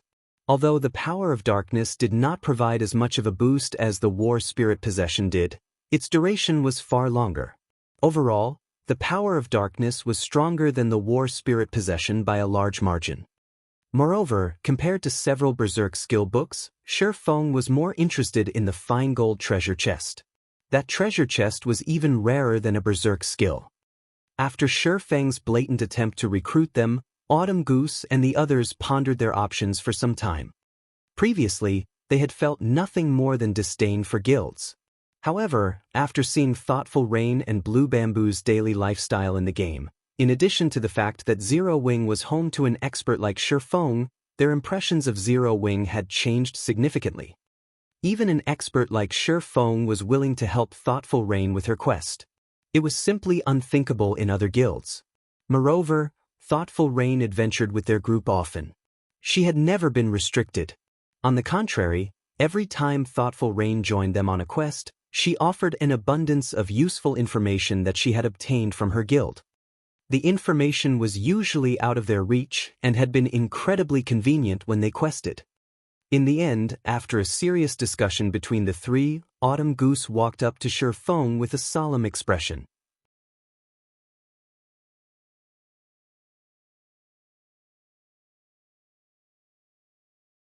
Chapter 809, Power of a Tier 3. Although we don't think that joining Zero Wing would be a mistake, we have many friends in the Wind God Spear. Various guilds are also targeting the Wind God Spear in the Dark Knight Empire. It is not in a favorable position right now. We won't abandon the Wind God Spear during such a crucial time, so please forgive us for rejecting your goodwill. Autumn Goose spoke with determination. Shi Feng could tell that the Berserker loved and was devoted to the organization. After all, they were all companions who had experienced life and death with each other. How could they abandon that for personal gain? If he were in their shoes, he wouldn't do such a thing either. Moreover, Autumn Goose understood that should they join Zero Wing, if they were seen fighting with the members of the Wind God Spear, those guilds would turn to Zero Wing and cause trouble. Zero Wing would be dragged into the Wind God Spear's mess. I understand. If you wish to join a guild in the future, please consider Zero Wing. Shi Feng nodded. However, you cannot refuse the War Spirit Possession skill book. We cannot complete this quest without it.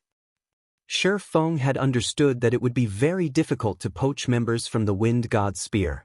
After all, it was an organization of players that detested guilds, to begin with. However, he had still wanted to try. He would take any opportunity he was given. After all, on the off chance he succeeded, he would make a huge profit. Meanwhile, Thoughtful Rain and Blue Bamboo, who had watched this from the side, were somewhat disappointed. If Autumn Goose and the others had joined Zero Wing, they would have a much easier time questing and adventuring together. Following which, after a brief discussion, it was decided that Autumn Goose would learn the War Spirit Possession. Ah, right, take these, Shi Feng said. He retrieved 5 silver magic scrolls from his bag, handing them to his 5 party members. Is this a Tier 1 instantaneous movement magic scroll? Deathwind could not help his shock after examining the scroll. There were all kinds of magic scrolls in God's domain. Among them, the most precious were the summoning scrolls, although the instantaneous movement magic scrolls followed closely behind. Instantaneous movement magic scrolls allowed players to teleport from one location to another, although it was limited. Players could travel 300 yards in the blink of an eye with a Tier 0 instantaneous movement magic scroll, 1,000 yards with a Tier 1 scroll, and 4,000 yards with a Tier 2 scroll. It was one of the best tools for retreat. However, these scrolls were extremely rare. Even dungeon and field bosses rarely dropped them. Deathwind had only ever heard about such scrolls. On the market, one Tier 0 instantaneous movement magic scroll sold for more than 1 gold, not to mention a Tier 1 instantaneous movement magic scroll. Now that they had these scrolls, they could immediately escape the area once they obtained the egg. They could even avoid the ice-fire cheetah that still guarded the cave's entrance. Autumn Goose and Gunfire were similarly speechless. Big brother Ye Feng, you're rich. Can I mooch off of you in the future? Blue Bamboo joked as she smiled at the Tier 1 magic scroll in her hands. Blue! Thoughtful Rain immediately flicked her friend's forehead. To think that the girl was still in the mood to fool around at such a crucial time. Begin the operation.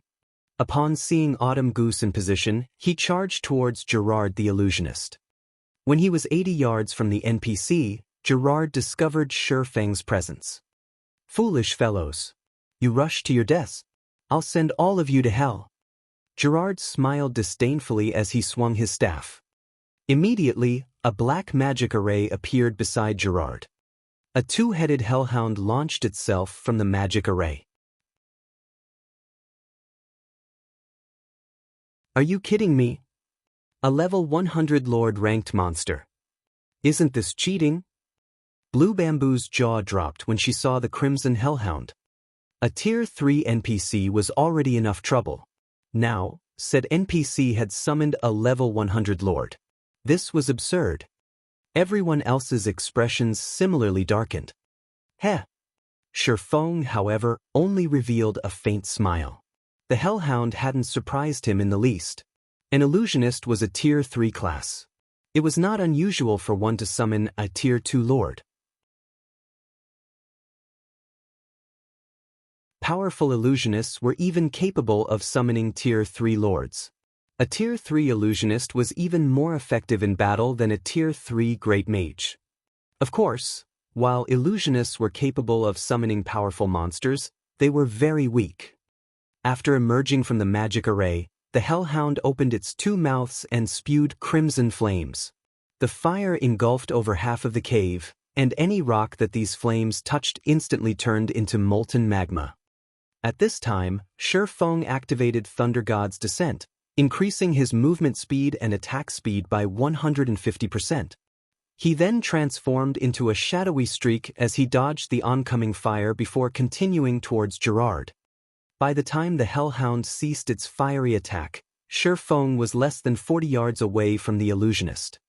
Following which, Ye Feng activated Absolute Time, silencing Gerard and cancelling his spellcasting. Despicable ant! You dare to ruin my work! Gerard grew enraged. However, under a silent state, even Gerard could not cast any spells without leaving Absolute Time's effective area. Suddenly, Ye Feng threw the blazing meteor in his hand. Flame God's Fury!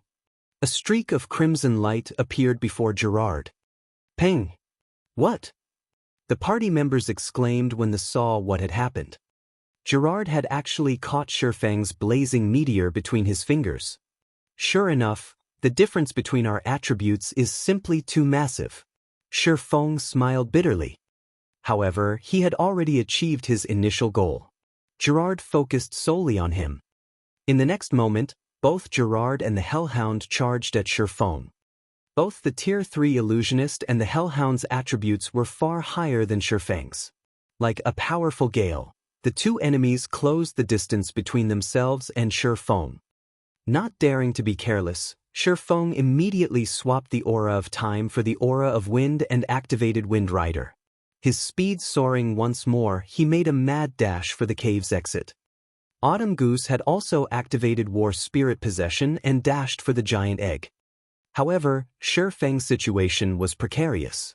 To avoid receiving the brunt of Gerard's full strength, he had to remain inside Absolute Time's field. Unfortunately, Ye Feng was slightly slower than the Hellhound. However, by relying on his understanding of the terrain, dodging the Lord's direct attacks was still relatively easy. Only, the Hellhound's attack range was quite long. In addition to the limited amount of space he had to dodge to, he received some splash damage from the Lord's attacks. The flying rubble alone devoured nearly 2,000 of Ye Feng's HP. He could only survive a few hits. Autumn Goose was extremely anxious.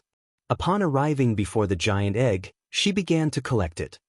Why is there a collection time? Autumn Goose's anxiety jumped as she glanced at Ye Feng. While she had approached the giant egg, Ye Feng had lost 1/4 of his HP. If she delayed any longer, they would all be in extreme danger. Time seemed to crawl by. Autumn Goose had spent a total of 3 seconds collecting the giant, black egg. As for the locked fine gold treasure chest, she simply chucked the thing into her bag. Meanwhile, Ye Feng had less than 1/3 of his HP remaining. Damnable thieves! Don't even think of leaving this place alive. Discovering that the giant, black egg had been stolen, Gerard was furious. Waving his staff, he shattered the restriction Absolute Time placed on his magic power. Over a dozen silver-colored elemental balls appeared around his body before flying towards Autumn Goose and Ye Feng. Go! Ye Feng shouted sternly. He then unfurled his own instantaneous movement magic scroll and vanished from the cave.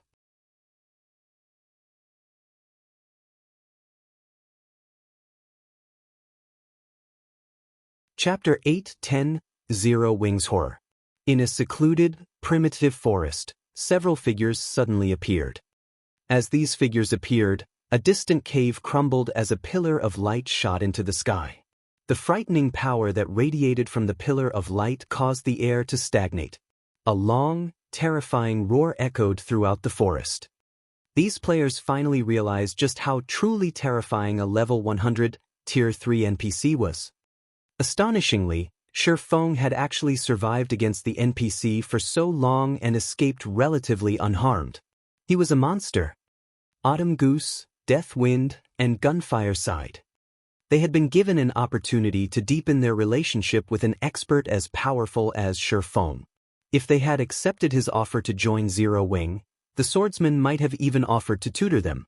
However, they had rejected his offer. Quickly, use your return scrolls. Ye Feng urged once he accounted for the whole team. Although the Tier 1 instantaneous movement magic scroll was a powerful escape tool, their pursuer was a level 100, Tier 3 NPC. Gerard would not let them get away easily. Hearing Ye Feng's reminder, everyone quickly took out their return scrolls and began to activate them. The seconds ticked by. They were all on edge.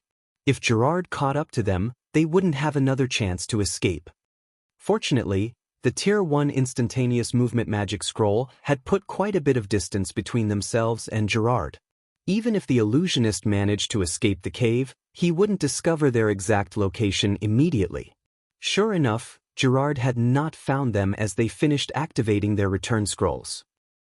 White River City's teleportation hall. That was close. I thought we were dead for sure, Blue Bamboo said as she patted her chest. Even though she had returned to the city, some fear still lingered in her heart. A level 100, Tier 3 NPC was practically invincible to current players.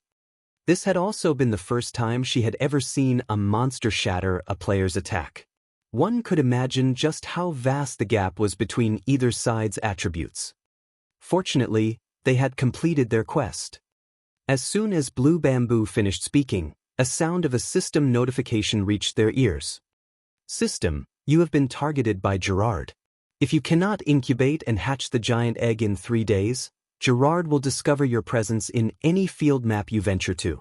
If Gerard kills you, you will suffer a double death penalty and 3 days of a weakened state. Why is there another quest? Thoughtful Rain frowned as she looked at the system notification. Her initial quest had been to retrieve the giant egg. Now, after so much trouble to accomplish that, she received another one. Moreover, the penalty for failure was considerably severe. If she failed this quest, a level 100, Tier 3 NPC would hunt them down.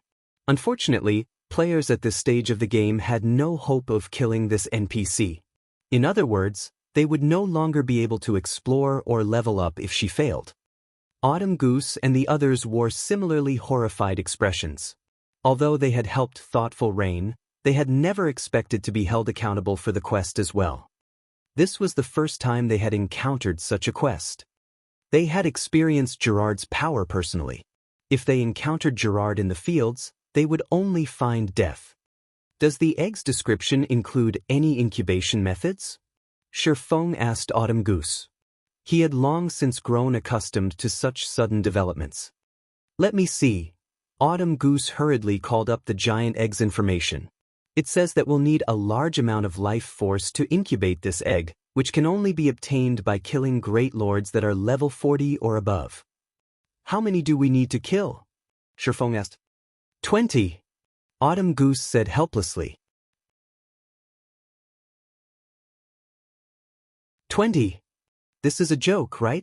We're talking about great lords. Blue Bamboo could not help but despair. Death Wind and Gunfire frowned as well. A level 40 Great Lord was no laughing matter. Generally, each of these monsters required a raid team of 100 level 40 players geared with top-tier equipment. Even then, any mistake could get them all killed. Even if they gathered such a team, raiding a single Great Lord would most likely require an entire day. The sacrifices they'd have to make were also staggering. No matter how one thought about it, it was impossible to raid 20 level 40 Great Lords in 3 short days. First of all, level 40 Great Lords were not that easy to find. Normally, these monsters only lurked in 100-man team dungeons. Even finding 20 Great Lords in the fields would take more than 3 days. How difficult was raiding a level 40, 100-man team dungeon? Even now, the various large guilds were still attempting to challenge the hard mode version of these dungeons, not to mention hell mode. Even if they mobilized all of Wind God's spear, they could not complete this quest. While everyone struggled with their frustration and despair. It isn't exactly impossible to complete this quest, Ye Feng said after giving it some thought. However, I'll need to prepare first. You guys should wait here for a while. Of course, it was impossible to kill a level 40 Great Lord with the power of a 6-man party. However, a 20-man team might have a chance. What? He even has a plan for this? Gunfire watched Ye Feng's departing back with doubtful eyes. Even Thoughtful Rain and Blue Bamboo, who were in the same guild as Ye Feng, were shocked. They had been talking about level 40 Great Lords, yet Ye Feng spoke of them as if they were only common monsters. After waiting for some time, they heard excitement spread throughout the teleportation hall. What? Isn't that Fire Dance from Zero Wing? That's Zero Wing's vice leader, Aqua Rose. The players inside the teleportation hall were stupefied when Fire Dance and the dozen or so Zero Wing core members entered the building. To ordinary players, these experts were basically legends.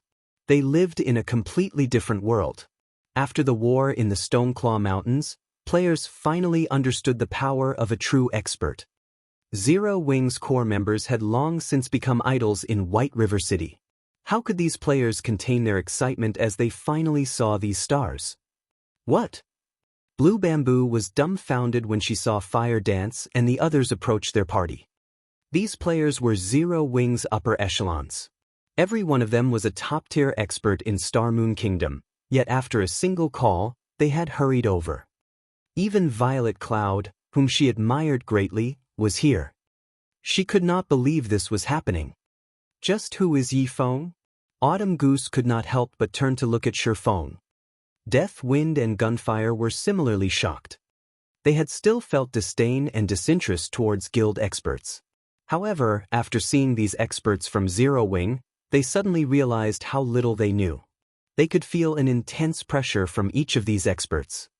Fire Dance, in particular, felt as if they stood before a humanoid lord-ranked monster.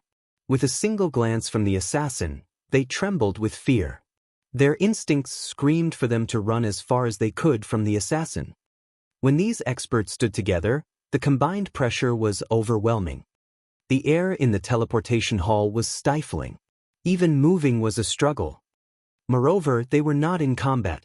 If they attempted to fight these Zero Wing experts, they were certain that they would never escape these people's grasp. Alright, now that everyone has arrived, let's begin the quest, Ye Feng said, chuckling.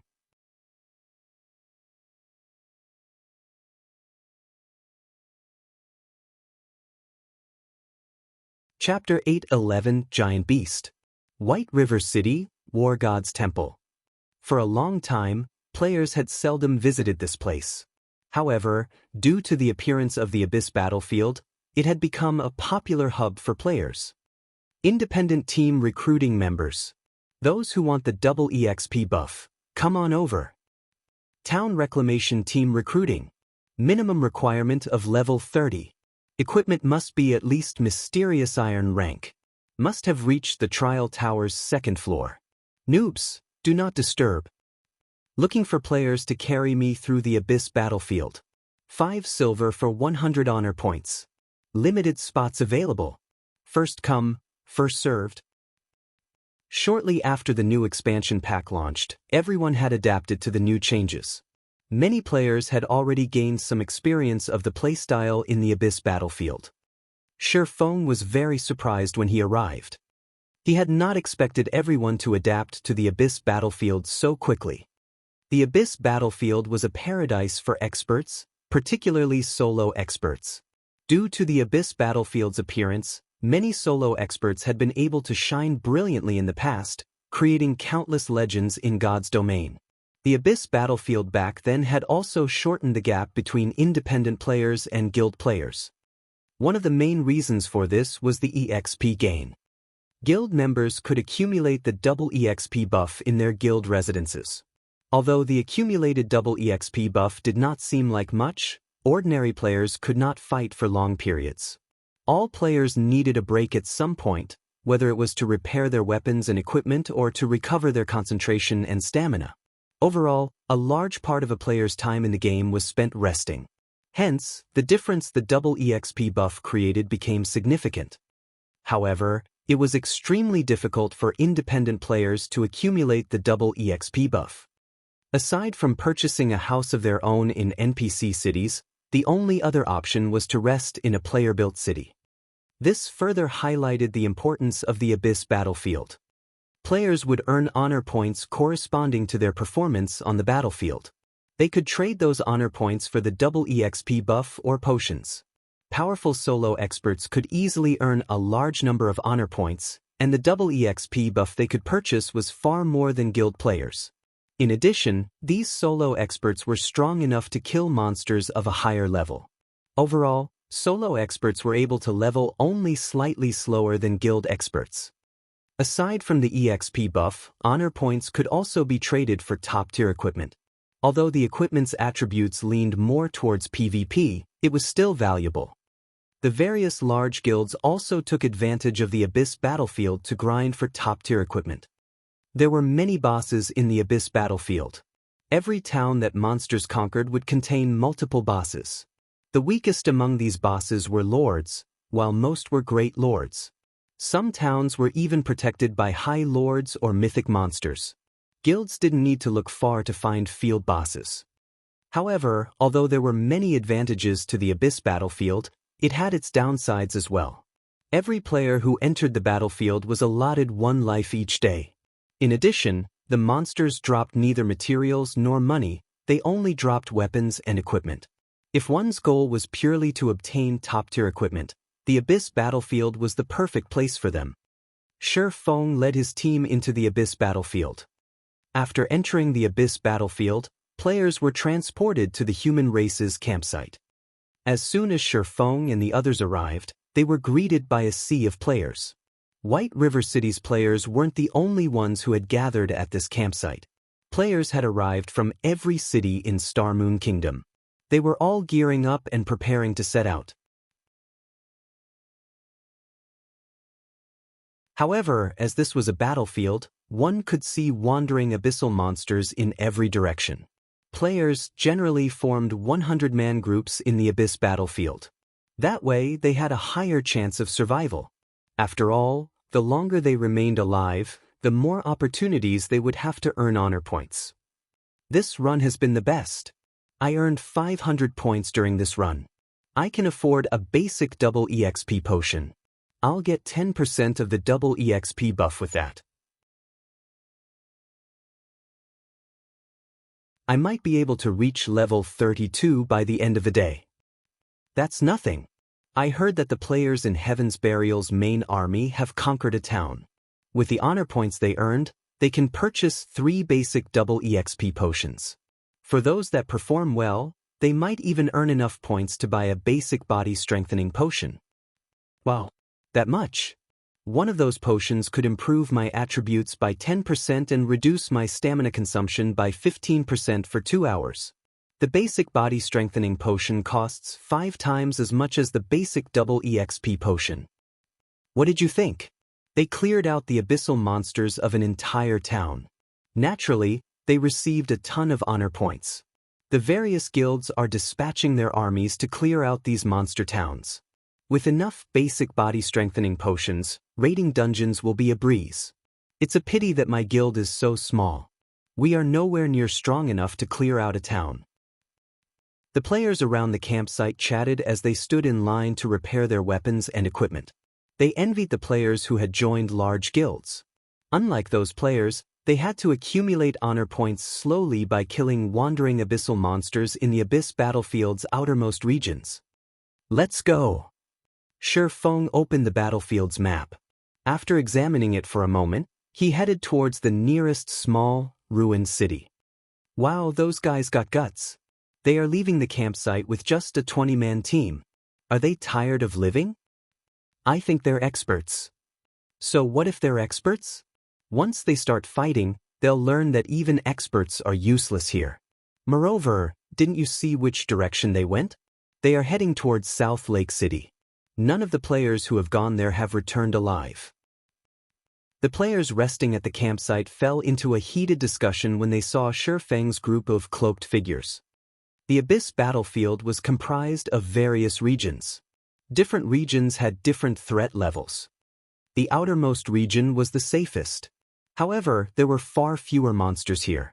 Players could not earn many honor points with so few targets.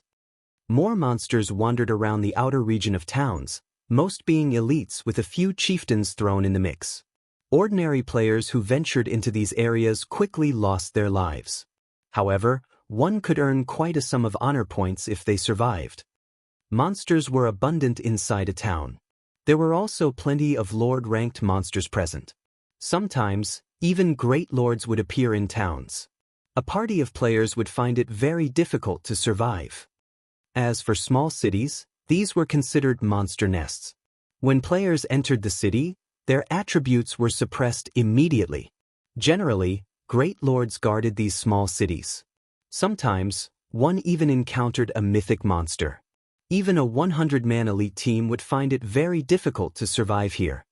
Grand Lords generally ruled over medium cities, and players had a very high possibility of encountering a mythic monster.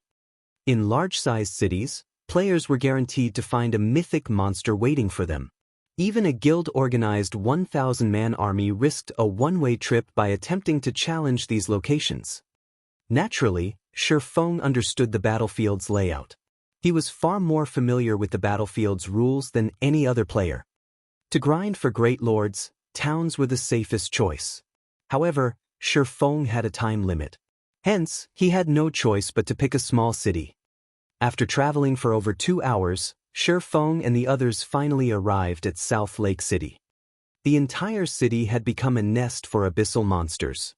One could smell the rich scent of blood from the city's edge.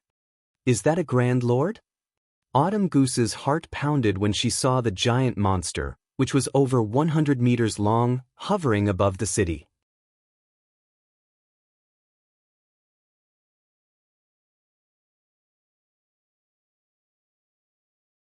Chapter 8:12 Siege. How can a monster be so massive? Every member of the party was flabbergasted as they watched the massive figure in the sky.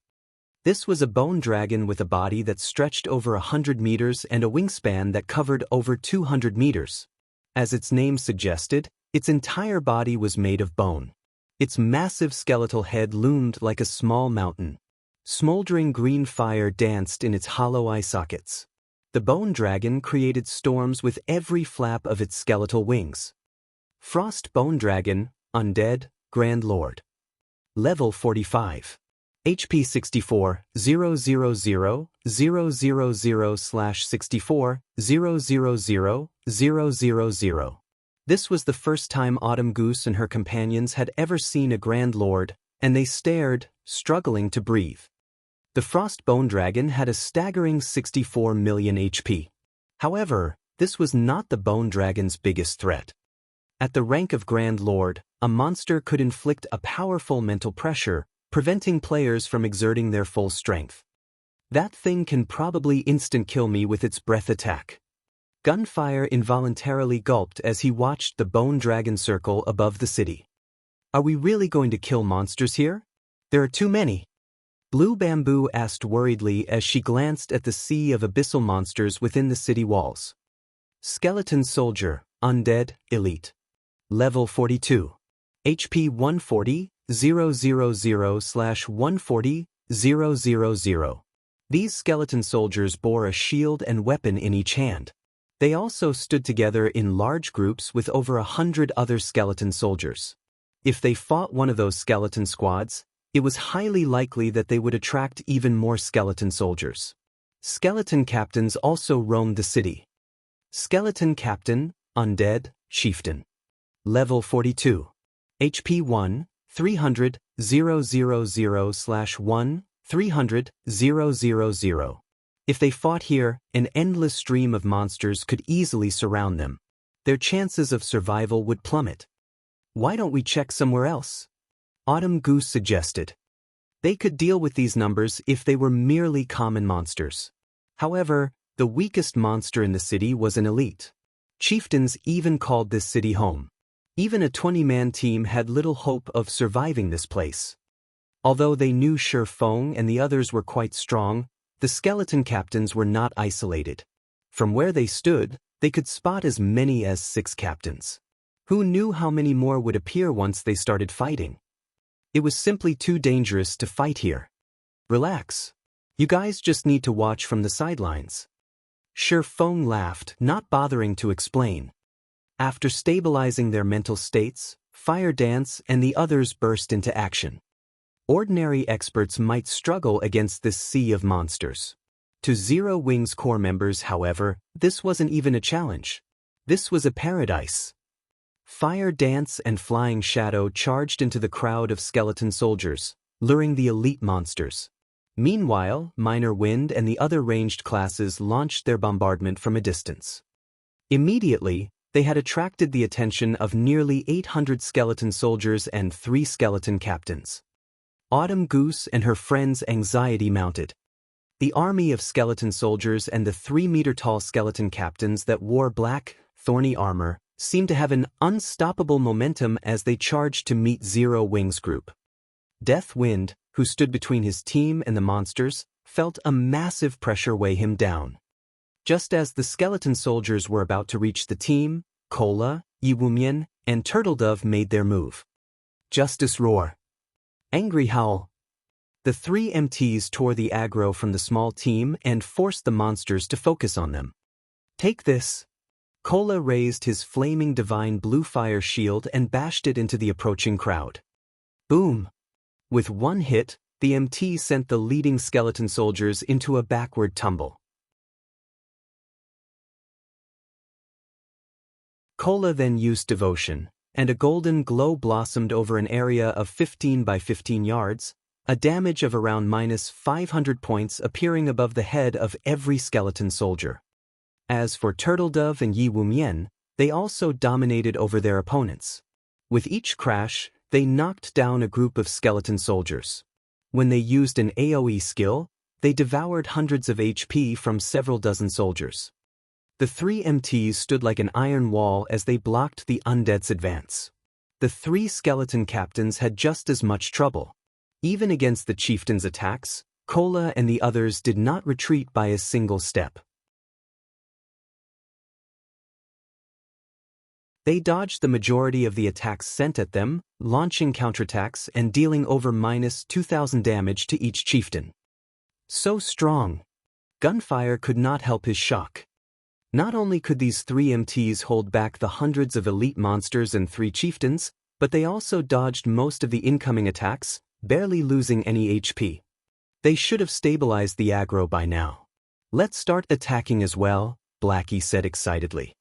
As Blackie spoke, he activated Stars of Light. Aqua Rose also used the Tier 1 spell, Death and Decay. Meanwhile, Ye Feng had switched to the aura of fire and activated Firestorm. At this time, Cola and the others suddenly stomped the 3 skeleton captains, causing all 3 to lose their balance and fall to the ground. Immediately after, the 3 MTs retreated. In the next moment, the area before Cola and the others transformed into hell itself. Huge stars fell from the sky, black smoke emerged from the ground, and fire erupted into the air. The ground shook as if the end of the world had arrived. Boom. After several seconds, most of the 800 or so skeleton soldiers had been annihilated. The 3 skeleton captains had lost close to half of their HP. Everyone's level bars exploded with EXP. Blue Bamboo even leveled up on the spot, climbing from level 34 to level 35. At this time, Cola and the others slammed their shields into the three skeleton captains and began building their aggro once more. Meanwhile, Shadow Sword and Rampant Blade used charge and appeared before a skeleton captain. They then swung their great swords at the chieftain's joints, momentarily freezing the captain's movement. 2 critical damages of over -5,000 points appeared above the chieftain's head. As for Fire Dance, she appeared behind another skeleton captain and used Absolute Strike. -28,467. Fire Dance immediately followed up with a backstab, her attack triggering 1,000 transformations critical point effect. The fragmented legendary weapon then transformed into a streak of silver light as it pierced and shattered the skeleton captain's sturdy armor. A frightening damage of -19,482 points appeared above the skeleton captain's head. Is she even human? Fire Dance's damage shocked Autumn Goose and her team. Thoughtful Rain and Blue Bamboo were also shocked into silence. This was their first time they had seen their guild's upper echelons grind monsters. The difference between the way they normally grinded was like the difference between heaven and earth. In a party dungeon, a chieftain-ranked monster was a boss. In front of Fire Dance, however, it was no different than a common monster. Not a single one of Fire Dance's attacks dealt less than -10,000 damage. Under the continuous bombardment of Zero Wing's core members, the 3 skeleton captains had not even had a chance to land a finger on Cola and the other 2 MTs. Meanwhile, Violet Cloud, one of the team's healers, had become one of the main damage dealers. Each of her numerous mana balls dealt over -600 damage to the skeleton captains. As a result, the chieftain's HPs fell at a rate visible to the naked eye. After just 20 seconds, the 3 skeleton captains and the remaining skeleton soldiers crumbled to the ground, transforming into piles of bones and dropping several pieces of equipment. They also granted every player with a significant amount of EXP.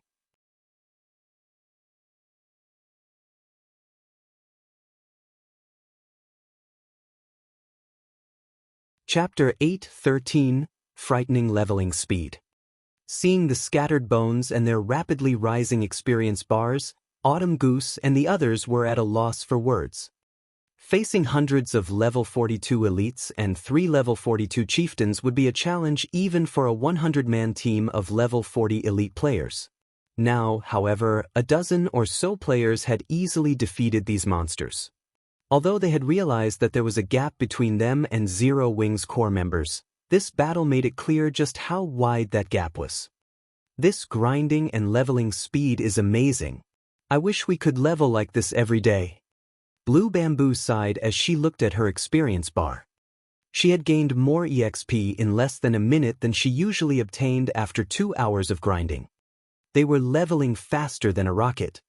Moreover, the speed at which they were earning money was simply ridiculous.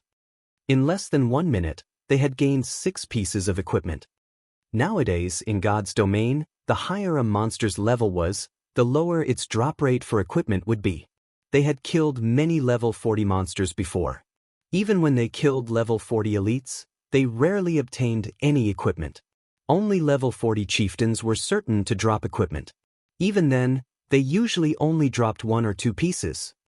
Among the 6 pieces of equipment they had obtained, 4 were level 40 bronze equipment, and 2 were level 40 mysterious iron equipment. Although they were not pieces of top-tier equipment, they could sell for quite a bit of money.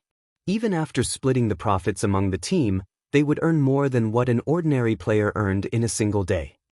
Ye Feng had intended to split the loot equally. However, Autumn Goose and the others rejected the offer. After all, they had not done anything. They also were not members of Zero Wing. They already felt uncomfortable about receiving a share of such a lucrative amount of EXP despite not contributing. As for Thoughtful Rain and Blue Bamboo, the 2 girls similarly rejected the offer. In the end, Ye Feng had no choice but to pass the equipment to Aqua Rose to store in the guild warehouse. Fire Dance, Flying Shadow, Minor Wind, lure the monsters. We'll clear the city's borders before we enter the city itself, Ye Feng commanded after he finished collecting the drops. In the Abyss battlefield, the basic strategy to capture a city was to eliminate the monsters in the outer edge. If they did not take care of the minions outside the city, once they started fighting in the city, a single roar from a boss could very well attract every single minion. The monsters would surround them, greatly increasing their chances of wiping. Hence, it was important to annihilate the monsters outside the city first. Moreover, in the Abyss battlefield, monsters in towns and cities had long respawn times. They didn't have to worry about endless respawning. They also wouldn't have to waste a lot of time getting out of the city. Following which, Fire Dance, Flying Shadow, and Minor Wind lured wave after wave of monsters towards Cola and the others. After the MTs had built up their aggro with the skeleton captains, Ye Feng would use Firestorm. Anyone else who possessed AoE skills would join him with their own attacks, finishing off the skeleton soldiers quickly. Afterward, everyone would focus their attacks on the chieftain-ranked skeleton captains. The team finished off a wave of monsters every 5 minutes, rapidly filling their experience bars. After 3 hours of hard work, Autumn Goose and the others reached level 35, whereas Blue Bamboo reached level 36. The 5 felt as if they were dreaming as they watched their absurd leveling speed. We're leveling so fast. I'm the same level as the boss now. Gunfire was flabbergasted by his own level. Autumn Goose and Deathwind had similar reactions. Even expert players needed to grind for 2 or 3 days just to reach their level. It should be known that there were 48 hours in a single day in God's domain. Now, however, they had only taken 3 hours to level up. Their leveling speed was ridiculous. Furthermore, the monsters outside the city were no threat to Zero Wings members at all. Finally, after grinding for over 9 hours, the team had managed to kill all the abyssal monsters in South Lake City's outer region. Meanwhile, Thoughtful Rain and the others had reached level 37, whereas Fire Dance, Aqua Rose, and the other members of Zero Wing had reached level 39. As for Ye Feng, he had reached 81% of level 39. He was only 19% away from the level 40 threshold. After clearing out the monsters from the city's north side, Ye Feng led everyone into the city. South Lake City was far more dangerous inside its walls than it was outside. Abyssal monsters had a hierarchy. The lowest monsters generally lived in the outermost regions. As players ventured deeper into a city, they would encounter higher-ranked and stronger monsters. Rather than increasing inside the city, the concentration of monsters decreased significantly. However, it was not difficult to spot the skeleton warriors that roamed the city streets. Skeleton Warrior, Undead, Special Elite. Level 42.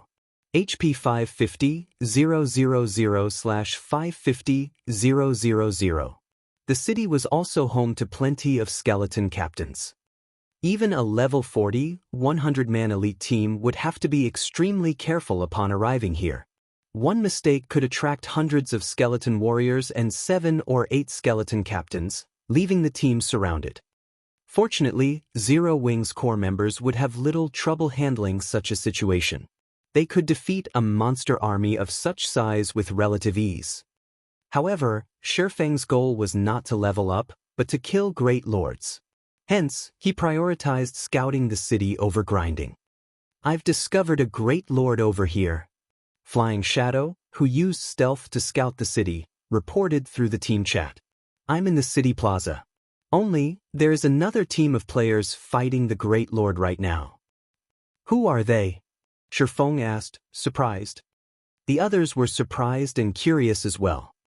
South Lake City was many times more dangerous than monster towns in the Abyss battlefield. Even a level 40, 100-man elite team had to be extremely careful here. Their team had spent so much time clearing out the monsters around the city, yet someone had gotten ahead of them and had already begun killing a great lord. They're a 100-man team. These people are wearing a guild emblem, so they should be the main force of some guild, Flying Shadow reported as he observed the situation. The lowest leveled player is level 34, while the commander is level 36. Currently, they've dropped the Great Lord's HP by a third and have yet to suffer any losses. Field Great Lords were different from Dungeon Great Lords. They were a lot stronger. However, they did have a little less HP. The fact that the team had taken 1/3 of a level 40+ Great Lord's HP without losing a single member showed that the team was extraordinarily strong. Hold on, I'll send you their battle video. Flying Shadow then started recording a short video before sharing it with the team. I've never seen their guild emblem before. I don't think that it's a Star Moon Kingdom guild. However, the fact that they can handle a Great Lord this well shows that the guild is certainly not ordinary. Upon receiving the video, they watched the short clip of this guild in battle. In the video, the corpses of abyssal monsters filled the wide fountain plaza. Meanwhile, a group of players faced a giant skeleton. The giant skeleton stood over 10 meters tall. The skeleton wore black, heavy armor and wielded 2 massive war axes. Skeleton General, Undead, Great Lord. Level 43. HP 18,000/18,000,000. The Skeleton General brandished its war axes madly, each swing causing the earth to tremble. However, the players fighting the Skeleton General were very coordinated. Their MTs guided the Skeleton General's attacks to an area void of other people. Meanwhile, the healers and ranged damage dealers responded when and how they needed to, decreasing the Great Lord's HP continuously. Overall, the players were quite organized. This is interesting. I hadn't expected to meet them in a place like this. Ye Feng's lips curled up into a faint smile after seeing the players in the video.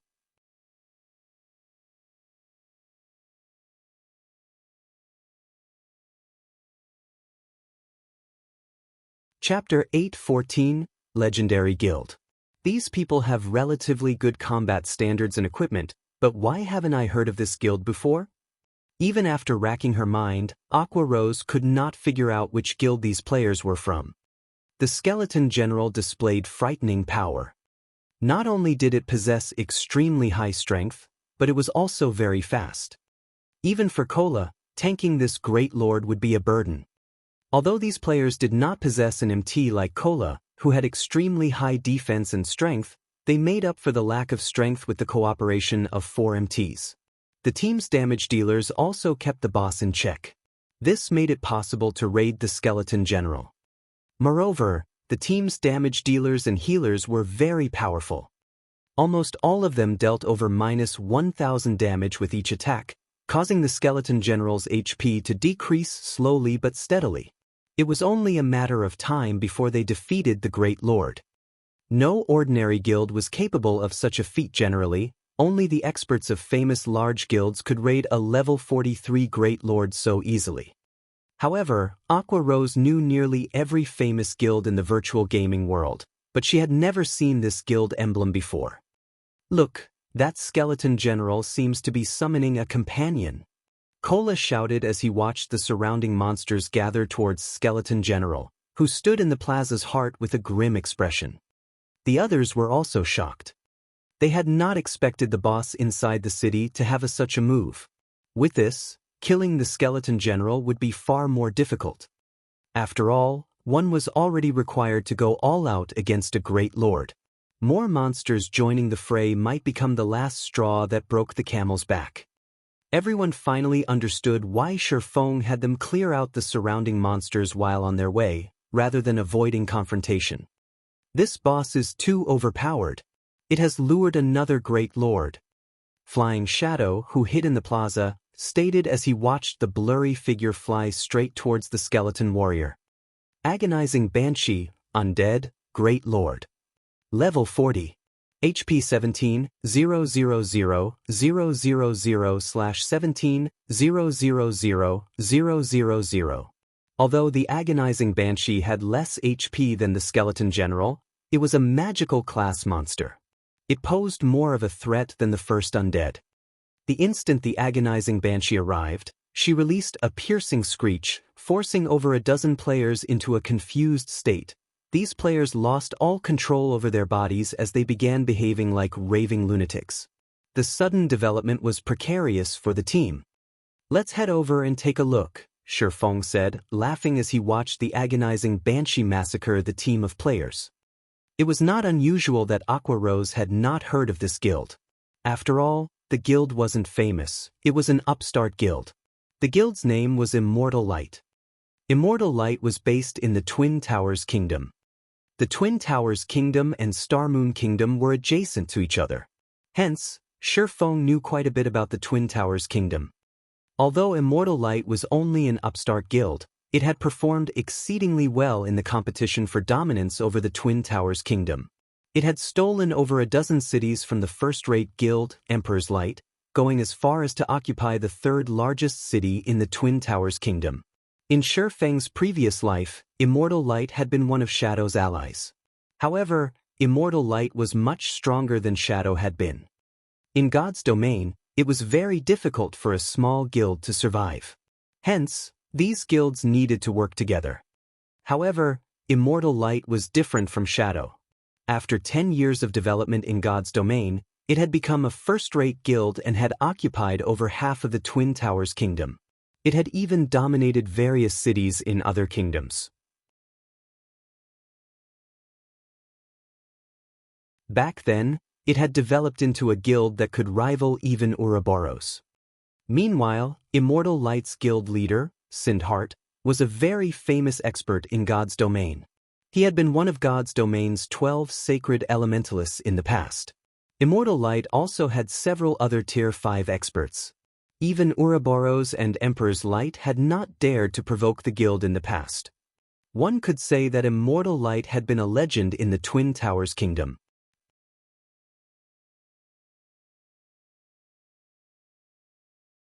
In just a few years, a no-name guild had gone from an organization without any background or backing to a huge existence in the virtual gaming world, which even first-rate guilds feared and respected. The difficulty of such a feat was unimaginable. Ye Feng never imagined that he would actually encounter this guild so soon. "Do you know them?" Fire Dance asked curiously. She understood Ye Feng quite well. He would not attack someone unless they attacked him first. In addition, his pride as an expert would not allow him to steal a boss from a stranger. Even if he wanted the boss, he would simply wait for the two great lords to annihilate the other team. However, since Ye Feng chose to approach the battle, it was likely that he knew the guild. "Something like that," Ye Feng replied vaguely, not knowing how to answer this question. In the past, he had been acquainted with this group from Immortal Light. In this life, however, they did not know him. Above the wide plaza, two great lords and dozens of skeleton warriors faced down the 100-man team. "Split up the bosses. Rangers, kite the minions," the team's leader, Sindhart, shouted. He would not let his confidence waver even though his team now had to fight two great lords simultaneously. On the contrary, he remained extraordinarily calm as he commanded the battle. "Guild leader, that agonizing Banshee's AoE spells are too powerful. We've already lost 8 people. Thousand Leisures, lead your group and follow me. We'll suppress the Banshee together. Everyone else, focus on the Skeleton General." Even Sindhart was helpless against the Banshee's shadow sweep attack. He could only lead a contingent to distract the Great Lord. Immediately, with Sindhart at the lead, 10 players activated a barrier magic array around the agonizing Banshee, trapping the Great Lord behind a purple barrier. "Narrow the magic array's area," Sindhart shouted as he watched the Banshee resist. Quickly, the 10 players controlling the magic array shrank the magic array, sealing the agonizing Banshee inside a small, purple globe and preventing the Great Lord from moving. "Guild leader, someone's heading this way. How are there other people here?" At this moment, even Sindhart grew anxious. To surely kill the Skeleton General, they had even used their most precious barrier magic array. They could not afford any more surprises. "This guild is quite impressive. They have an intermediate magic array as well," Aqua Rose stated when she saw the hovering, purple ball. She could estimate the barrier's strength with a single glance. Currently, in God's domain, being able to obtain a basic magic array was quite a feat. One could probably count the number of intermediate magic arrays players had found on one hand. Yet now an unknown guild employed their own. The guild clearly had an extraordinary background. Friend, if you are interested in these two great lords, why don't we take them on together and split the loot equally? Sind Heart shouted.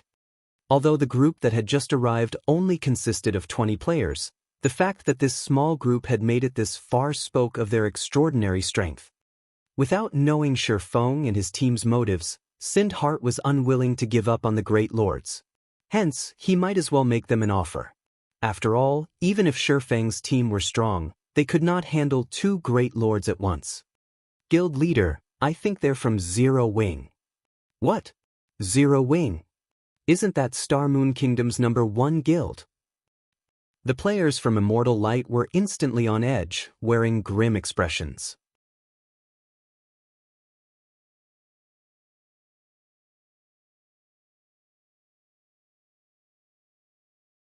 Chapter 8:15 Zero Wing takes action. Why are they here? Sind Heart was shocked when he saw Ye Feng and his team. Even in the Twin Towers Kingdom, Zero Wing was resoundingly famous. Starting out as a small guild, Zero Wing had faced down the various large guilds in White River City, becoming White River City's overlord. Later on, it successfully repelled the Dragon Phoenix Pavilion, a super first-rate guild.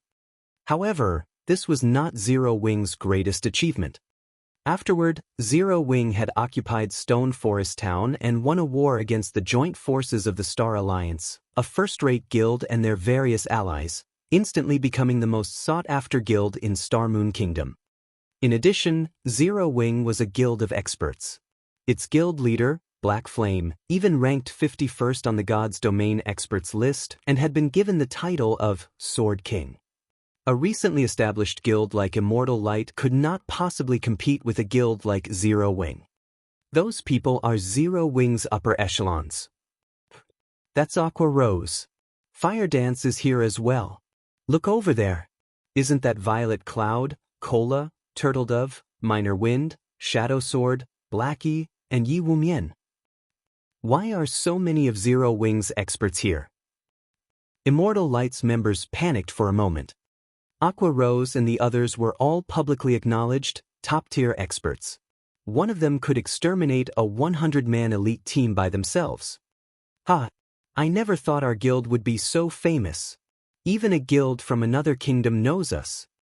Blue Bamboo could not help her pride as when she saw the Immortal Light's collective anxiety. I wonder when my name will be as famous as Big Sis Fires and the others. Fire Dance and her fellow echelons couldn't help but laugh when they heard Blue Bamboo's excitement. In reality, even they had never imagined that they would, one day, become famous experts in God's domain. Before they had met Ye Feng, they had never dreamed of such a thing. Now, however, they were targets for players' admiration.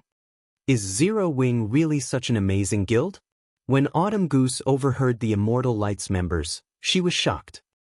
She and her companions were independent players from the faraway Dark Knight Empire. Hence, they had only heard rumors of Zero Wing's strength through the forums. They had never witnessed the guild in action.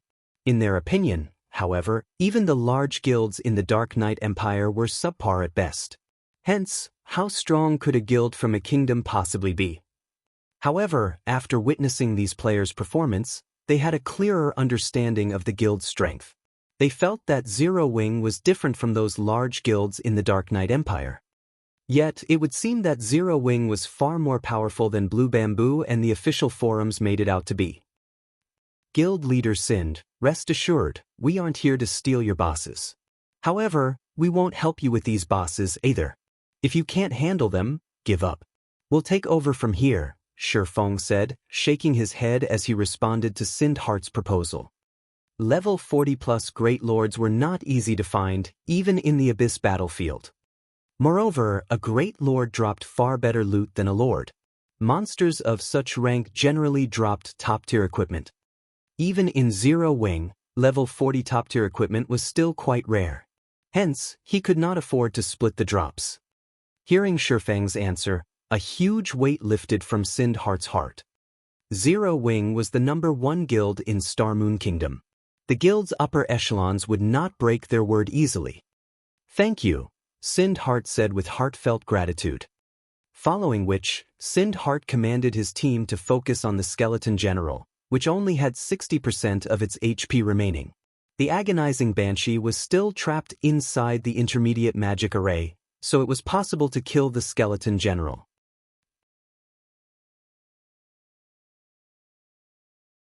Time passed quickly. Finally, Immortal Light's members reduced the skeleton general's HP to 30%. Be careful. The skeleton general is about to go berserk. Sindhart hurriedly reminded his team. Immortal Light's MTs began to prepare, activating their life-saving skills. The healers at the rear also readied themselves. Humans, I will devour you, the skeleton general shouted, its eyes releasing a bloody radiance.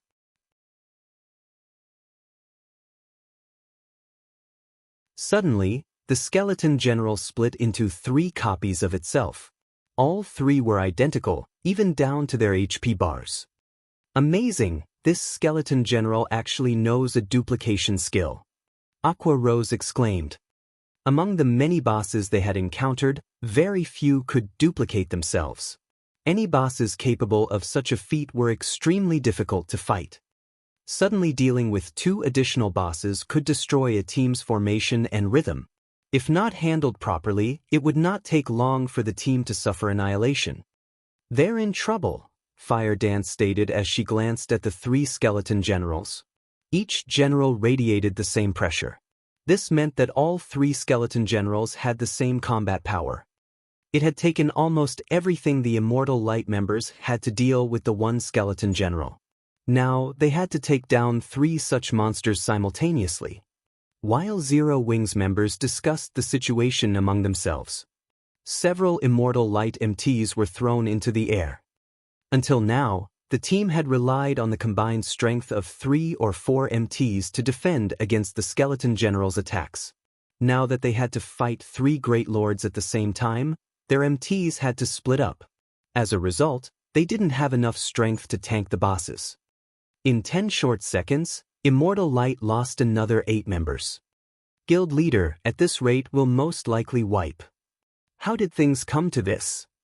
Sindhart balled his fists, frustration filling his heart. They had already lacked enough members to deal with the skeleton general. Furthermore, to deal with the agonizing Banshee, they had been forced to split their team and pull 10 members away from the main fight. Now that the general had split into 3, they didn't have nearly enough strength to face the boss. A single attack from one of the Great Lords could obliterate over 7,000 HP from one of their MTs. If the MTs did not block the attack with their shields, they might die instantly. Retreat! Sindhart commanded, gnashing his teeth. If they wasted any more time, none of them would leave this place alive. If they retreated now, at the very least, half of their numbers might survive. They can't hold on anymore, Blackie chuckled. Let's go then, Shifeng said. Hearing Shifeng's command, Zero Wings members exploded into action. Kola and Yi Wumian charged at the fully regenerated skeleton general, whereas Turtledove made her way towards the agonizing Banshee. We're going in now? Autumn Goose and the others were momentarily stunned, thinking that they had heard wrong. Although Immortal Light's members had already left, there were still 2 Great Lords in the plaza. What could they possibly do with a team of 20 players? What are they trying to do? The members of Immortal Light, who had escaped, were even more flabbergasted. Zero Wings' team had far too few members. Furthermore, to deal with the 2 Great Lords, their team of 20 had to split itself. This was insane. Just as Autumn Goose, Thoughtful Rain, and the others struggled against their days, the battle against the 2 Great Lords had begun. Kola sent a shield of vengeance at the skeleton general, taking more than 2,000 of the Great Lord's HP. He then followed up with a hammer of sanctions, eliminating another 3,000 plus HP and focusing the Great Lord's aggro on himself. Facing the skeleton general's quick blow, Kola raised his shield and received the attack. He was immediately forced to retreat by 6 steps, both his hands numbing slightly. A damage of over -3,000 points appeared above his head. However, to Kola, who had over 18,000 HP, This damage was acceptable. That's a lot of strength. I can use this opportunity to test a move that I recently learned. Cola smiled. Seeing another of the skeleton general's battle axes swiftly approach, he lifted his shield, blocking and pushing against the attack. As the attack sent Cola backward, he only lost around 1,700 HP, far less than the previous attack. Very quickly, Violet Cloud recovered his HP to full. "Let's also begin," Aqua Rose said as she smiled at the agonizing Banshee. She then used Blue Fire Summon. Immediately, 3 Blue Fire Crows appeared on the battlefield and assisted Turtledove against the agonizing Banshee.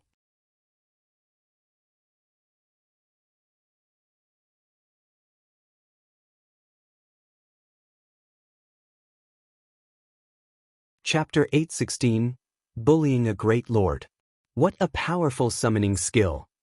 Autumn Goose and the others were shocked when they saw Aqua Rose's 3 level 39 elite-ranked Blue Fire Crows. Generally, summoners could only summon 1 elite or a few common monsters. Aqua Rose, however, had summoned 3 elite monsters at one time. This was the equivalent of adding 3 powerful melee fighters to their team. Turtledove threw her shield at the agonizing Banshee, slamming it into the Banshee's head. Not only did this attack interrupt the Great Lord's Tier 2 spellcasting, but it also achieved a critical hit, dealing nearly -5,000 damage. The agonizing Banshee was enraged. She pointed a finger at Turtledove. Immediately, 8 Black Fog Spears shot towards the Guardian Knight. These Black Fog Spears had significantly damaged the Immortal Light members when they had faced her. As the spears were incredibly powerful, even when the Immortal Light's MTs blocked the attack with their shields, they had lost nearly 4,000 HP. Worse yet, the Banshee had launched 8 of these spears.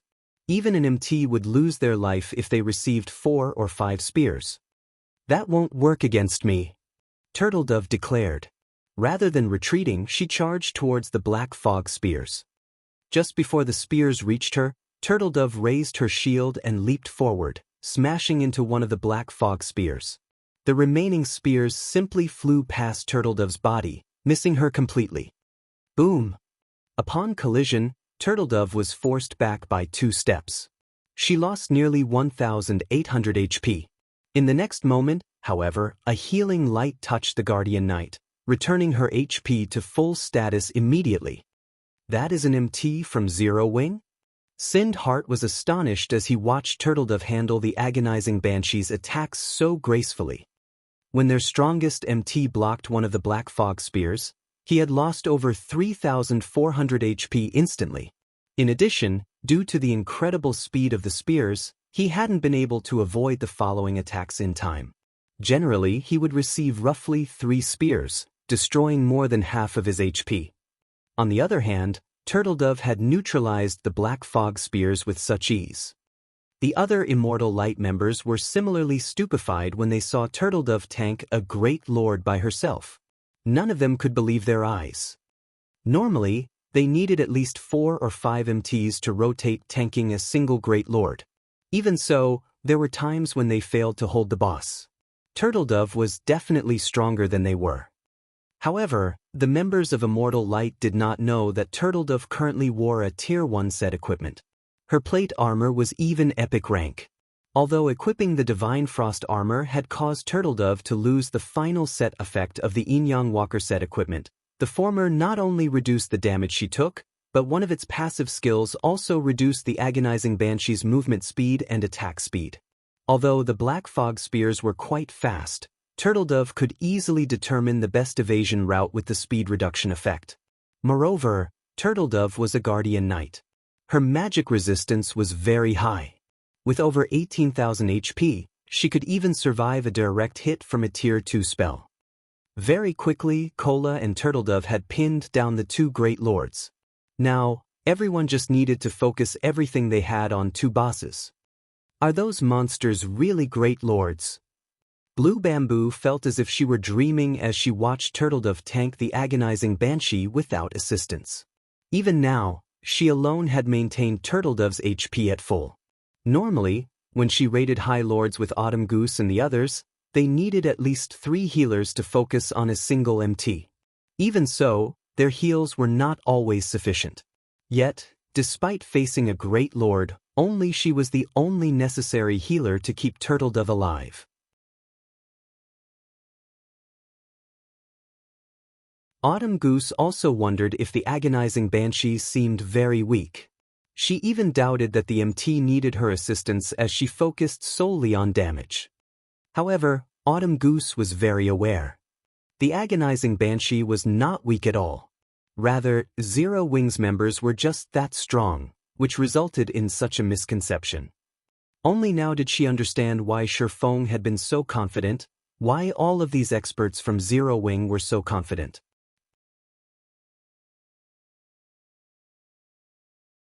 Now that the MTs had solidified their hold on the bosses, Zero Wings members had no issue dealing sufficient damage.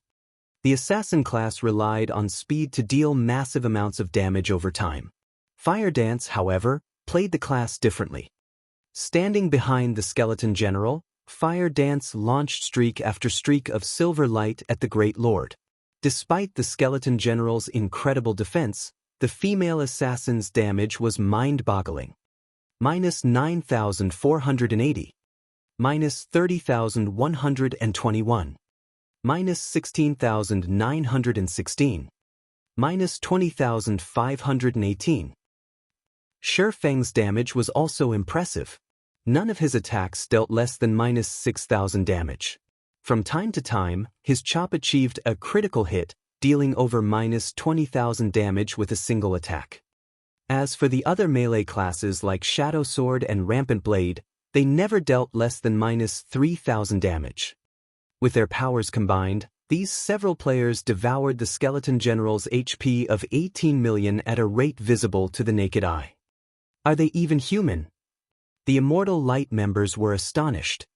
The total damage Ye Feng, Fire Dance, Shadow Sword, Rampant Blade, Blackie, and a few other core members of Zero Wing dealt was higher than their 100-man team's total damage.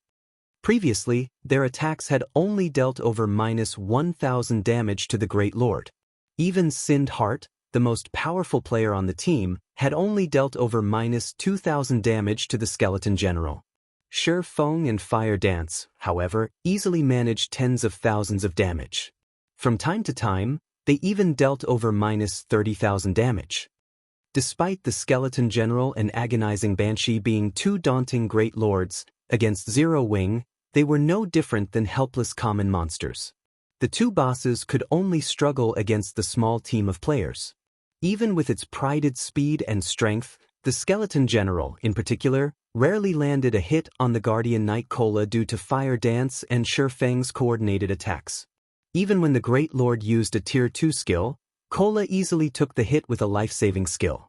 As for the team's healers, aside from the slight pressure they felt when the skeleton general used a powerful skill, they needed to do so little to keep their companions alive that they had time to join the attack on the Great Lords.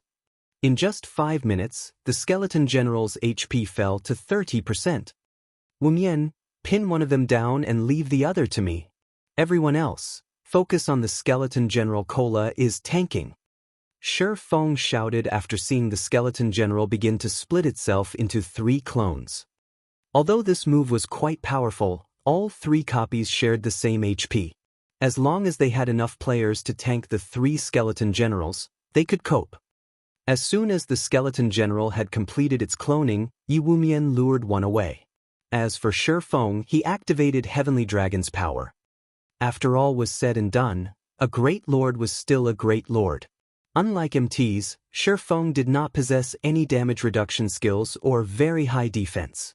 He didn't have a shield either. If he wanted to withstand the boss's attacks, he had to rely on his own strength. Unfortunately, he could not contend with a level 43 Great Lord with his normal strength attribute. Only by activating a Berserk skill could he pin a skeleton general down by himself. Among the many Berserk skills Ye Feng possessed, Heavenly Dragon's power had the shortest cooldown, which was 3 hours. The Power of Darkness had a 6-hour cooldown, whereas Blade Liberation had a 10-hour cooldown. The last one also had side effects he needed to worry about. Hence, Dragon's power was Ye Feng's best option. Moreover, Heavenly Dragon's power was his best-suited berserk skill for head-on confrontations. It was the best option against bosses.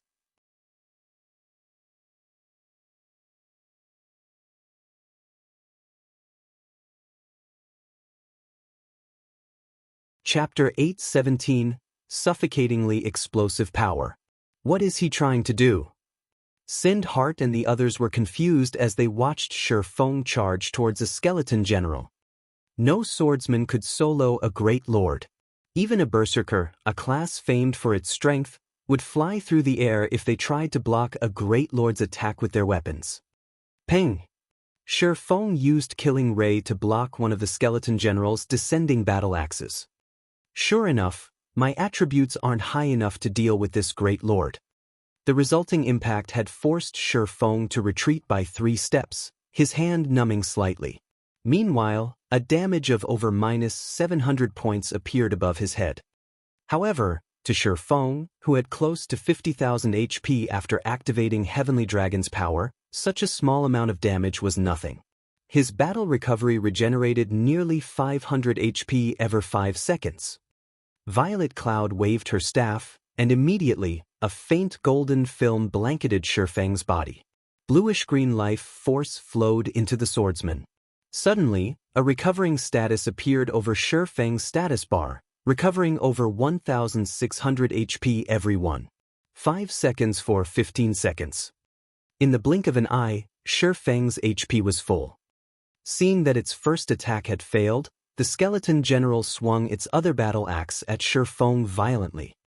Having predicted the skeleton general's attacks, Ye Feng sidestepped abruptly, using the abyssal blade to receive the descending battle axe while thrusting Killing Ray towards the skeleton general's armor. A streak of blue light flashed. Although Killing Ray could not compare to the fragmented legendary ranked 1000 transformations, after equipping a magic device, its sharpness was only slightly weaker than the 1000 transformations. As a result, it easily pierced the skeleton general's robust armor. A critical damage of -15,824 points appeared above the skeleton general's head. The Great Lord bellowed, angry with the damage it had received. Suddenly, its battle axes released a strange, smoldering green flame as it swung the weapons at the ground. The ground instantly shattered, flames surging into the sky and covering a radius of 15 yards. Ye Feng had long since prepared for this moment. He jumped up and passed the skeleton general's head. He then used one of Killing Ray's skills, Summon Lightning. Arcs of blue lightning descended and struck the skeleton general's battle axes. The collision's impact was massive. Ye Feng then utilized the force of the impact to avoid the smoldering flames. He then activated Silent Steps and appeared behind the skeleton general, the sacred sword in his hand releasing a dazzling, flaming glow. Flame burst! 15 brilliant explosions discharged behind the skeleton general, one after another. -48,167. -117,954. -49,715. 15 damages appeared above the general's head, one after another. Killing Ray had a 50% critical rate. In the blink of an eye, the skeleton general lost over 1 million HP. For a time, Autumn Goose, Sind Heart, and the others were speechless. They sucked in a breath of cold air, not believing their eyes. Ye Feng's damage was insane. He had dealt over 1 million HP. Even a level 40 chieftain only had so much HP. Ye Feng had the power to instant-kill a level 40 chieftain. This power was no longer that of a player. This was the power of a humanoid great lord. However, Ye Feng did not think much of his attack. After all, his strength attribute was almost on par with a chieftain of the same level. After Heavenly Dragon's power doubled his strength, he surpassed ordinary lords of the same level. He had also used his sure-kill skill, Flame Burst. Being capable of instant-killing a chieftain of the same level was expected. Flame Burst was not called a sure-kill skill for no reason. Ye Feng's Flame Burst had heavily wounded the skeleton general. The swordsman had destroyed nearly half of its armor.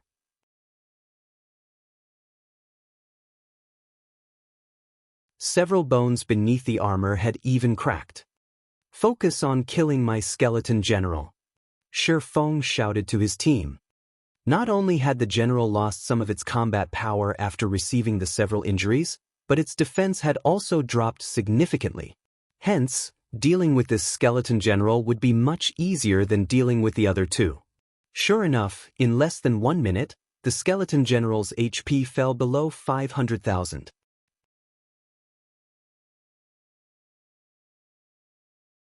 Just before the general died, Ye Feng shouted once more, commanding, "Everyone, switch to the Banshee. Turtledove, tank this skeleton general." "What is Big Brother Ye Feng trying to do?" Blue Bamboo asked, confused. If they finished off the skeleton general, it would become much easier to deal with the agonizing Banshee, yet Ye Feng decided not to kill the skeleton general. No matter how she looked at it, the decision was unwise. Blue Bamboo wasn't the only one who was confused. Experts like Thoughtful Rain and Autumn Goose didn't understand either.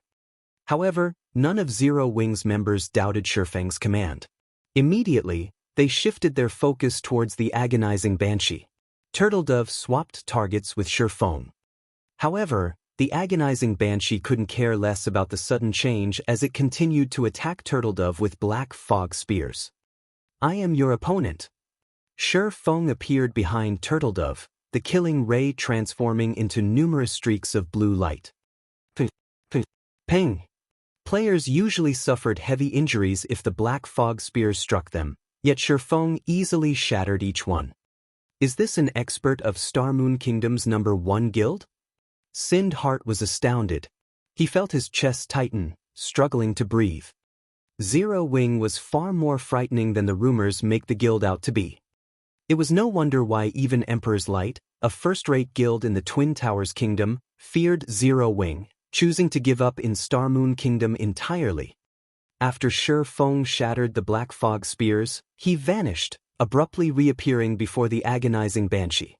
Arcs of blue electricity circled his body. Tier 2 Taboo Skill, Instant Strike. For 3 seconds, Ye Feng's attack speed increased by 500%, and his damage increased by 400%. Before the agonizing Banshee could react, over a dozen streaks of blue light wrapped around her body. -21,046. -43,248. -42,987. In the blink of an eye, the agonizing Banshee's aggro shifted to Ye Feng. However, even though Ye Feng now held the Great Lord's aggro, the situation had not changed. The agonizing Banshee was a magical class monster. Even as a Great Lord, her strength could not compare to Ye Feng's while he had a berserk skill active. As the Banshee began to cast another spell, Ye Feng struck, interrupting her casting. For 3 whole seconds, the agonizing Banshee could not use a single spell. Instead, she lost more than 1,000,000 HP. Suddenly, Fire Dance appeared behind the agonizing Banshee, launching a sneak attack at the back of the Great Lord's head and forcing her into a fainted state for 2 seconds. She then used the Tier 1 skill, 5-star Burst. -16,718.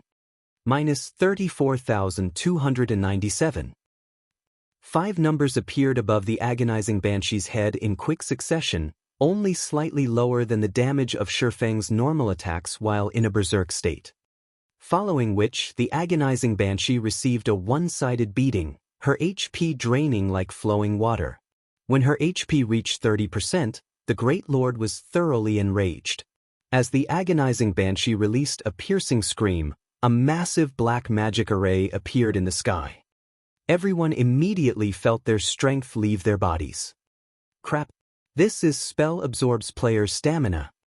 Fire Dance immediately noticed the abnormality. If players ran out of stamina, even with godlike combat power, they were helpless. At this rate, they'd run out of stamina in 30 seconds. After that, they would be sheep for the slaughter. Not today.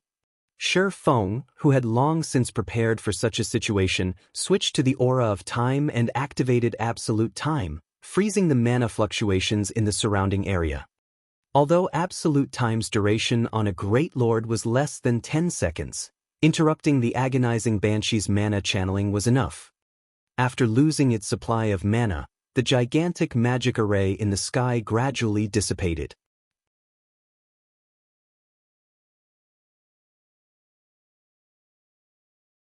Seeing this, the members of Immortal Light finally understood how presumptuous they had been, thinking that they could raid South Lake City's great lords. Seconds flew by. Finally, both the agonizing Banshee and Skeleton General's HPs were below 100,000. Ye Feng activated Divine Providence, significantly increasing his luck attribute.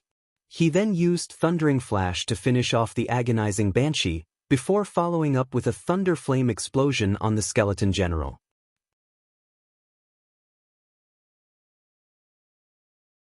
After a momentary struggle, the agonizing Banshee and the Skeleton General fell to the ground, one after the other, dropping several items around their bodies.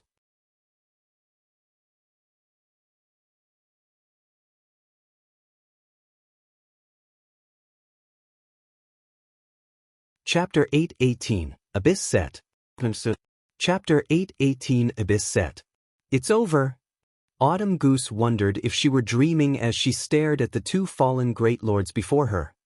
In the current God's domain, Great Lords struck fear into every player's heart.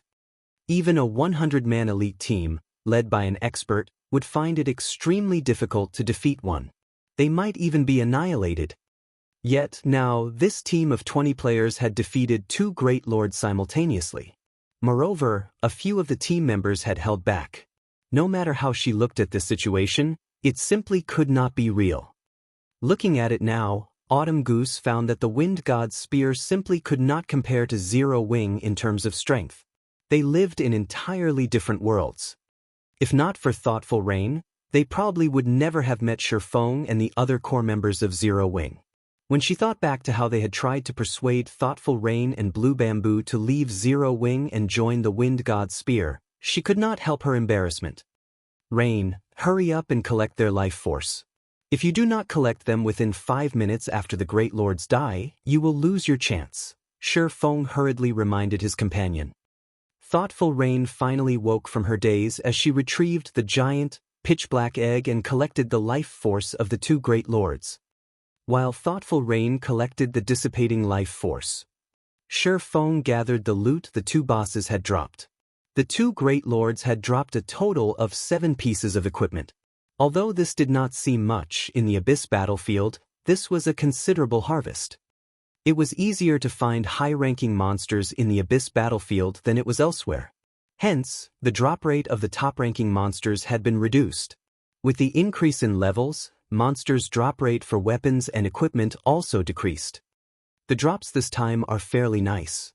Joy surfaced on Ye Feng's face after he finished appraising the items with his omniscient eyes. Among the 7 pieces of equipment, 5 were level 40 fine gold equipment. They had even obtained a piece of level 40 dark gold weapon. Ice Spirit Staff, dark gold rank. Level 40. Attack power plus 1045. Strength plus 51, agility plus 47, intelligence plus 92, vitality plus 87, endurance plus 66. Casting speed increased by 15%. Magic damage increased by 20%. Casting range plus 5. When casting, 20% chance to obtain the power of frost, causing 220% frost damage and reducing target's movement speed by 30% for 5 seconds. Additional passive skill dash. Frost Blessing. Increases ice-type spell effects by 30%. Additional active skill dash. Waterfall. Causes 300% frost damage every second in a radius of 20 yards for 8 seconds, freezing everyone within range for 10 seconds. Effective radius increases by 10 yards every second. Cooldown, 3 hours. Once Ye Feng shared the Ice Spirit Staff's information in the team chat, everyone fell speechless. Although the staff's basic attributes are average at best, it increases all of them. Moreover, its active skill is insane. This is the first time I've seen a skill that can cover a radius of 100 yards. Even Stars of Light can't compare to this waterfall. If one uses Waterfall on a battlefield, it will devastate the enemy forces. It's a pity though. It would be amazing if it were an epic-ranked staff. Large-scale destruction spells were priceless treasures to every guild in God's domain, not to mention Waterfall, a spell with so much AoE range. On a battlefield, this spell could easily wipe out several thousands of players. In a battle of 10 or 20,000 players, this spell could decide the victor on its own. The active skill was worth more than an epic item. Ye Feng chuckled as he watched everyone admire the Ice Spirit Staff's active skill. Among the 7 pieces of equipment and weapons, the Ice Spirit Staff's active skill was astonishing.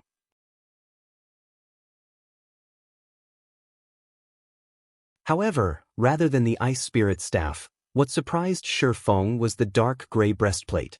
A faint, bloody glow surrounded the armor, giving the equipment a creepy feeling.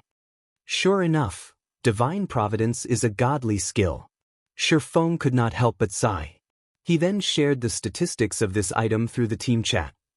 Upon seeing the breastplate's attributes, even the excellently geared core members gasped.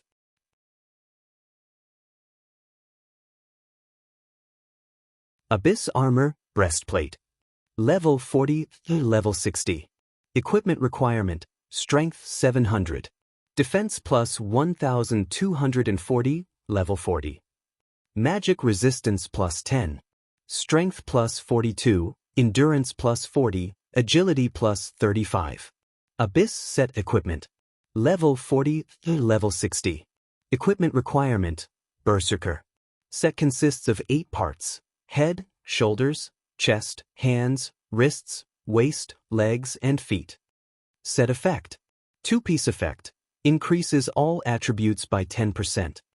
4-piece effect. All skill damage increased by 20%, attack speed increased by 20%, and movement speed increased by 15%. 6-piece effect. Obtain Abyss Rampage skill. Increases all attributes by 100% and gain immunity to all control effects for 1 minute. Cooldown, 5 hours. 8-piece effect. Obtain Blade of Abyss skill. Transforms equipped weapon into the Blade of Abyss, increasing strength attribute by 300%, attack speed by 100%, and attack range by 10 yards for 15 seconds. Cooldown, 3 hours. What a powerful set. Blackie nearly drooled when he saw Read the Abyss set equipment's information. The breastplate's basic attributes were only the equivalent of a dark gold item. However, as one obtained more pieces of the set, their combat power would grow exponentially. If one gathered all 8 pieces, although the set's basic attributes might not compare to epic items, the boost it granted would only be slightly weaker than a set of epic equipment. Of course, it is strong. This set equipment is purely intended to increase violence. Even the Tier 1 set equipment for Berserkers cannot compare to the Abyss set. After reaching Tier 2 at level 50, no Tier 1 set equipment will be able to compete with the Abyss set, Ye Feng explained. The Abyss set equipment was the battlefield's representative equipment. Moreover, it was not exclusively for Berserkers. All classes had their own Abyss sets, and their attributes were all specialized for violence. These sets were extremely well suited for PvP. However, the Abyss set's drop rates were extremely low. It was practically impossible to collect all 8 set pieces for a single class. If one could collect 6 pieces of a set, they could increase their prowess in combat far more than with a Tier 1 set equipment. After all, the Tier 1 set equipment only consisted of 5 pieces. If one gathered all 8 pieces of an Abyss set, they would be practically invincible in PvP fights. I wonder if we'll gather a complete set. Aqua Rose was eager to find out. If they gathered all 8 pieces and let either Rampant Blade or Shadow Sword equip the set, the Berserker's abilities would soar, becoming one of the guild's top fighters. Most likely, aside from Ye Feng and Fire Dance, nobody in the guild would be able to match them. Alright, rest up. We're going to look for the next Great Lord soon, Ye Feng commanded as he stored the equipment. Meanwhile, Immortal Light's members who had watched from a distance had not recovered from their shock after watching Zero Wing easily defeat the 2 Great Lords. Their team of 100 had failed to defeat even one Great Lord, Yet Zero Wing had taken 2 down at once with a team of 20. The difference between their guilds was like the difference between heaven and earth. Sind Heart suddenly said, "Follow me."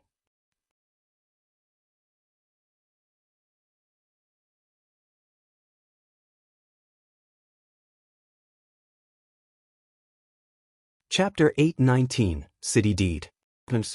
Chapter 819, City Deed. Why are they heading our way? Aqua Rose asked when she saw the members of Immortal Light approach their team. Jokingly, she said, "Are they going to try to plunder our loot? If they try to rob us, I won't mind giving them a final send-off." Fire Dance laughed as she unsheathed her 1,000 transformations that hung from her waist. Although the Immortal Light players were relatively strong, she was more than enough to annihilate their team. Moreover, she looked forward to the day someone tried to rob them. Previously, she had found plenty of inspiration during her time in the Dark Arena.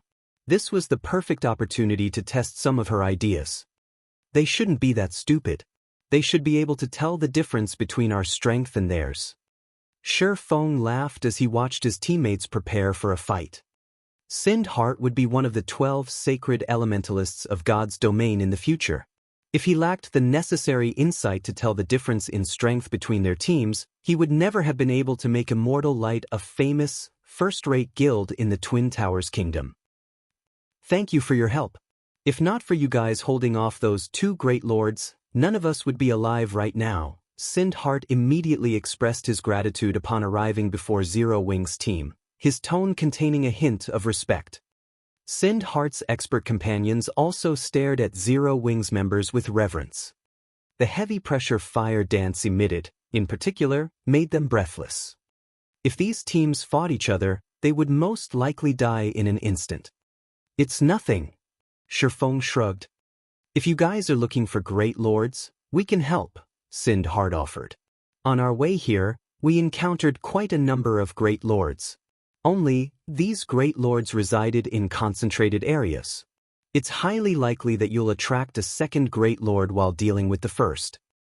Saying so, Sind Heart sent Ye Feng the coordinates of those several great lords. "Thanks." Ye Feng rejoiced when he received the coordinates.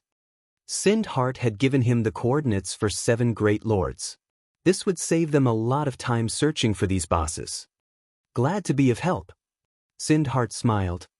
"I don't believe that you came over here just to give me these great lords' locations. What's on your mind?" Ye Feng asked.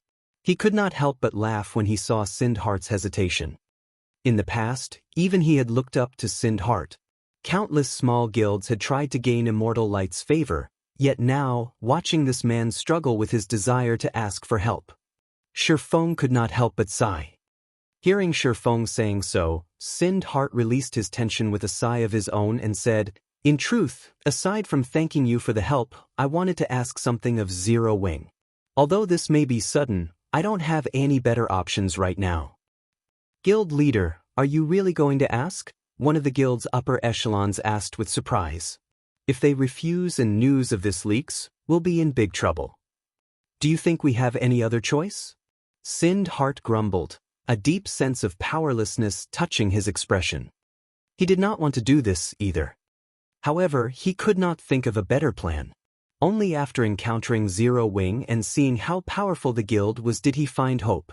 This might very well be their last opportunity to escape their dire situation. The other upper echelons fell silent. Although they wanted to argue their guild leader's decision, they could not bring themselves to do so. However, this had certainly captured Ye Feng's interest. He could understand if Sind Heart simply wanted to form a connection with Zero Wing. However, for a prideful person like Sind Heart to place all his hopes in a stranger, the situation must be severe.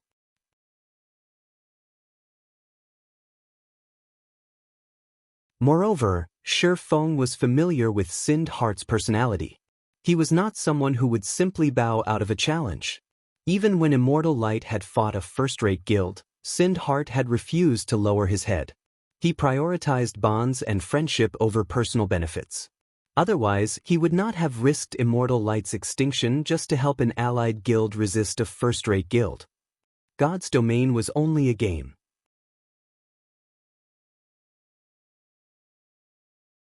Ye Feng could not imagine what could cause someone like Sind Heart to despair. I wish to sell several plots of land in the Twin Towers Kingdom. I will sell these lands at 90% market price. I'd like to offer them to Zero Wing in exchange for coins or top-tier equipment of the same value, Sind Heart finally said after a long moment of silence. Sell land? Ye Feng was curious. Since when had Sind Heart become a land broker? If they're rubbish lands, Zero Wing is not interested. Please rest assured, the lands are in Snowfield City and have a lot of potential, Sind Heart said as he took out several Snowfield City deeds. These are close to the Underground Arena, the Adventurers Association, the Auction House, and the War God's Temple. Have you lost your minds? You're actually selling these? Blackie could not help his shock after seeing the deeds. Currently, most of the lands in major NPC cities with potential had been purchased already. It was extremely difficult to buy these lands even if one could afford them.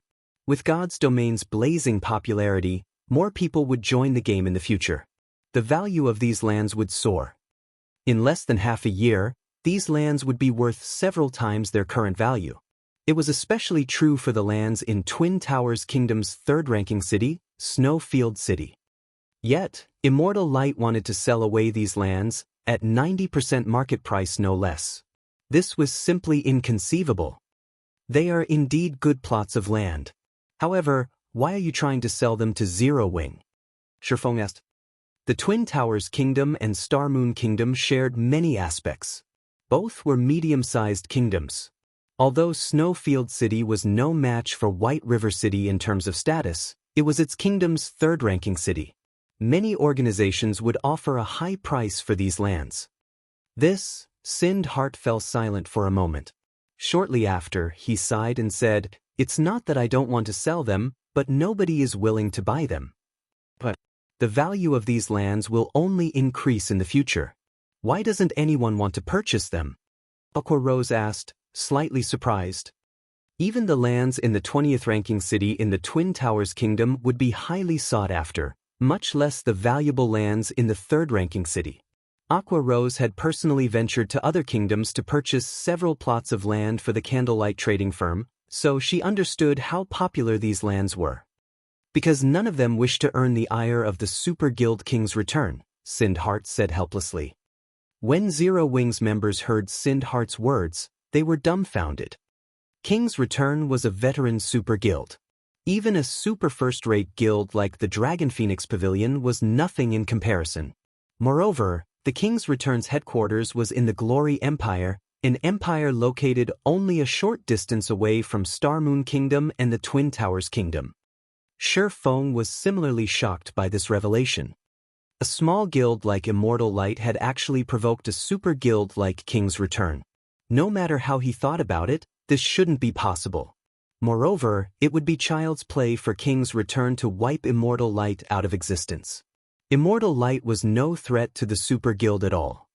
Gnashing his teeth, Sind Heart stated, "I don't want much for these 5 plots of lands. I only ask for 13,000 gold.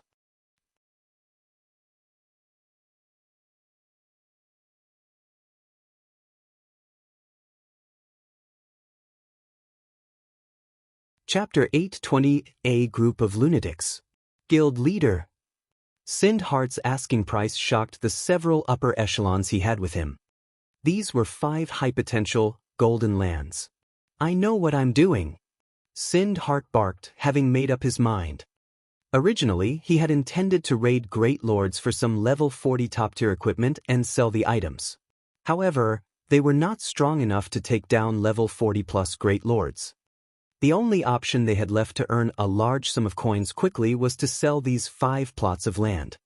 However, they could not sell the land to anyone in the Twin Towers Kingdom. King's Return had already declared their stance in the Twin Towers Kingdom, and nobody was willing to provoke the Super Guild. However, with Zero Wing's strength, even a super first-rate guild like the Dragon Phoenix Pavilion had been forced to back down. Hence, Zero Wing should not fear King's Return at all. Moreover, only a large guild like Zero Wing had the financial strength to spend 13,000 gold. Zero Wing occupied a treasured land like the Stone Forest Town. The magic crystals and coins the town generated could tempt even first-rate guilds. Although there were guilds in their kingdom that did not fear King's return, these guilds would need a relatively long time to gather the required money. Unfortunately, Sind Heart could not afford to wait. 13,000 gold? Ye Feng had never expected Sind Heart to sell these lands for so little. Based on the current market, these lands were roughly worth 20,000 gold. Even at that price, many people would fight over them. Now, however, Sind Heart wanted to sell them for 13,000 gold. Ye Feng could profit greatly if he bought them. Not to mention, Star Moon Kingdom and the Twin Towers Kingdom were neighbors. These lands could benefit Zero Wing when it expanded towards the Twin Towers Kingdom. It seems that Sind Heart has been backed into a corner. Ye Feng could more or less understand Sind Heart's current predicament after seeing the man's anxiety. In Ye Feng's previous life, however, Immortal Light had never ceased to exist. This showed that King's return had not wiped out Immortal Light in the past. Moreover, he had never heard of King's return attacking Immortal Light. Immortal Light had most likely relied on itself to solve this problem. Alright, we'll buy these 5 plots of land. Ye Feng nodded. Only, we'll need some time to prepare such a large sum. Why don't we conduct the trade in 3 days? 3 days? Sind Heart pondered for a moment. Quickly, his tense expression relaxed as he responded, "Thank you. I'll visit Zero Wing personally." Following which, Sind Heart led his guild members away from South Lake City. "Guild leader, are we really going to oppose King's return?" Aqua Rose asked Ye Feng through a private message. The Dragon Phoenix Pavilion could not compare to King's return. Moreover, Glory Empire was not far from Star Moon Kingdom. Once mounts were available in God's domain, the Super Guild's threat to Zero Wing would not be a laughing matter. "Don't worry. We're just conducting business. If we stop doing business just because a Super Guild demanded it, we might as well give up competing for dominance over God's domain," Ye Feng said, shaking his head. "Moreover, this isn't a major issue. If King's return were truly angry, it would have annihilated Immortal Light already. If the Super Guild struck, Immortal Light would have no power to resist." Sind Heart had helped him in the past. Now, he was only returning the favor. Moreover, he could make a huge profit with this trade and secure Sind Heart's gratitude. If Sind Heart owed him a debt, he might be able to poach Sind Heart into Zero Wing in the future. Why wouldn't he accept such an offer? Indeed. If we can obtain those 5 plots of land, the Candlelight Trading Firm can start its development in the Twin Towers Kingdom.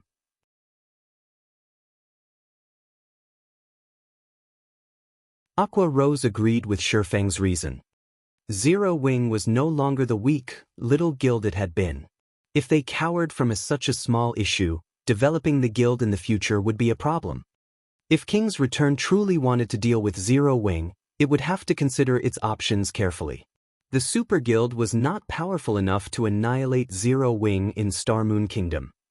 Zero Wing really is amazing.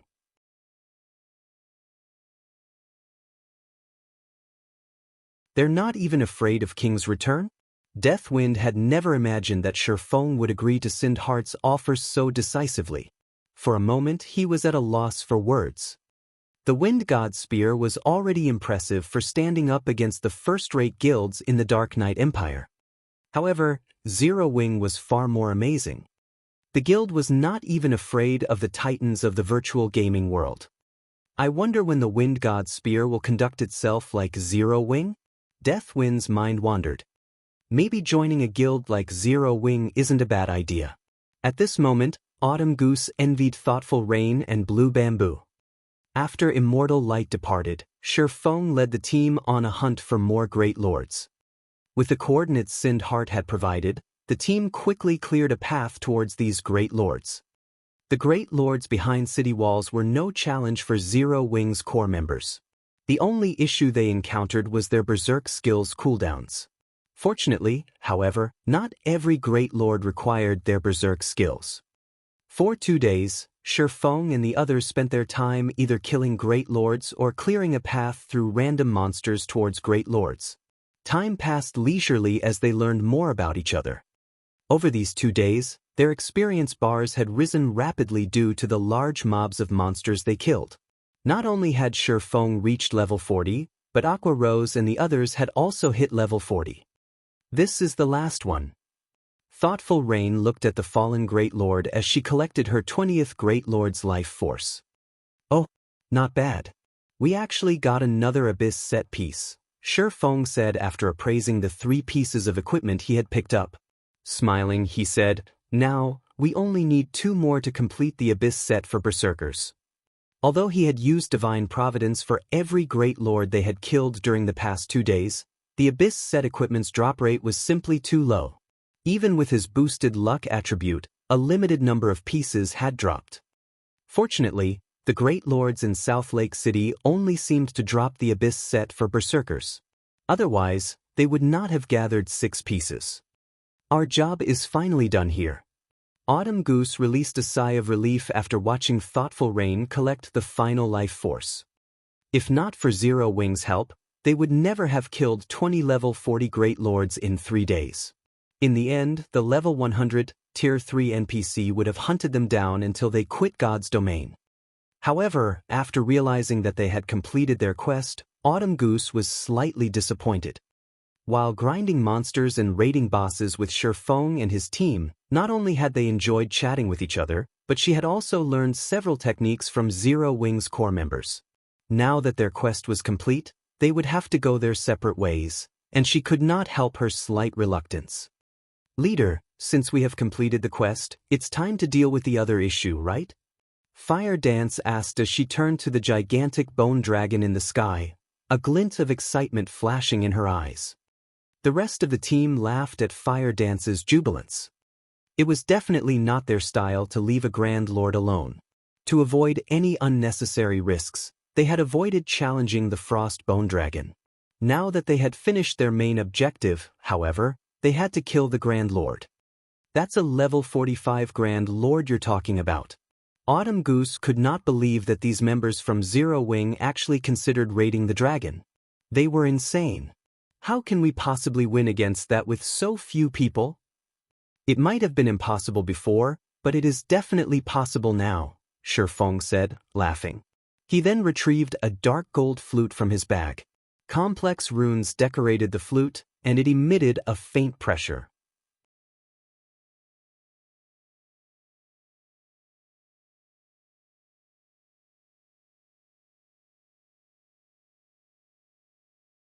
Chapter 821, Demonic Flame Tiger. Is it really possible? Autumn Goose muttered doubtfully.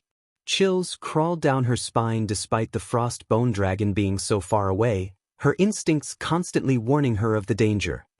Every time the Bone Dragon flapped its massive wings, the sounds of explosions rang through the air. Even a fool could see the difference between the Grand Lord and a mere Great Lord. The two were on entirely different levels. Ye Feng understood this fact as well. The Frost Bone Dragon was South Lake City's final boss. Of course, it wouldn't be an easy opponent. Fortunately, however, he had 2 powerful trump cards. They still had a chance of victory. Moreover, it wouldn't be a major issue if they died. At worst, they would be teleported out of the Abyss battlefield. They would not suffer the usual death penalties. Following which, Ye Feng played the dark gold flute, the sweet sound echoing throughout South Lake City. Roar! With a roar, a golden magic array appeared before Ye Feng. Suddenly, a massive black tiger leaped out of the array. The massive tiger stood over 4 meters tall. Black flames covered its razor-sharp claws, exquisite black armor wrapped around its body. Just by standing there, the tiger's flames increased the surrounding temperature significantly.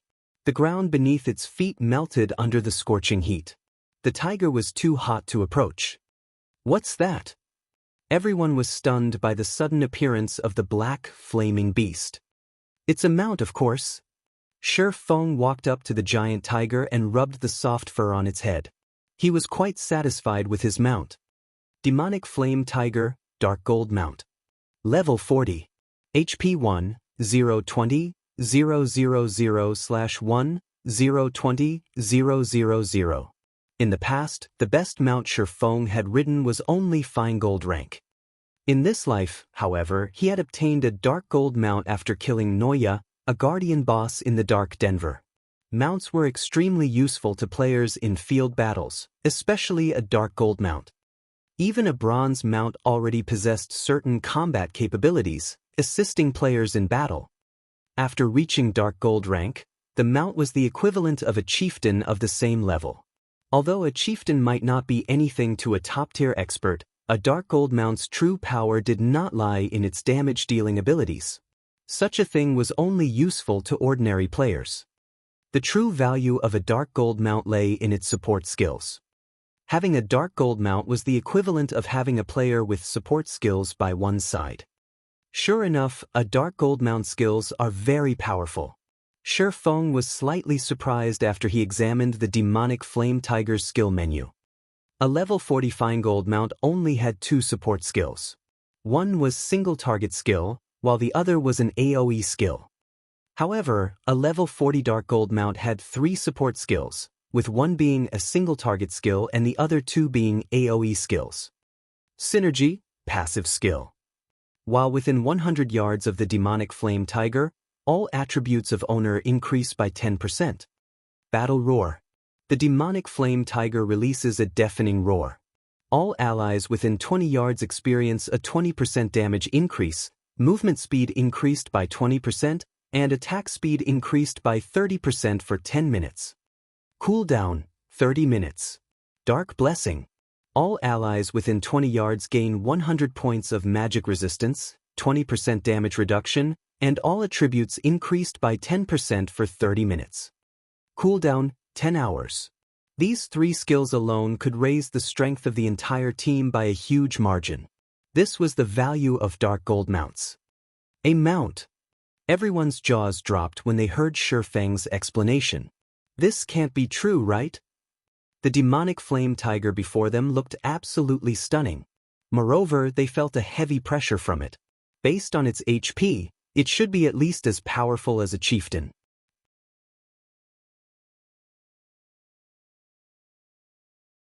A monster like the demonic flame tiger could even serve as the boss in a party dungeon, yet such a powerful monster was actually a mount.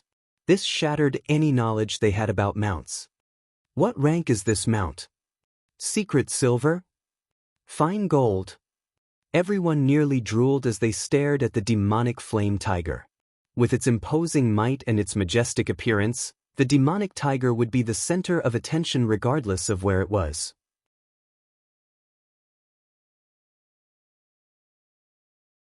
It's just dark gold rank, Ye Feng said as he tapped the demonic flame tiger's front paw.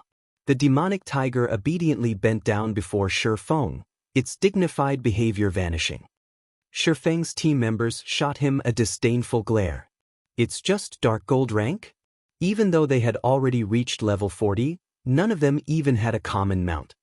They just hoped to obtain a bronze or mysterious iron mount. They wouldn't even dare dream of owning a secret silver mount, let alone a fine gold mount. They had never even expected to see a dark gold mount. After we leave the battlefield, I must find my own dark gold mount to show off, Blackie declared as he drooled over the demonic flame tiger that was the size of a small house. He could not help but fantasize about riding his own demonic tiger down White River City streets. He would be the object of everyone's envy. Just the thought gave him chills. The other team members nodded in agreement. The horses one could buy in cities were garbage compared to the demonic flame tiger. Only a mount like the demonic flame tiger could be considered a real mount. This is not the time for this. Everyone, head to your appointed locations. Aqua, cast Song of Sprites on me, Ye Feng commanded. The epic-ranked staff Song of Beatrice he had previously given Aqua Rose had a very powerful skill, the Song of Sprites. It could amplify the effects of a specific spell. When used on large-scale destruction spells and summoning skills, this skill was incredibly powerful. Ye Feng had long since used up his magic amplification scroll. The Song of Sprites was the perfect skill to replace it. Following which, Ye Feng summoned the Demon Gate. Aqua Rose used Song of Sprites on Ye Feng, instantly buffing the demon summoning by 300%. In the next moment, a Tier 3 battle demon wielding a two-handed sword in one hand emerged from the demon gate. Battle Demon, Demon. Level 55. HP 14, 000, 000/14, 000, 000. It was a success. Seeing the Tier 3 battle demon step away from the demon gate, Ye Feng used the Bible of Darkness's ability to rob the battle demon of its will, turning it into a puppet. Is this Ye Feng and these core members' true strength? The instant the battle demon appeared, Autumn Goose, Thoughtful Rain, and the others were stunned. A Tier 3 demon was the equivalent of a Great Lord ranked monster. It was also level 55. That monster could kill them instantly. Just how powerful is Zero Wing? Autumn Goose and the others struggled with their shock. Only now did they finally understand why Zero Wing's members had been so calm against all of those great lords. They even wanted to take on the Frost Bone Dragon. With such a powerful summon monster, even with so few members, it was not entirely impossible to defeat the level 45 Grand Lord. You're tuning in to the Wang Lin's Journey YouTube channel. Don't forget to subscribe and join us on this journey to catch the most captivating stories.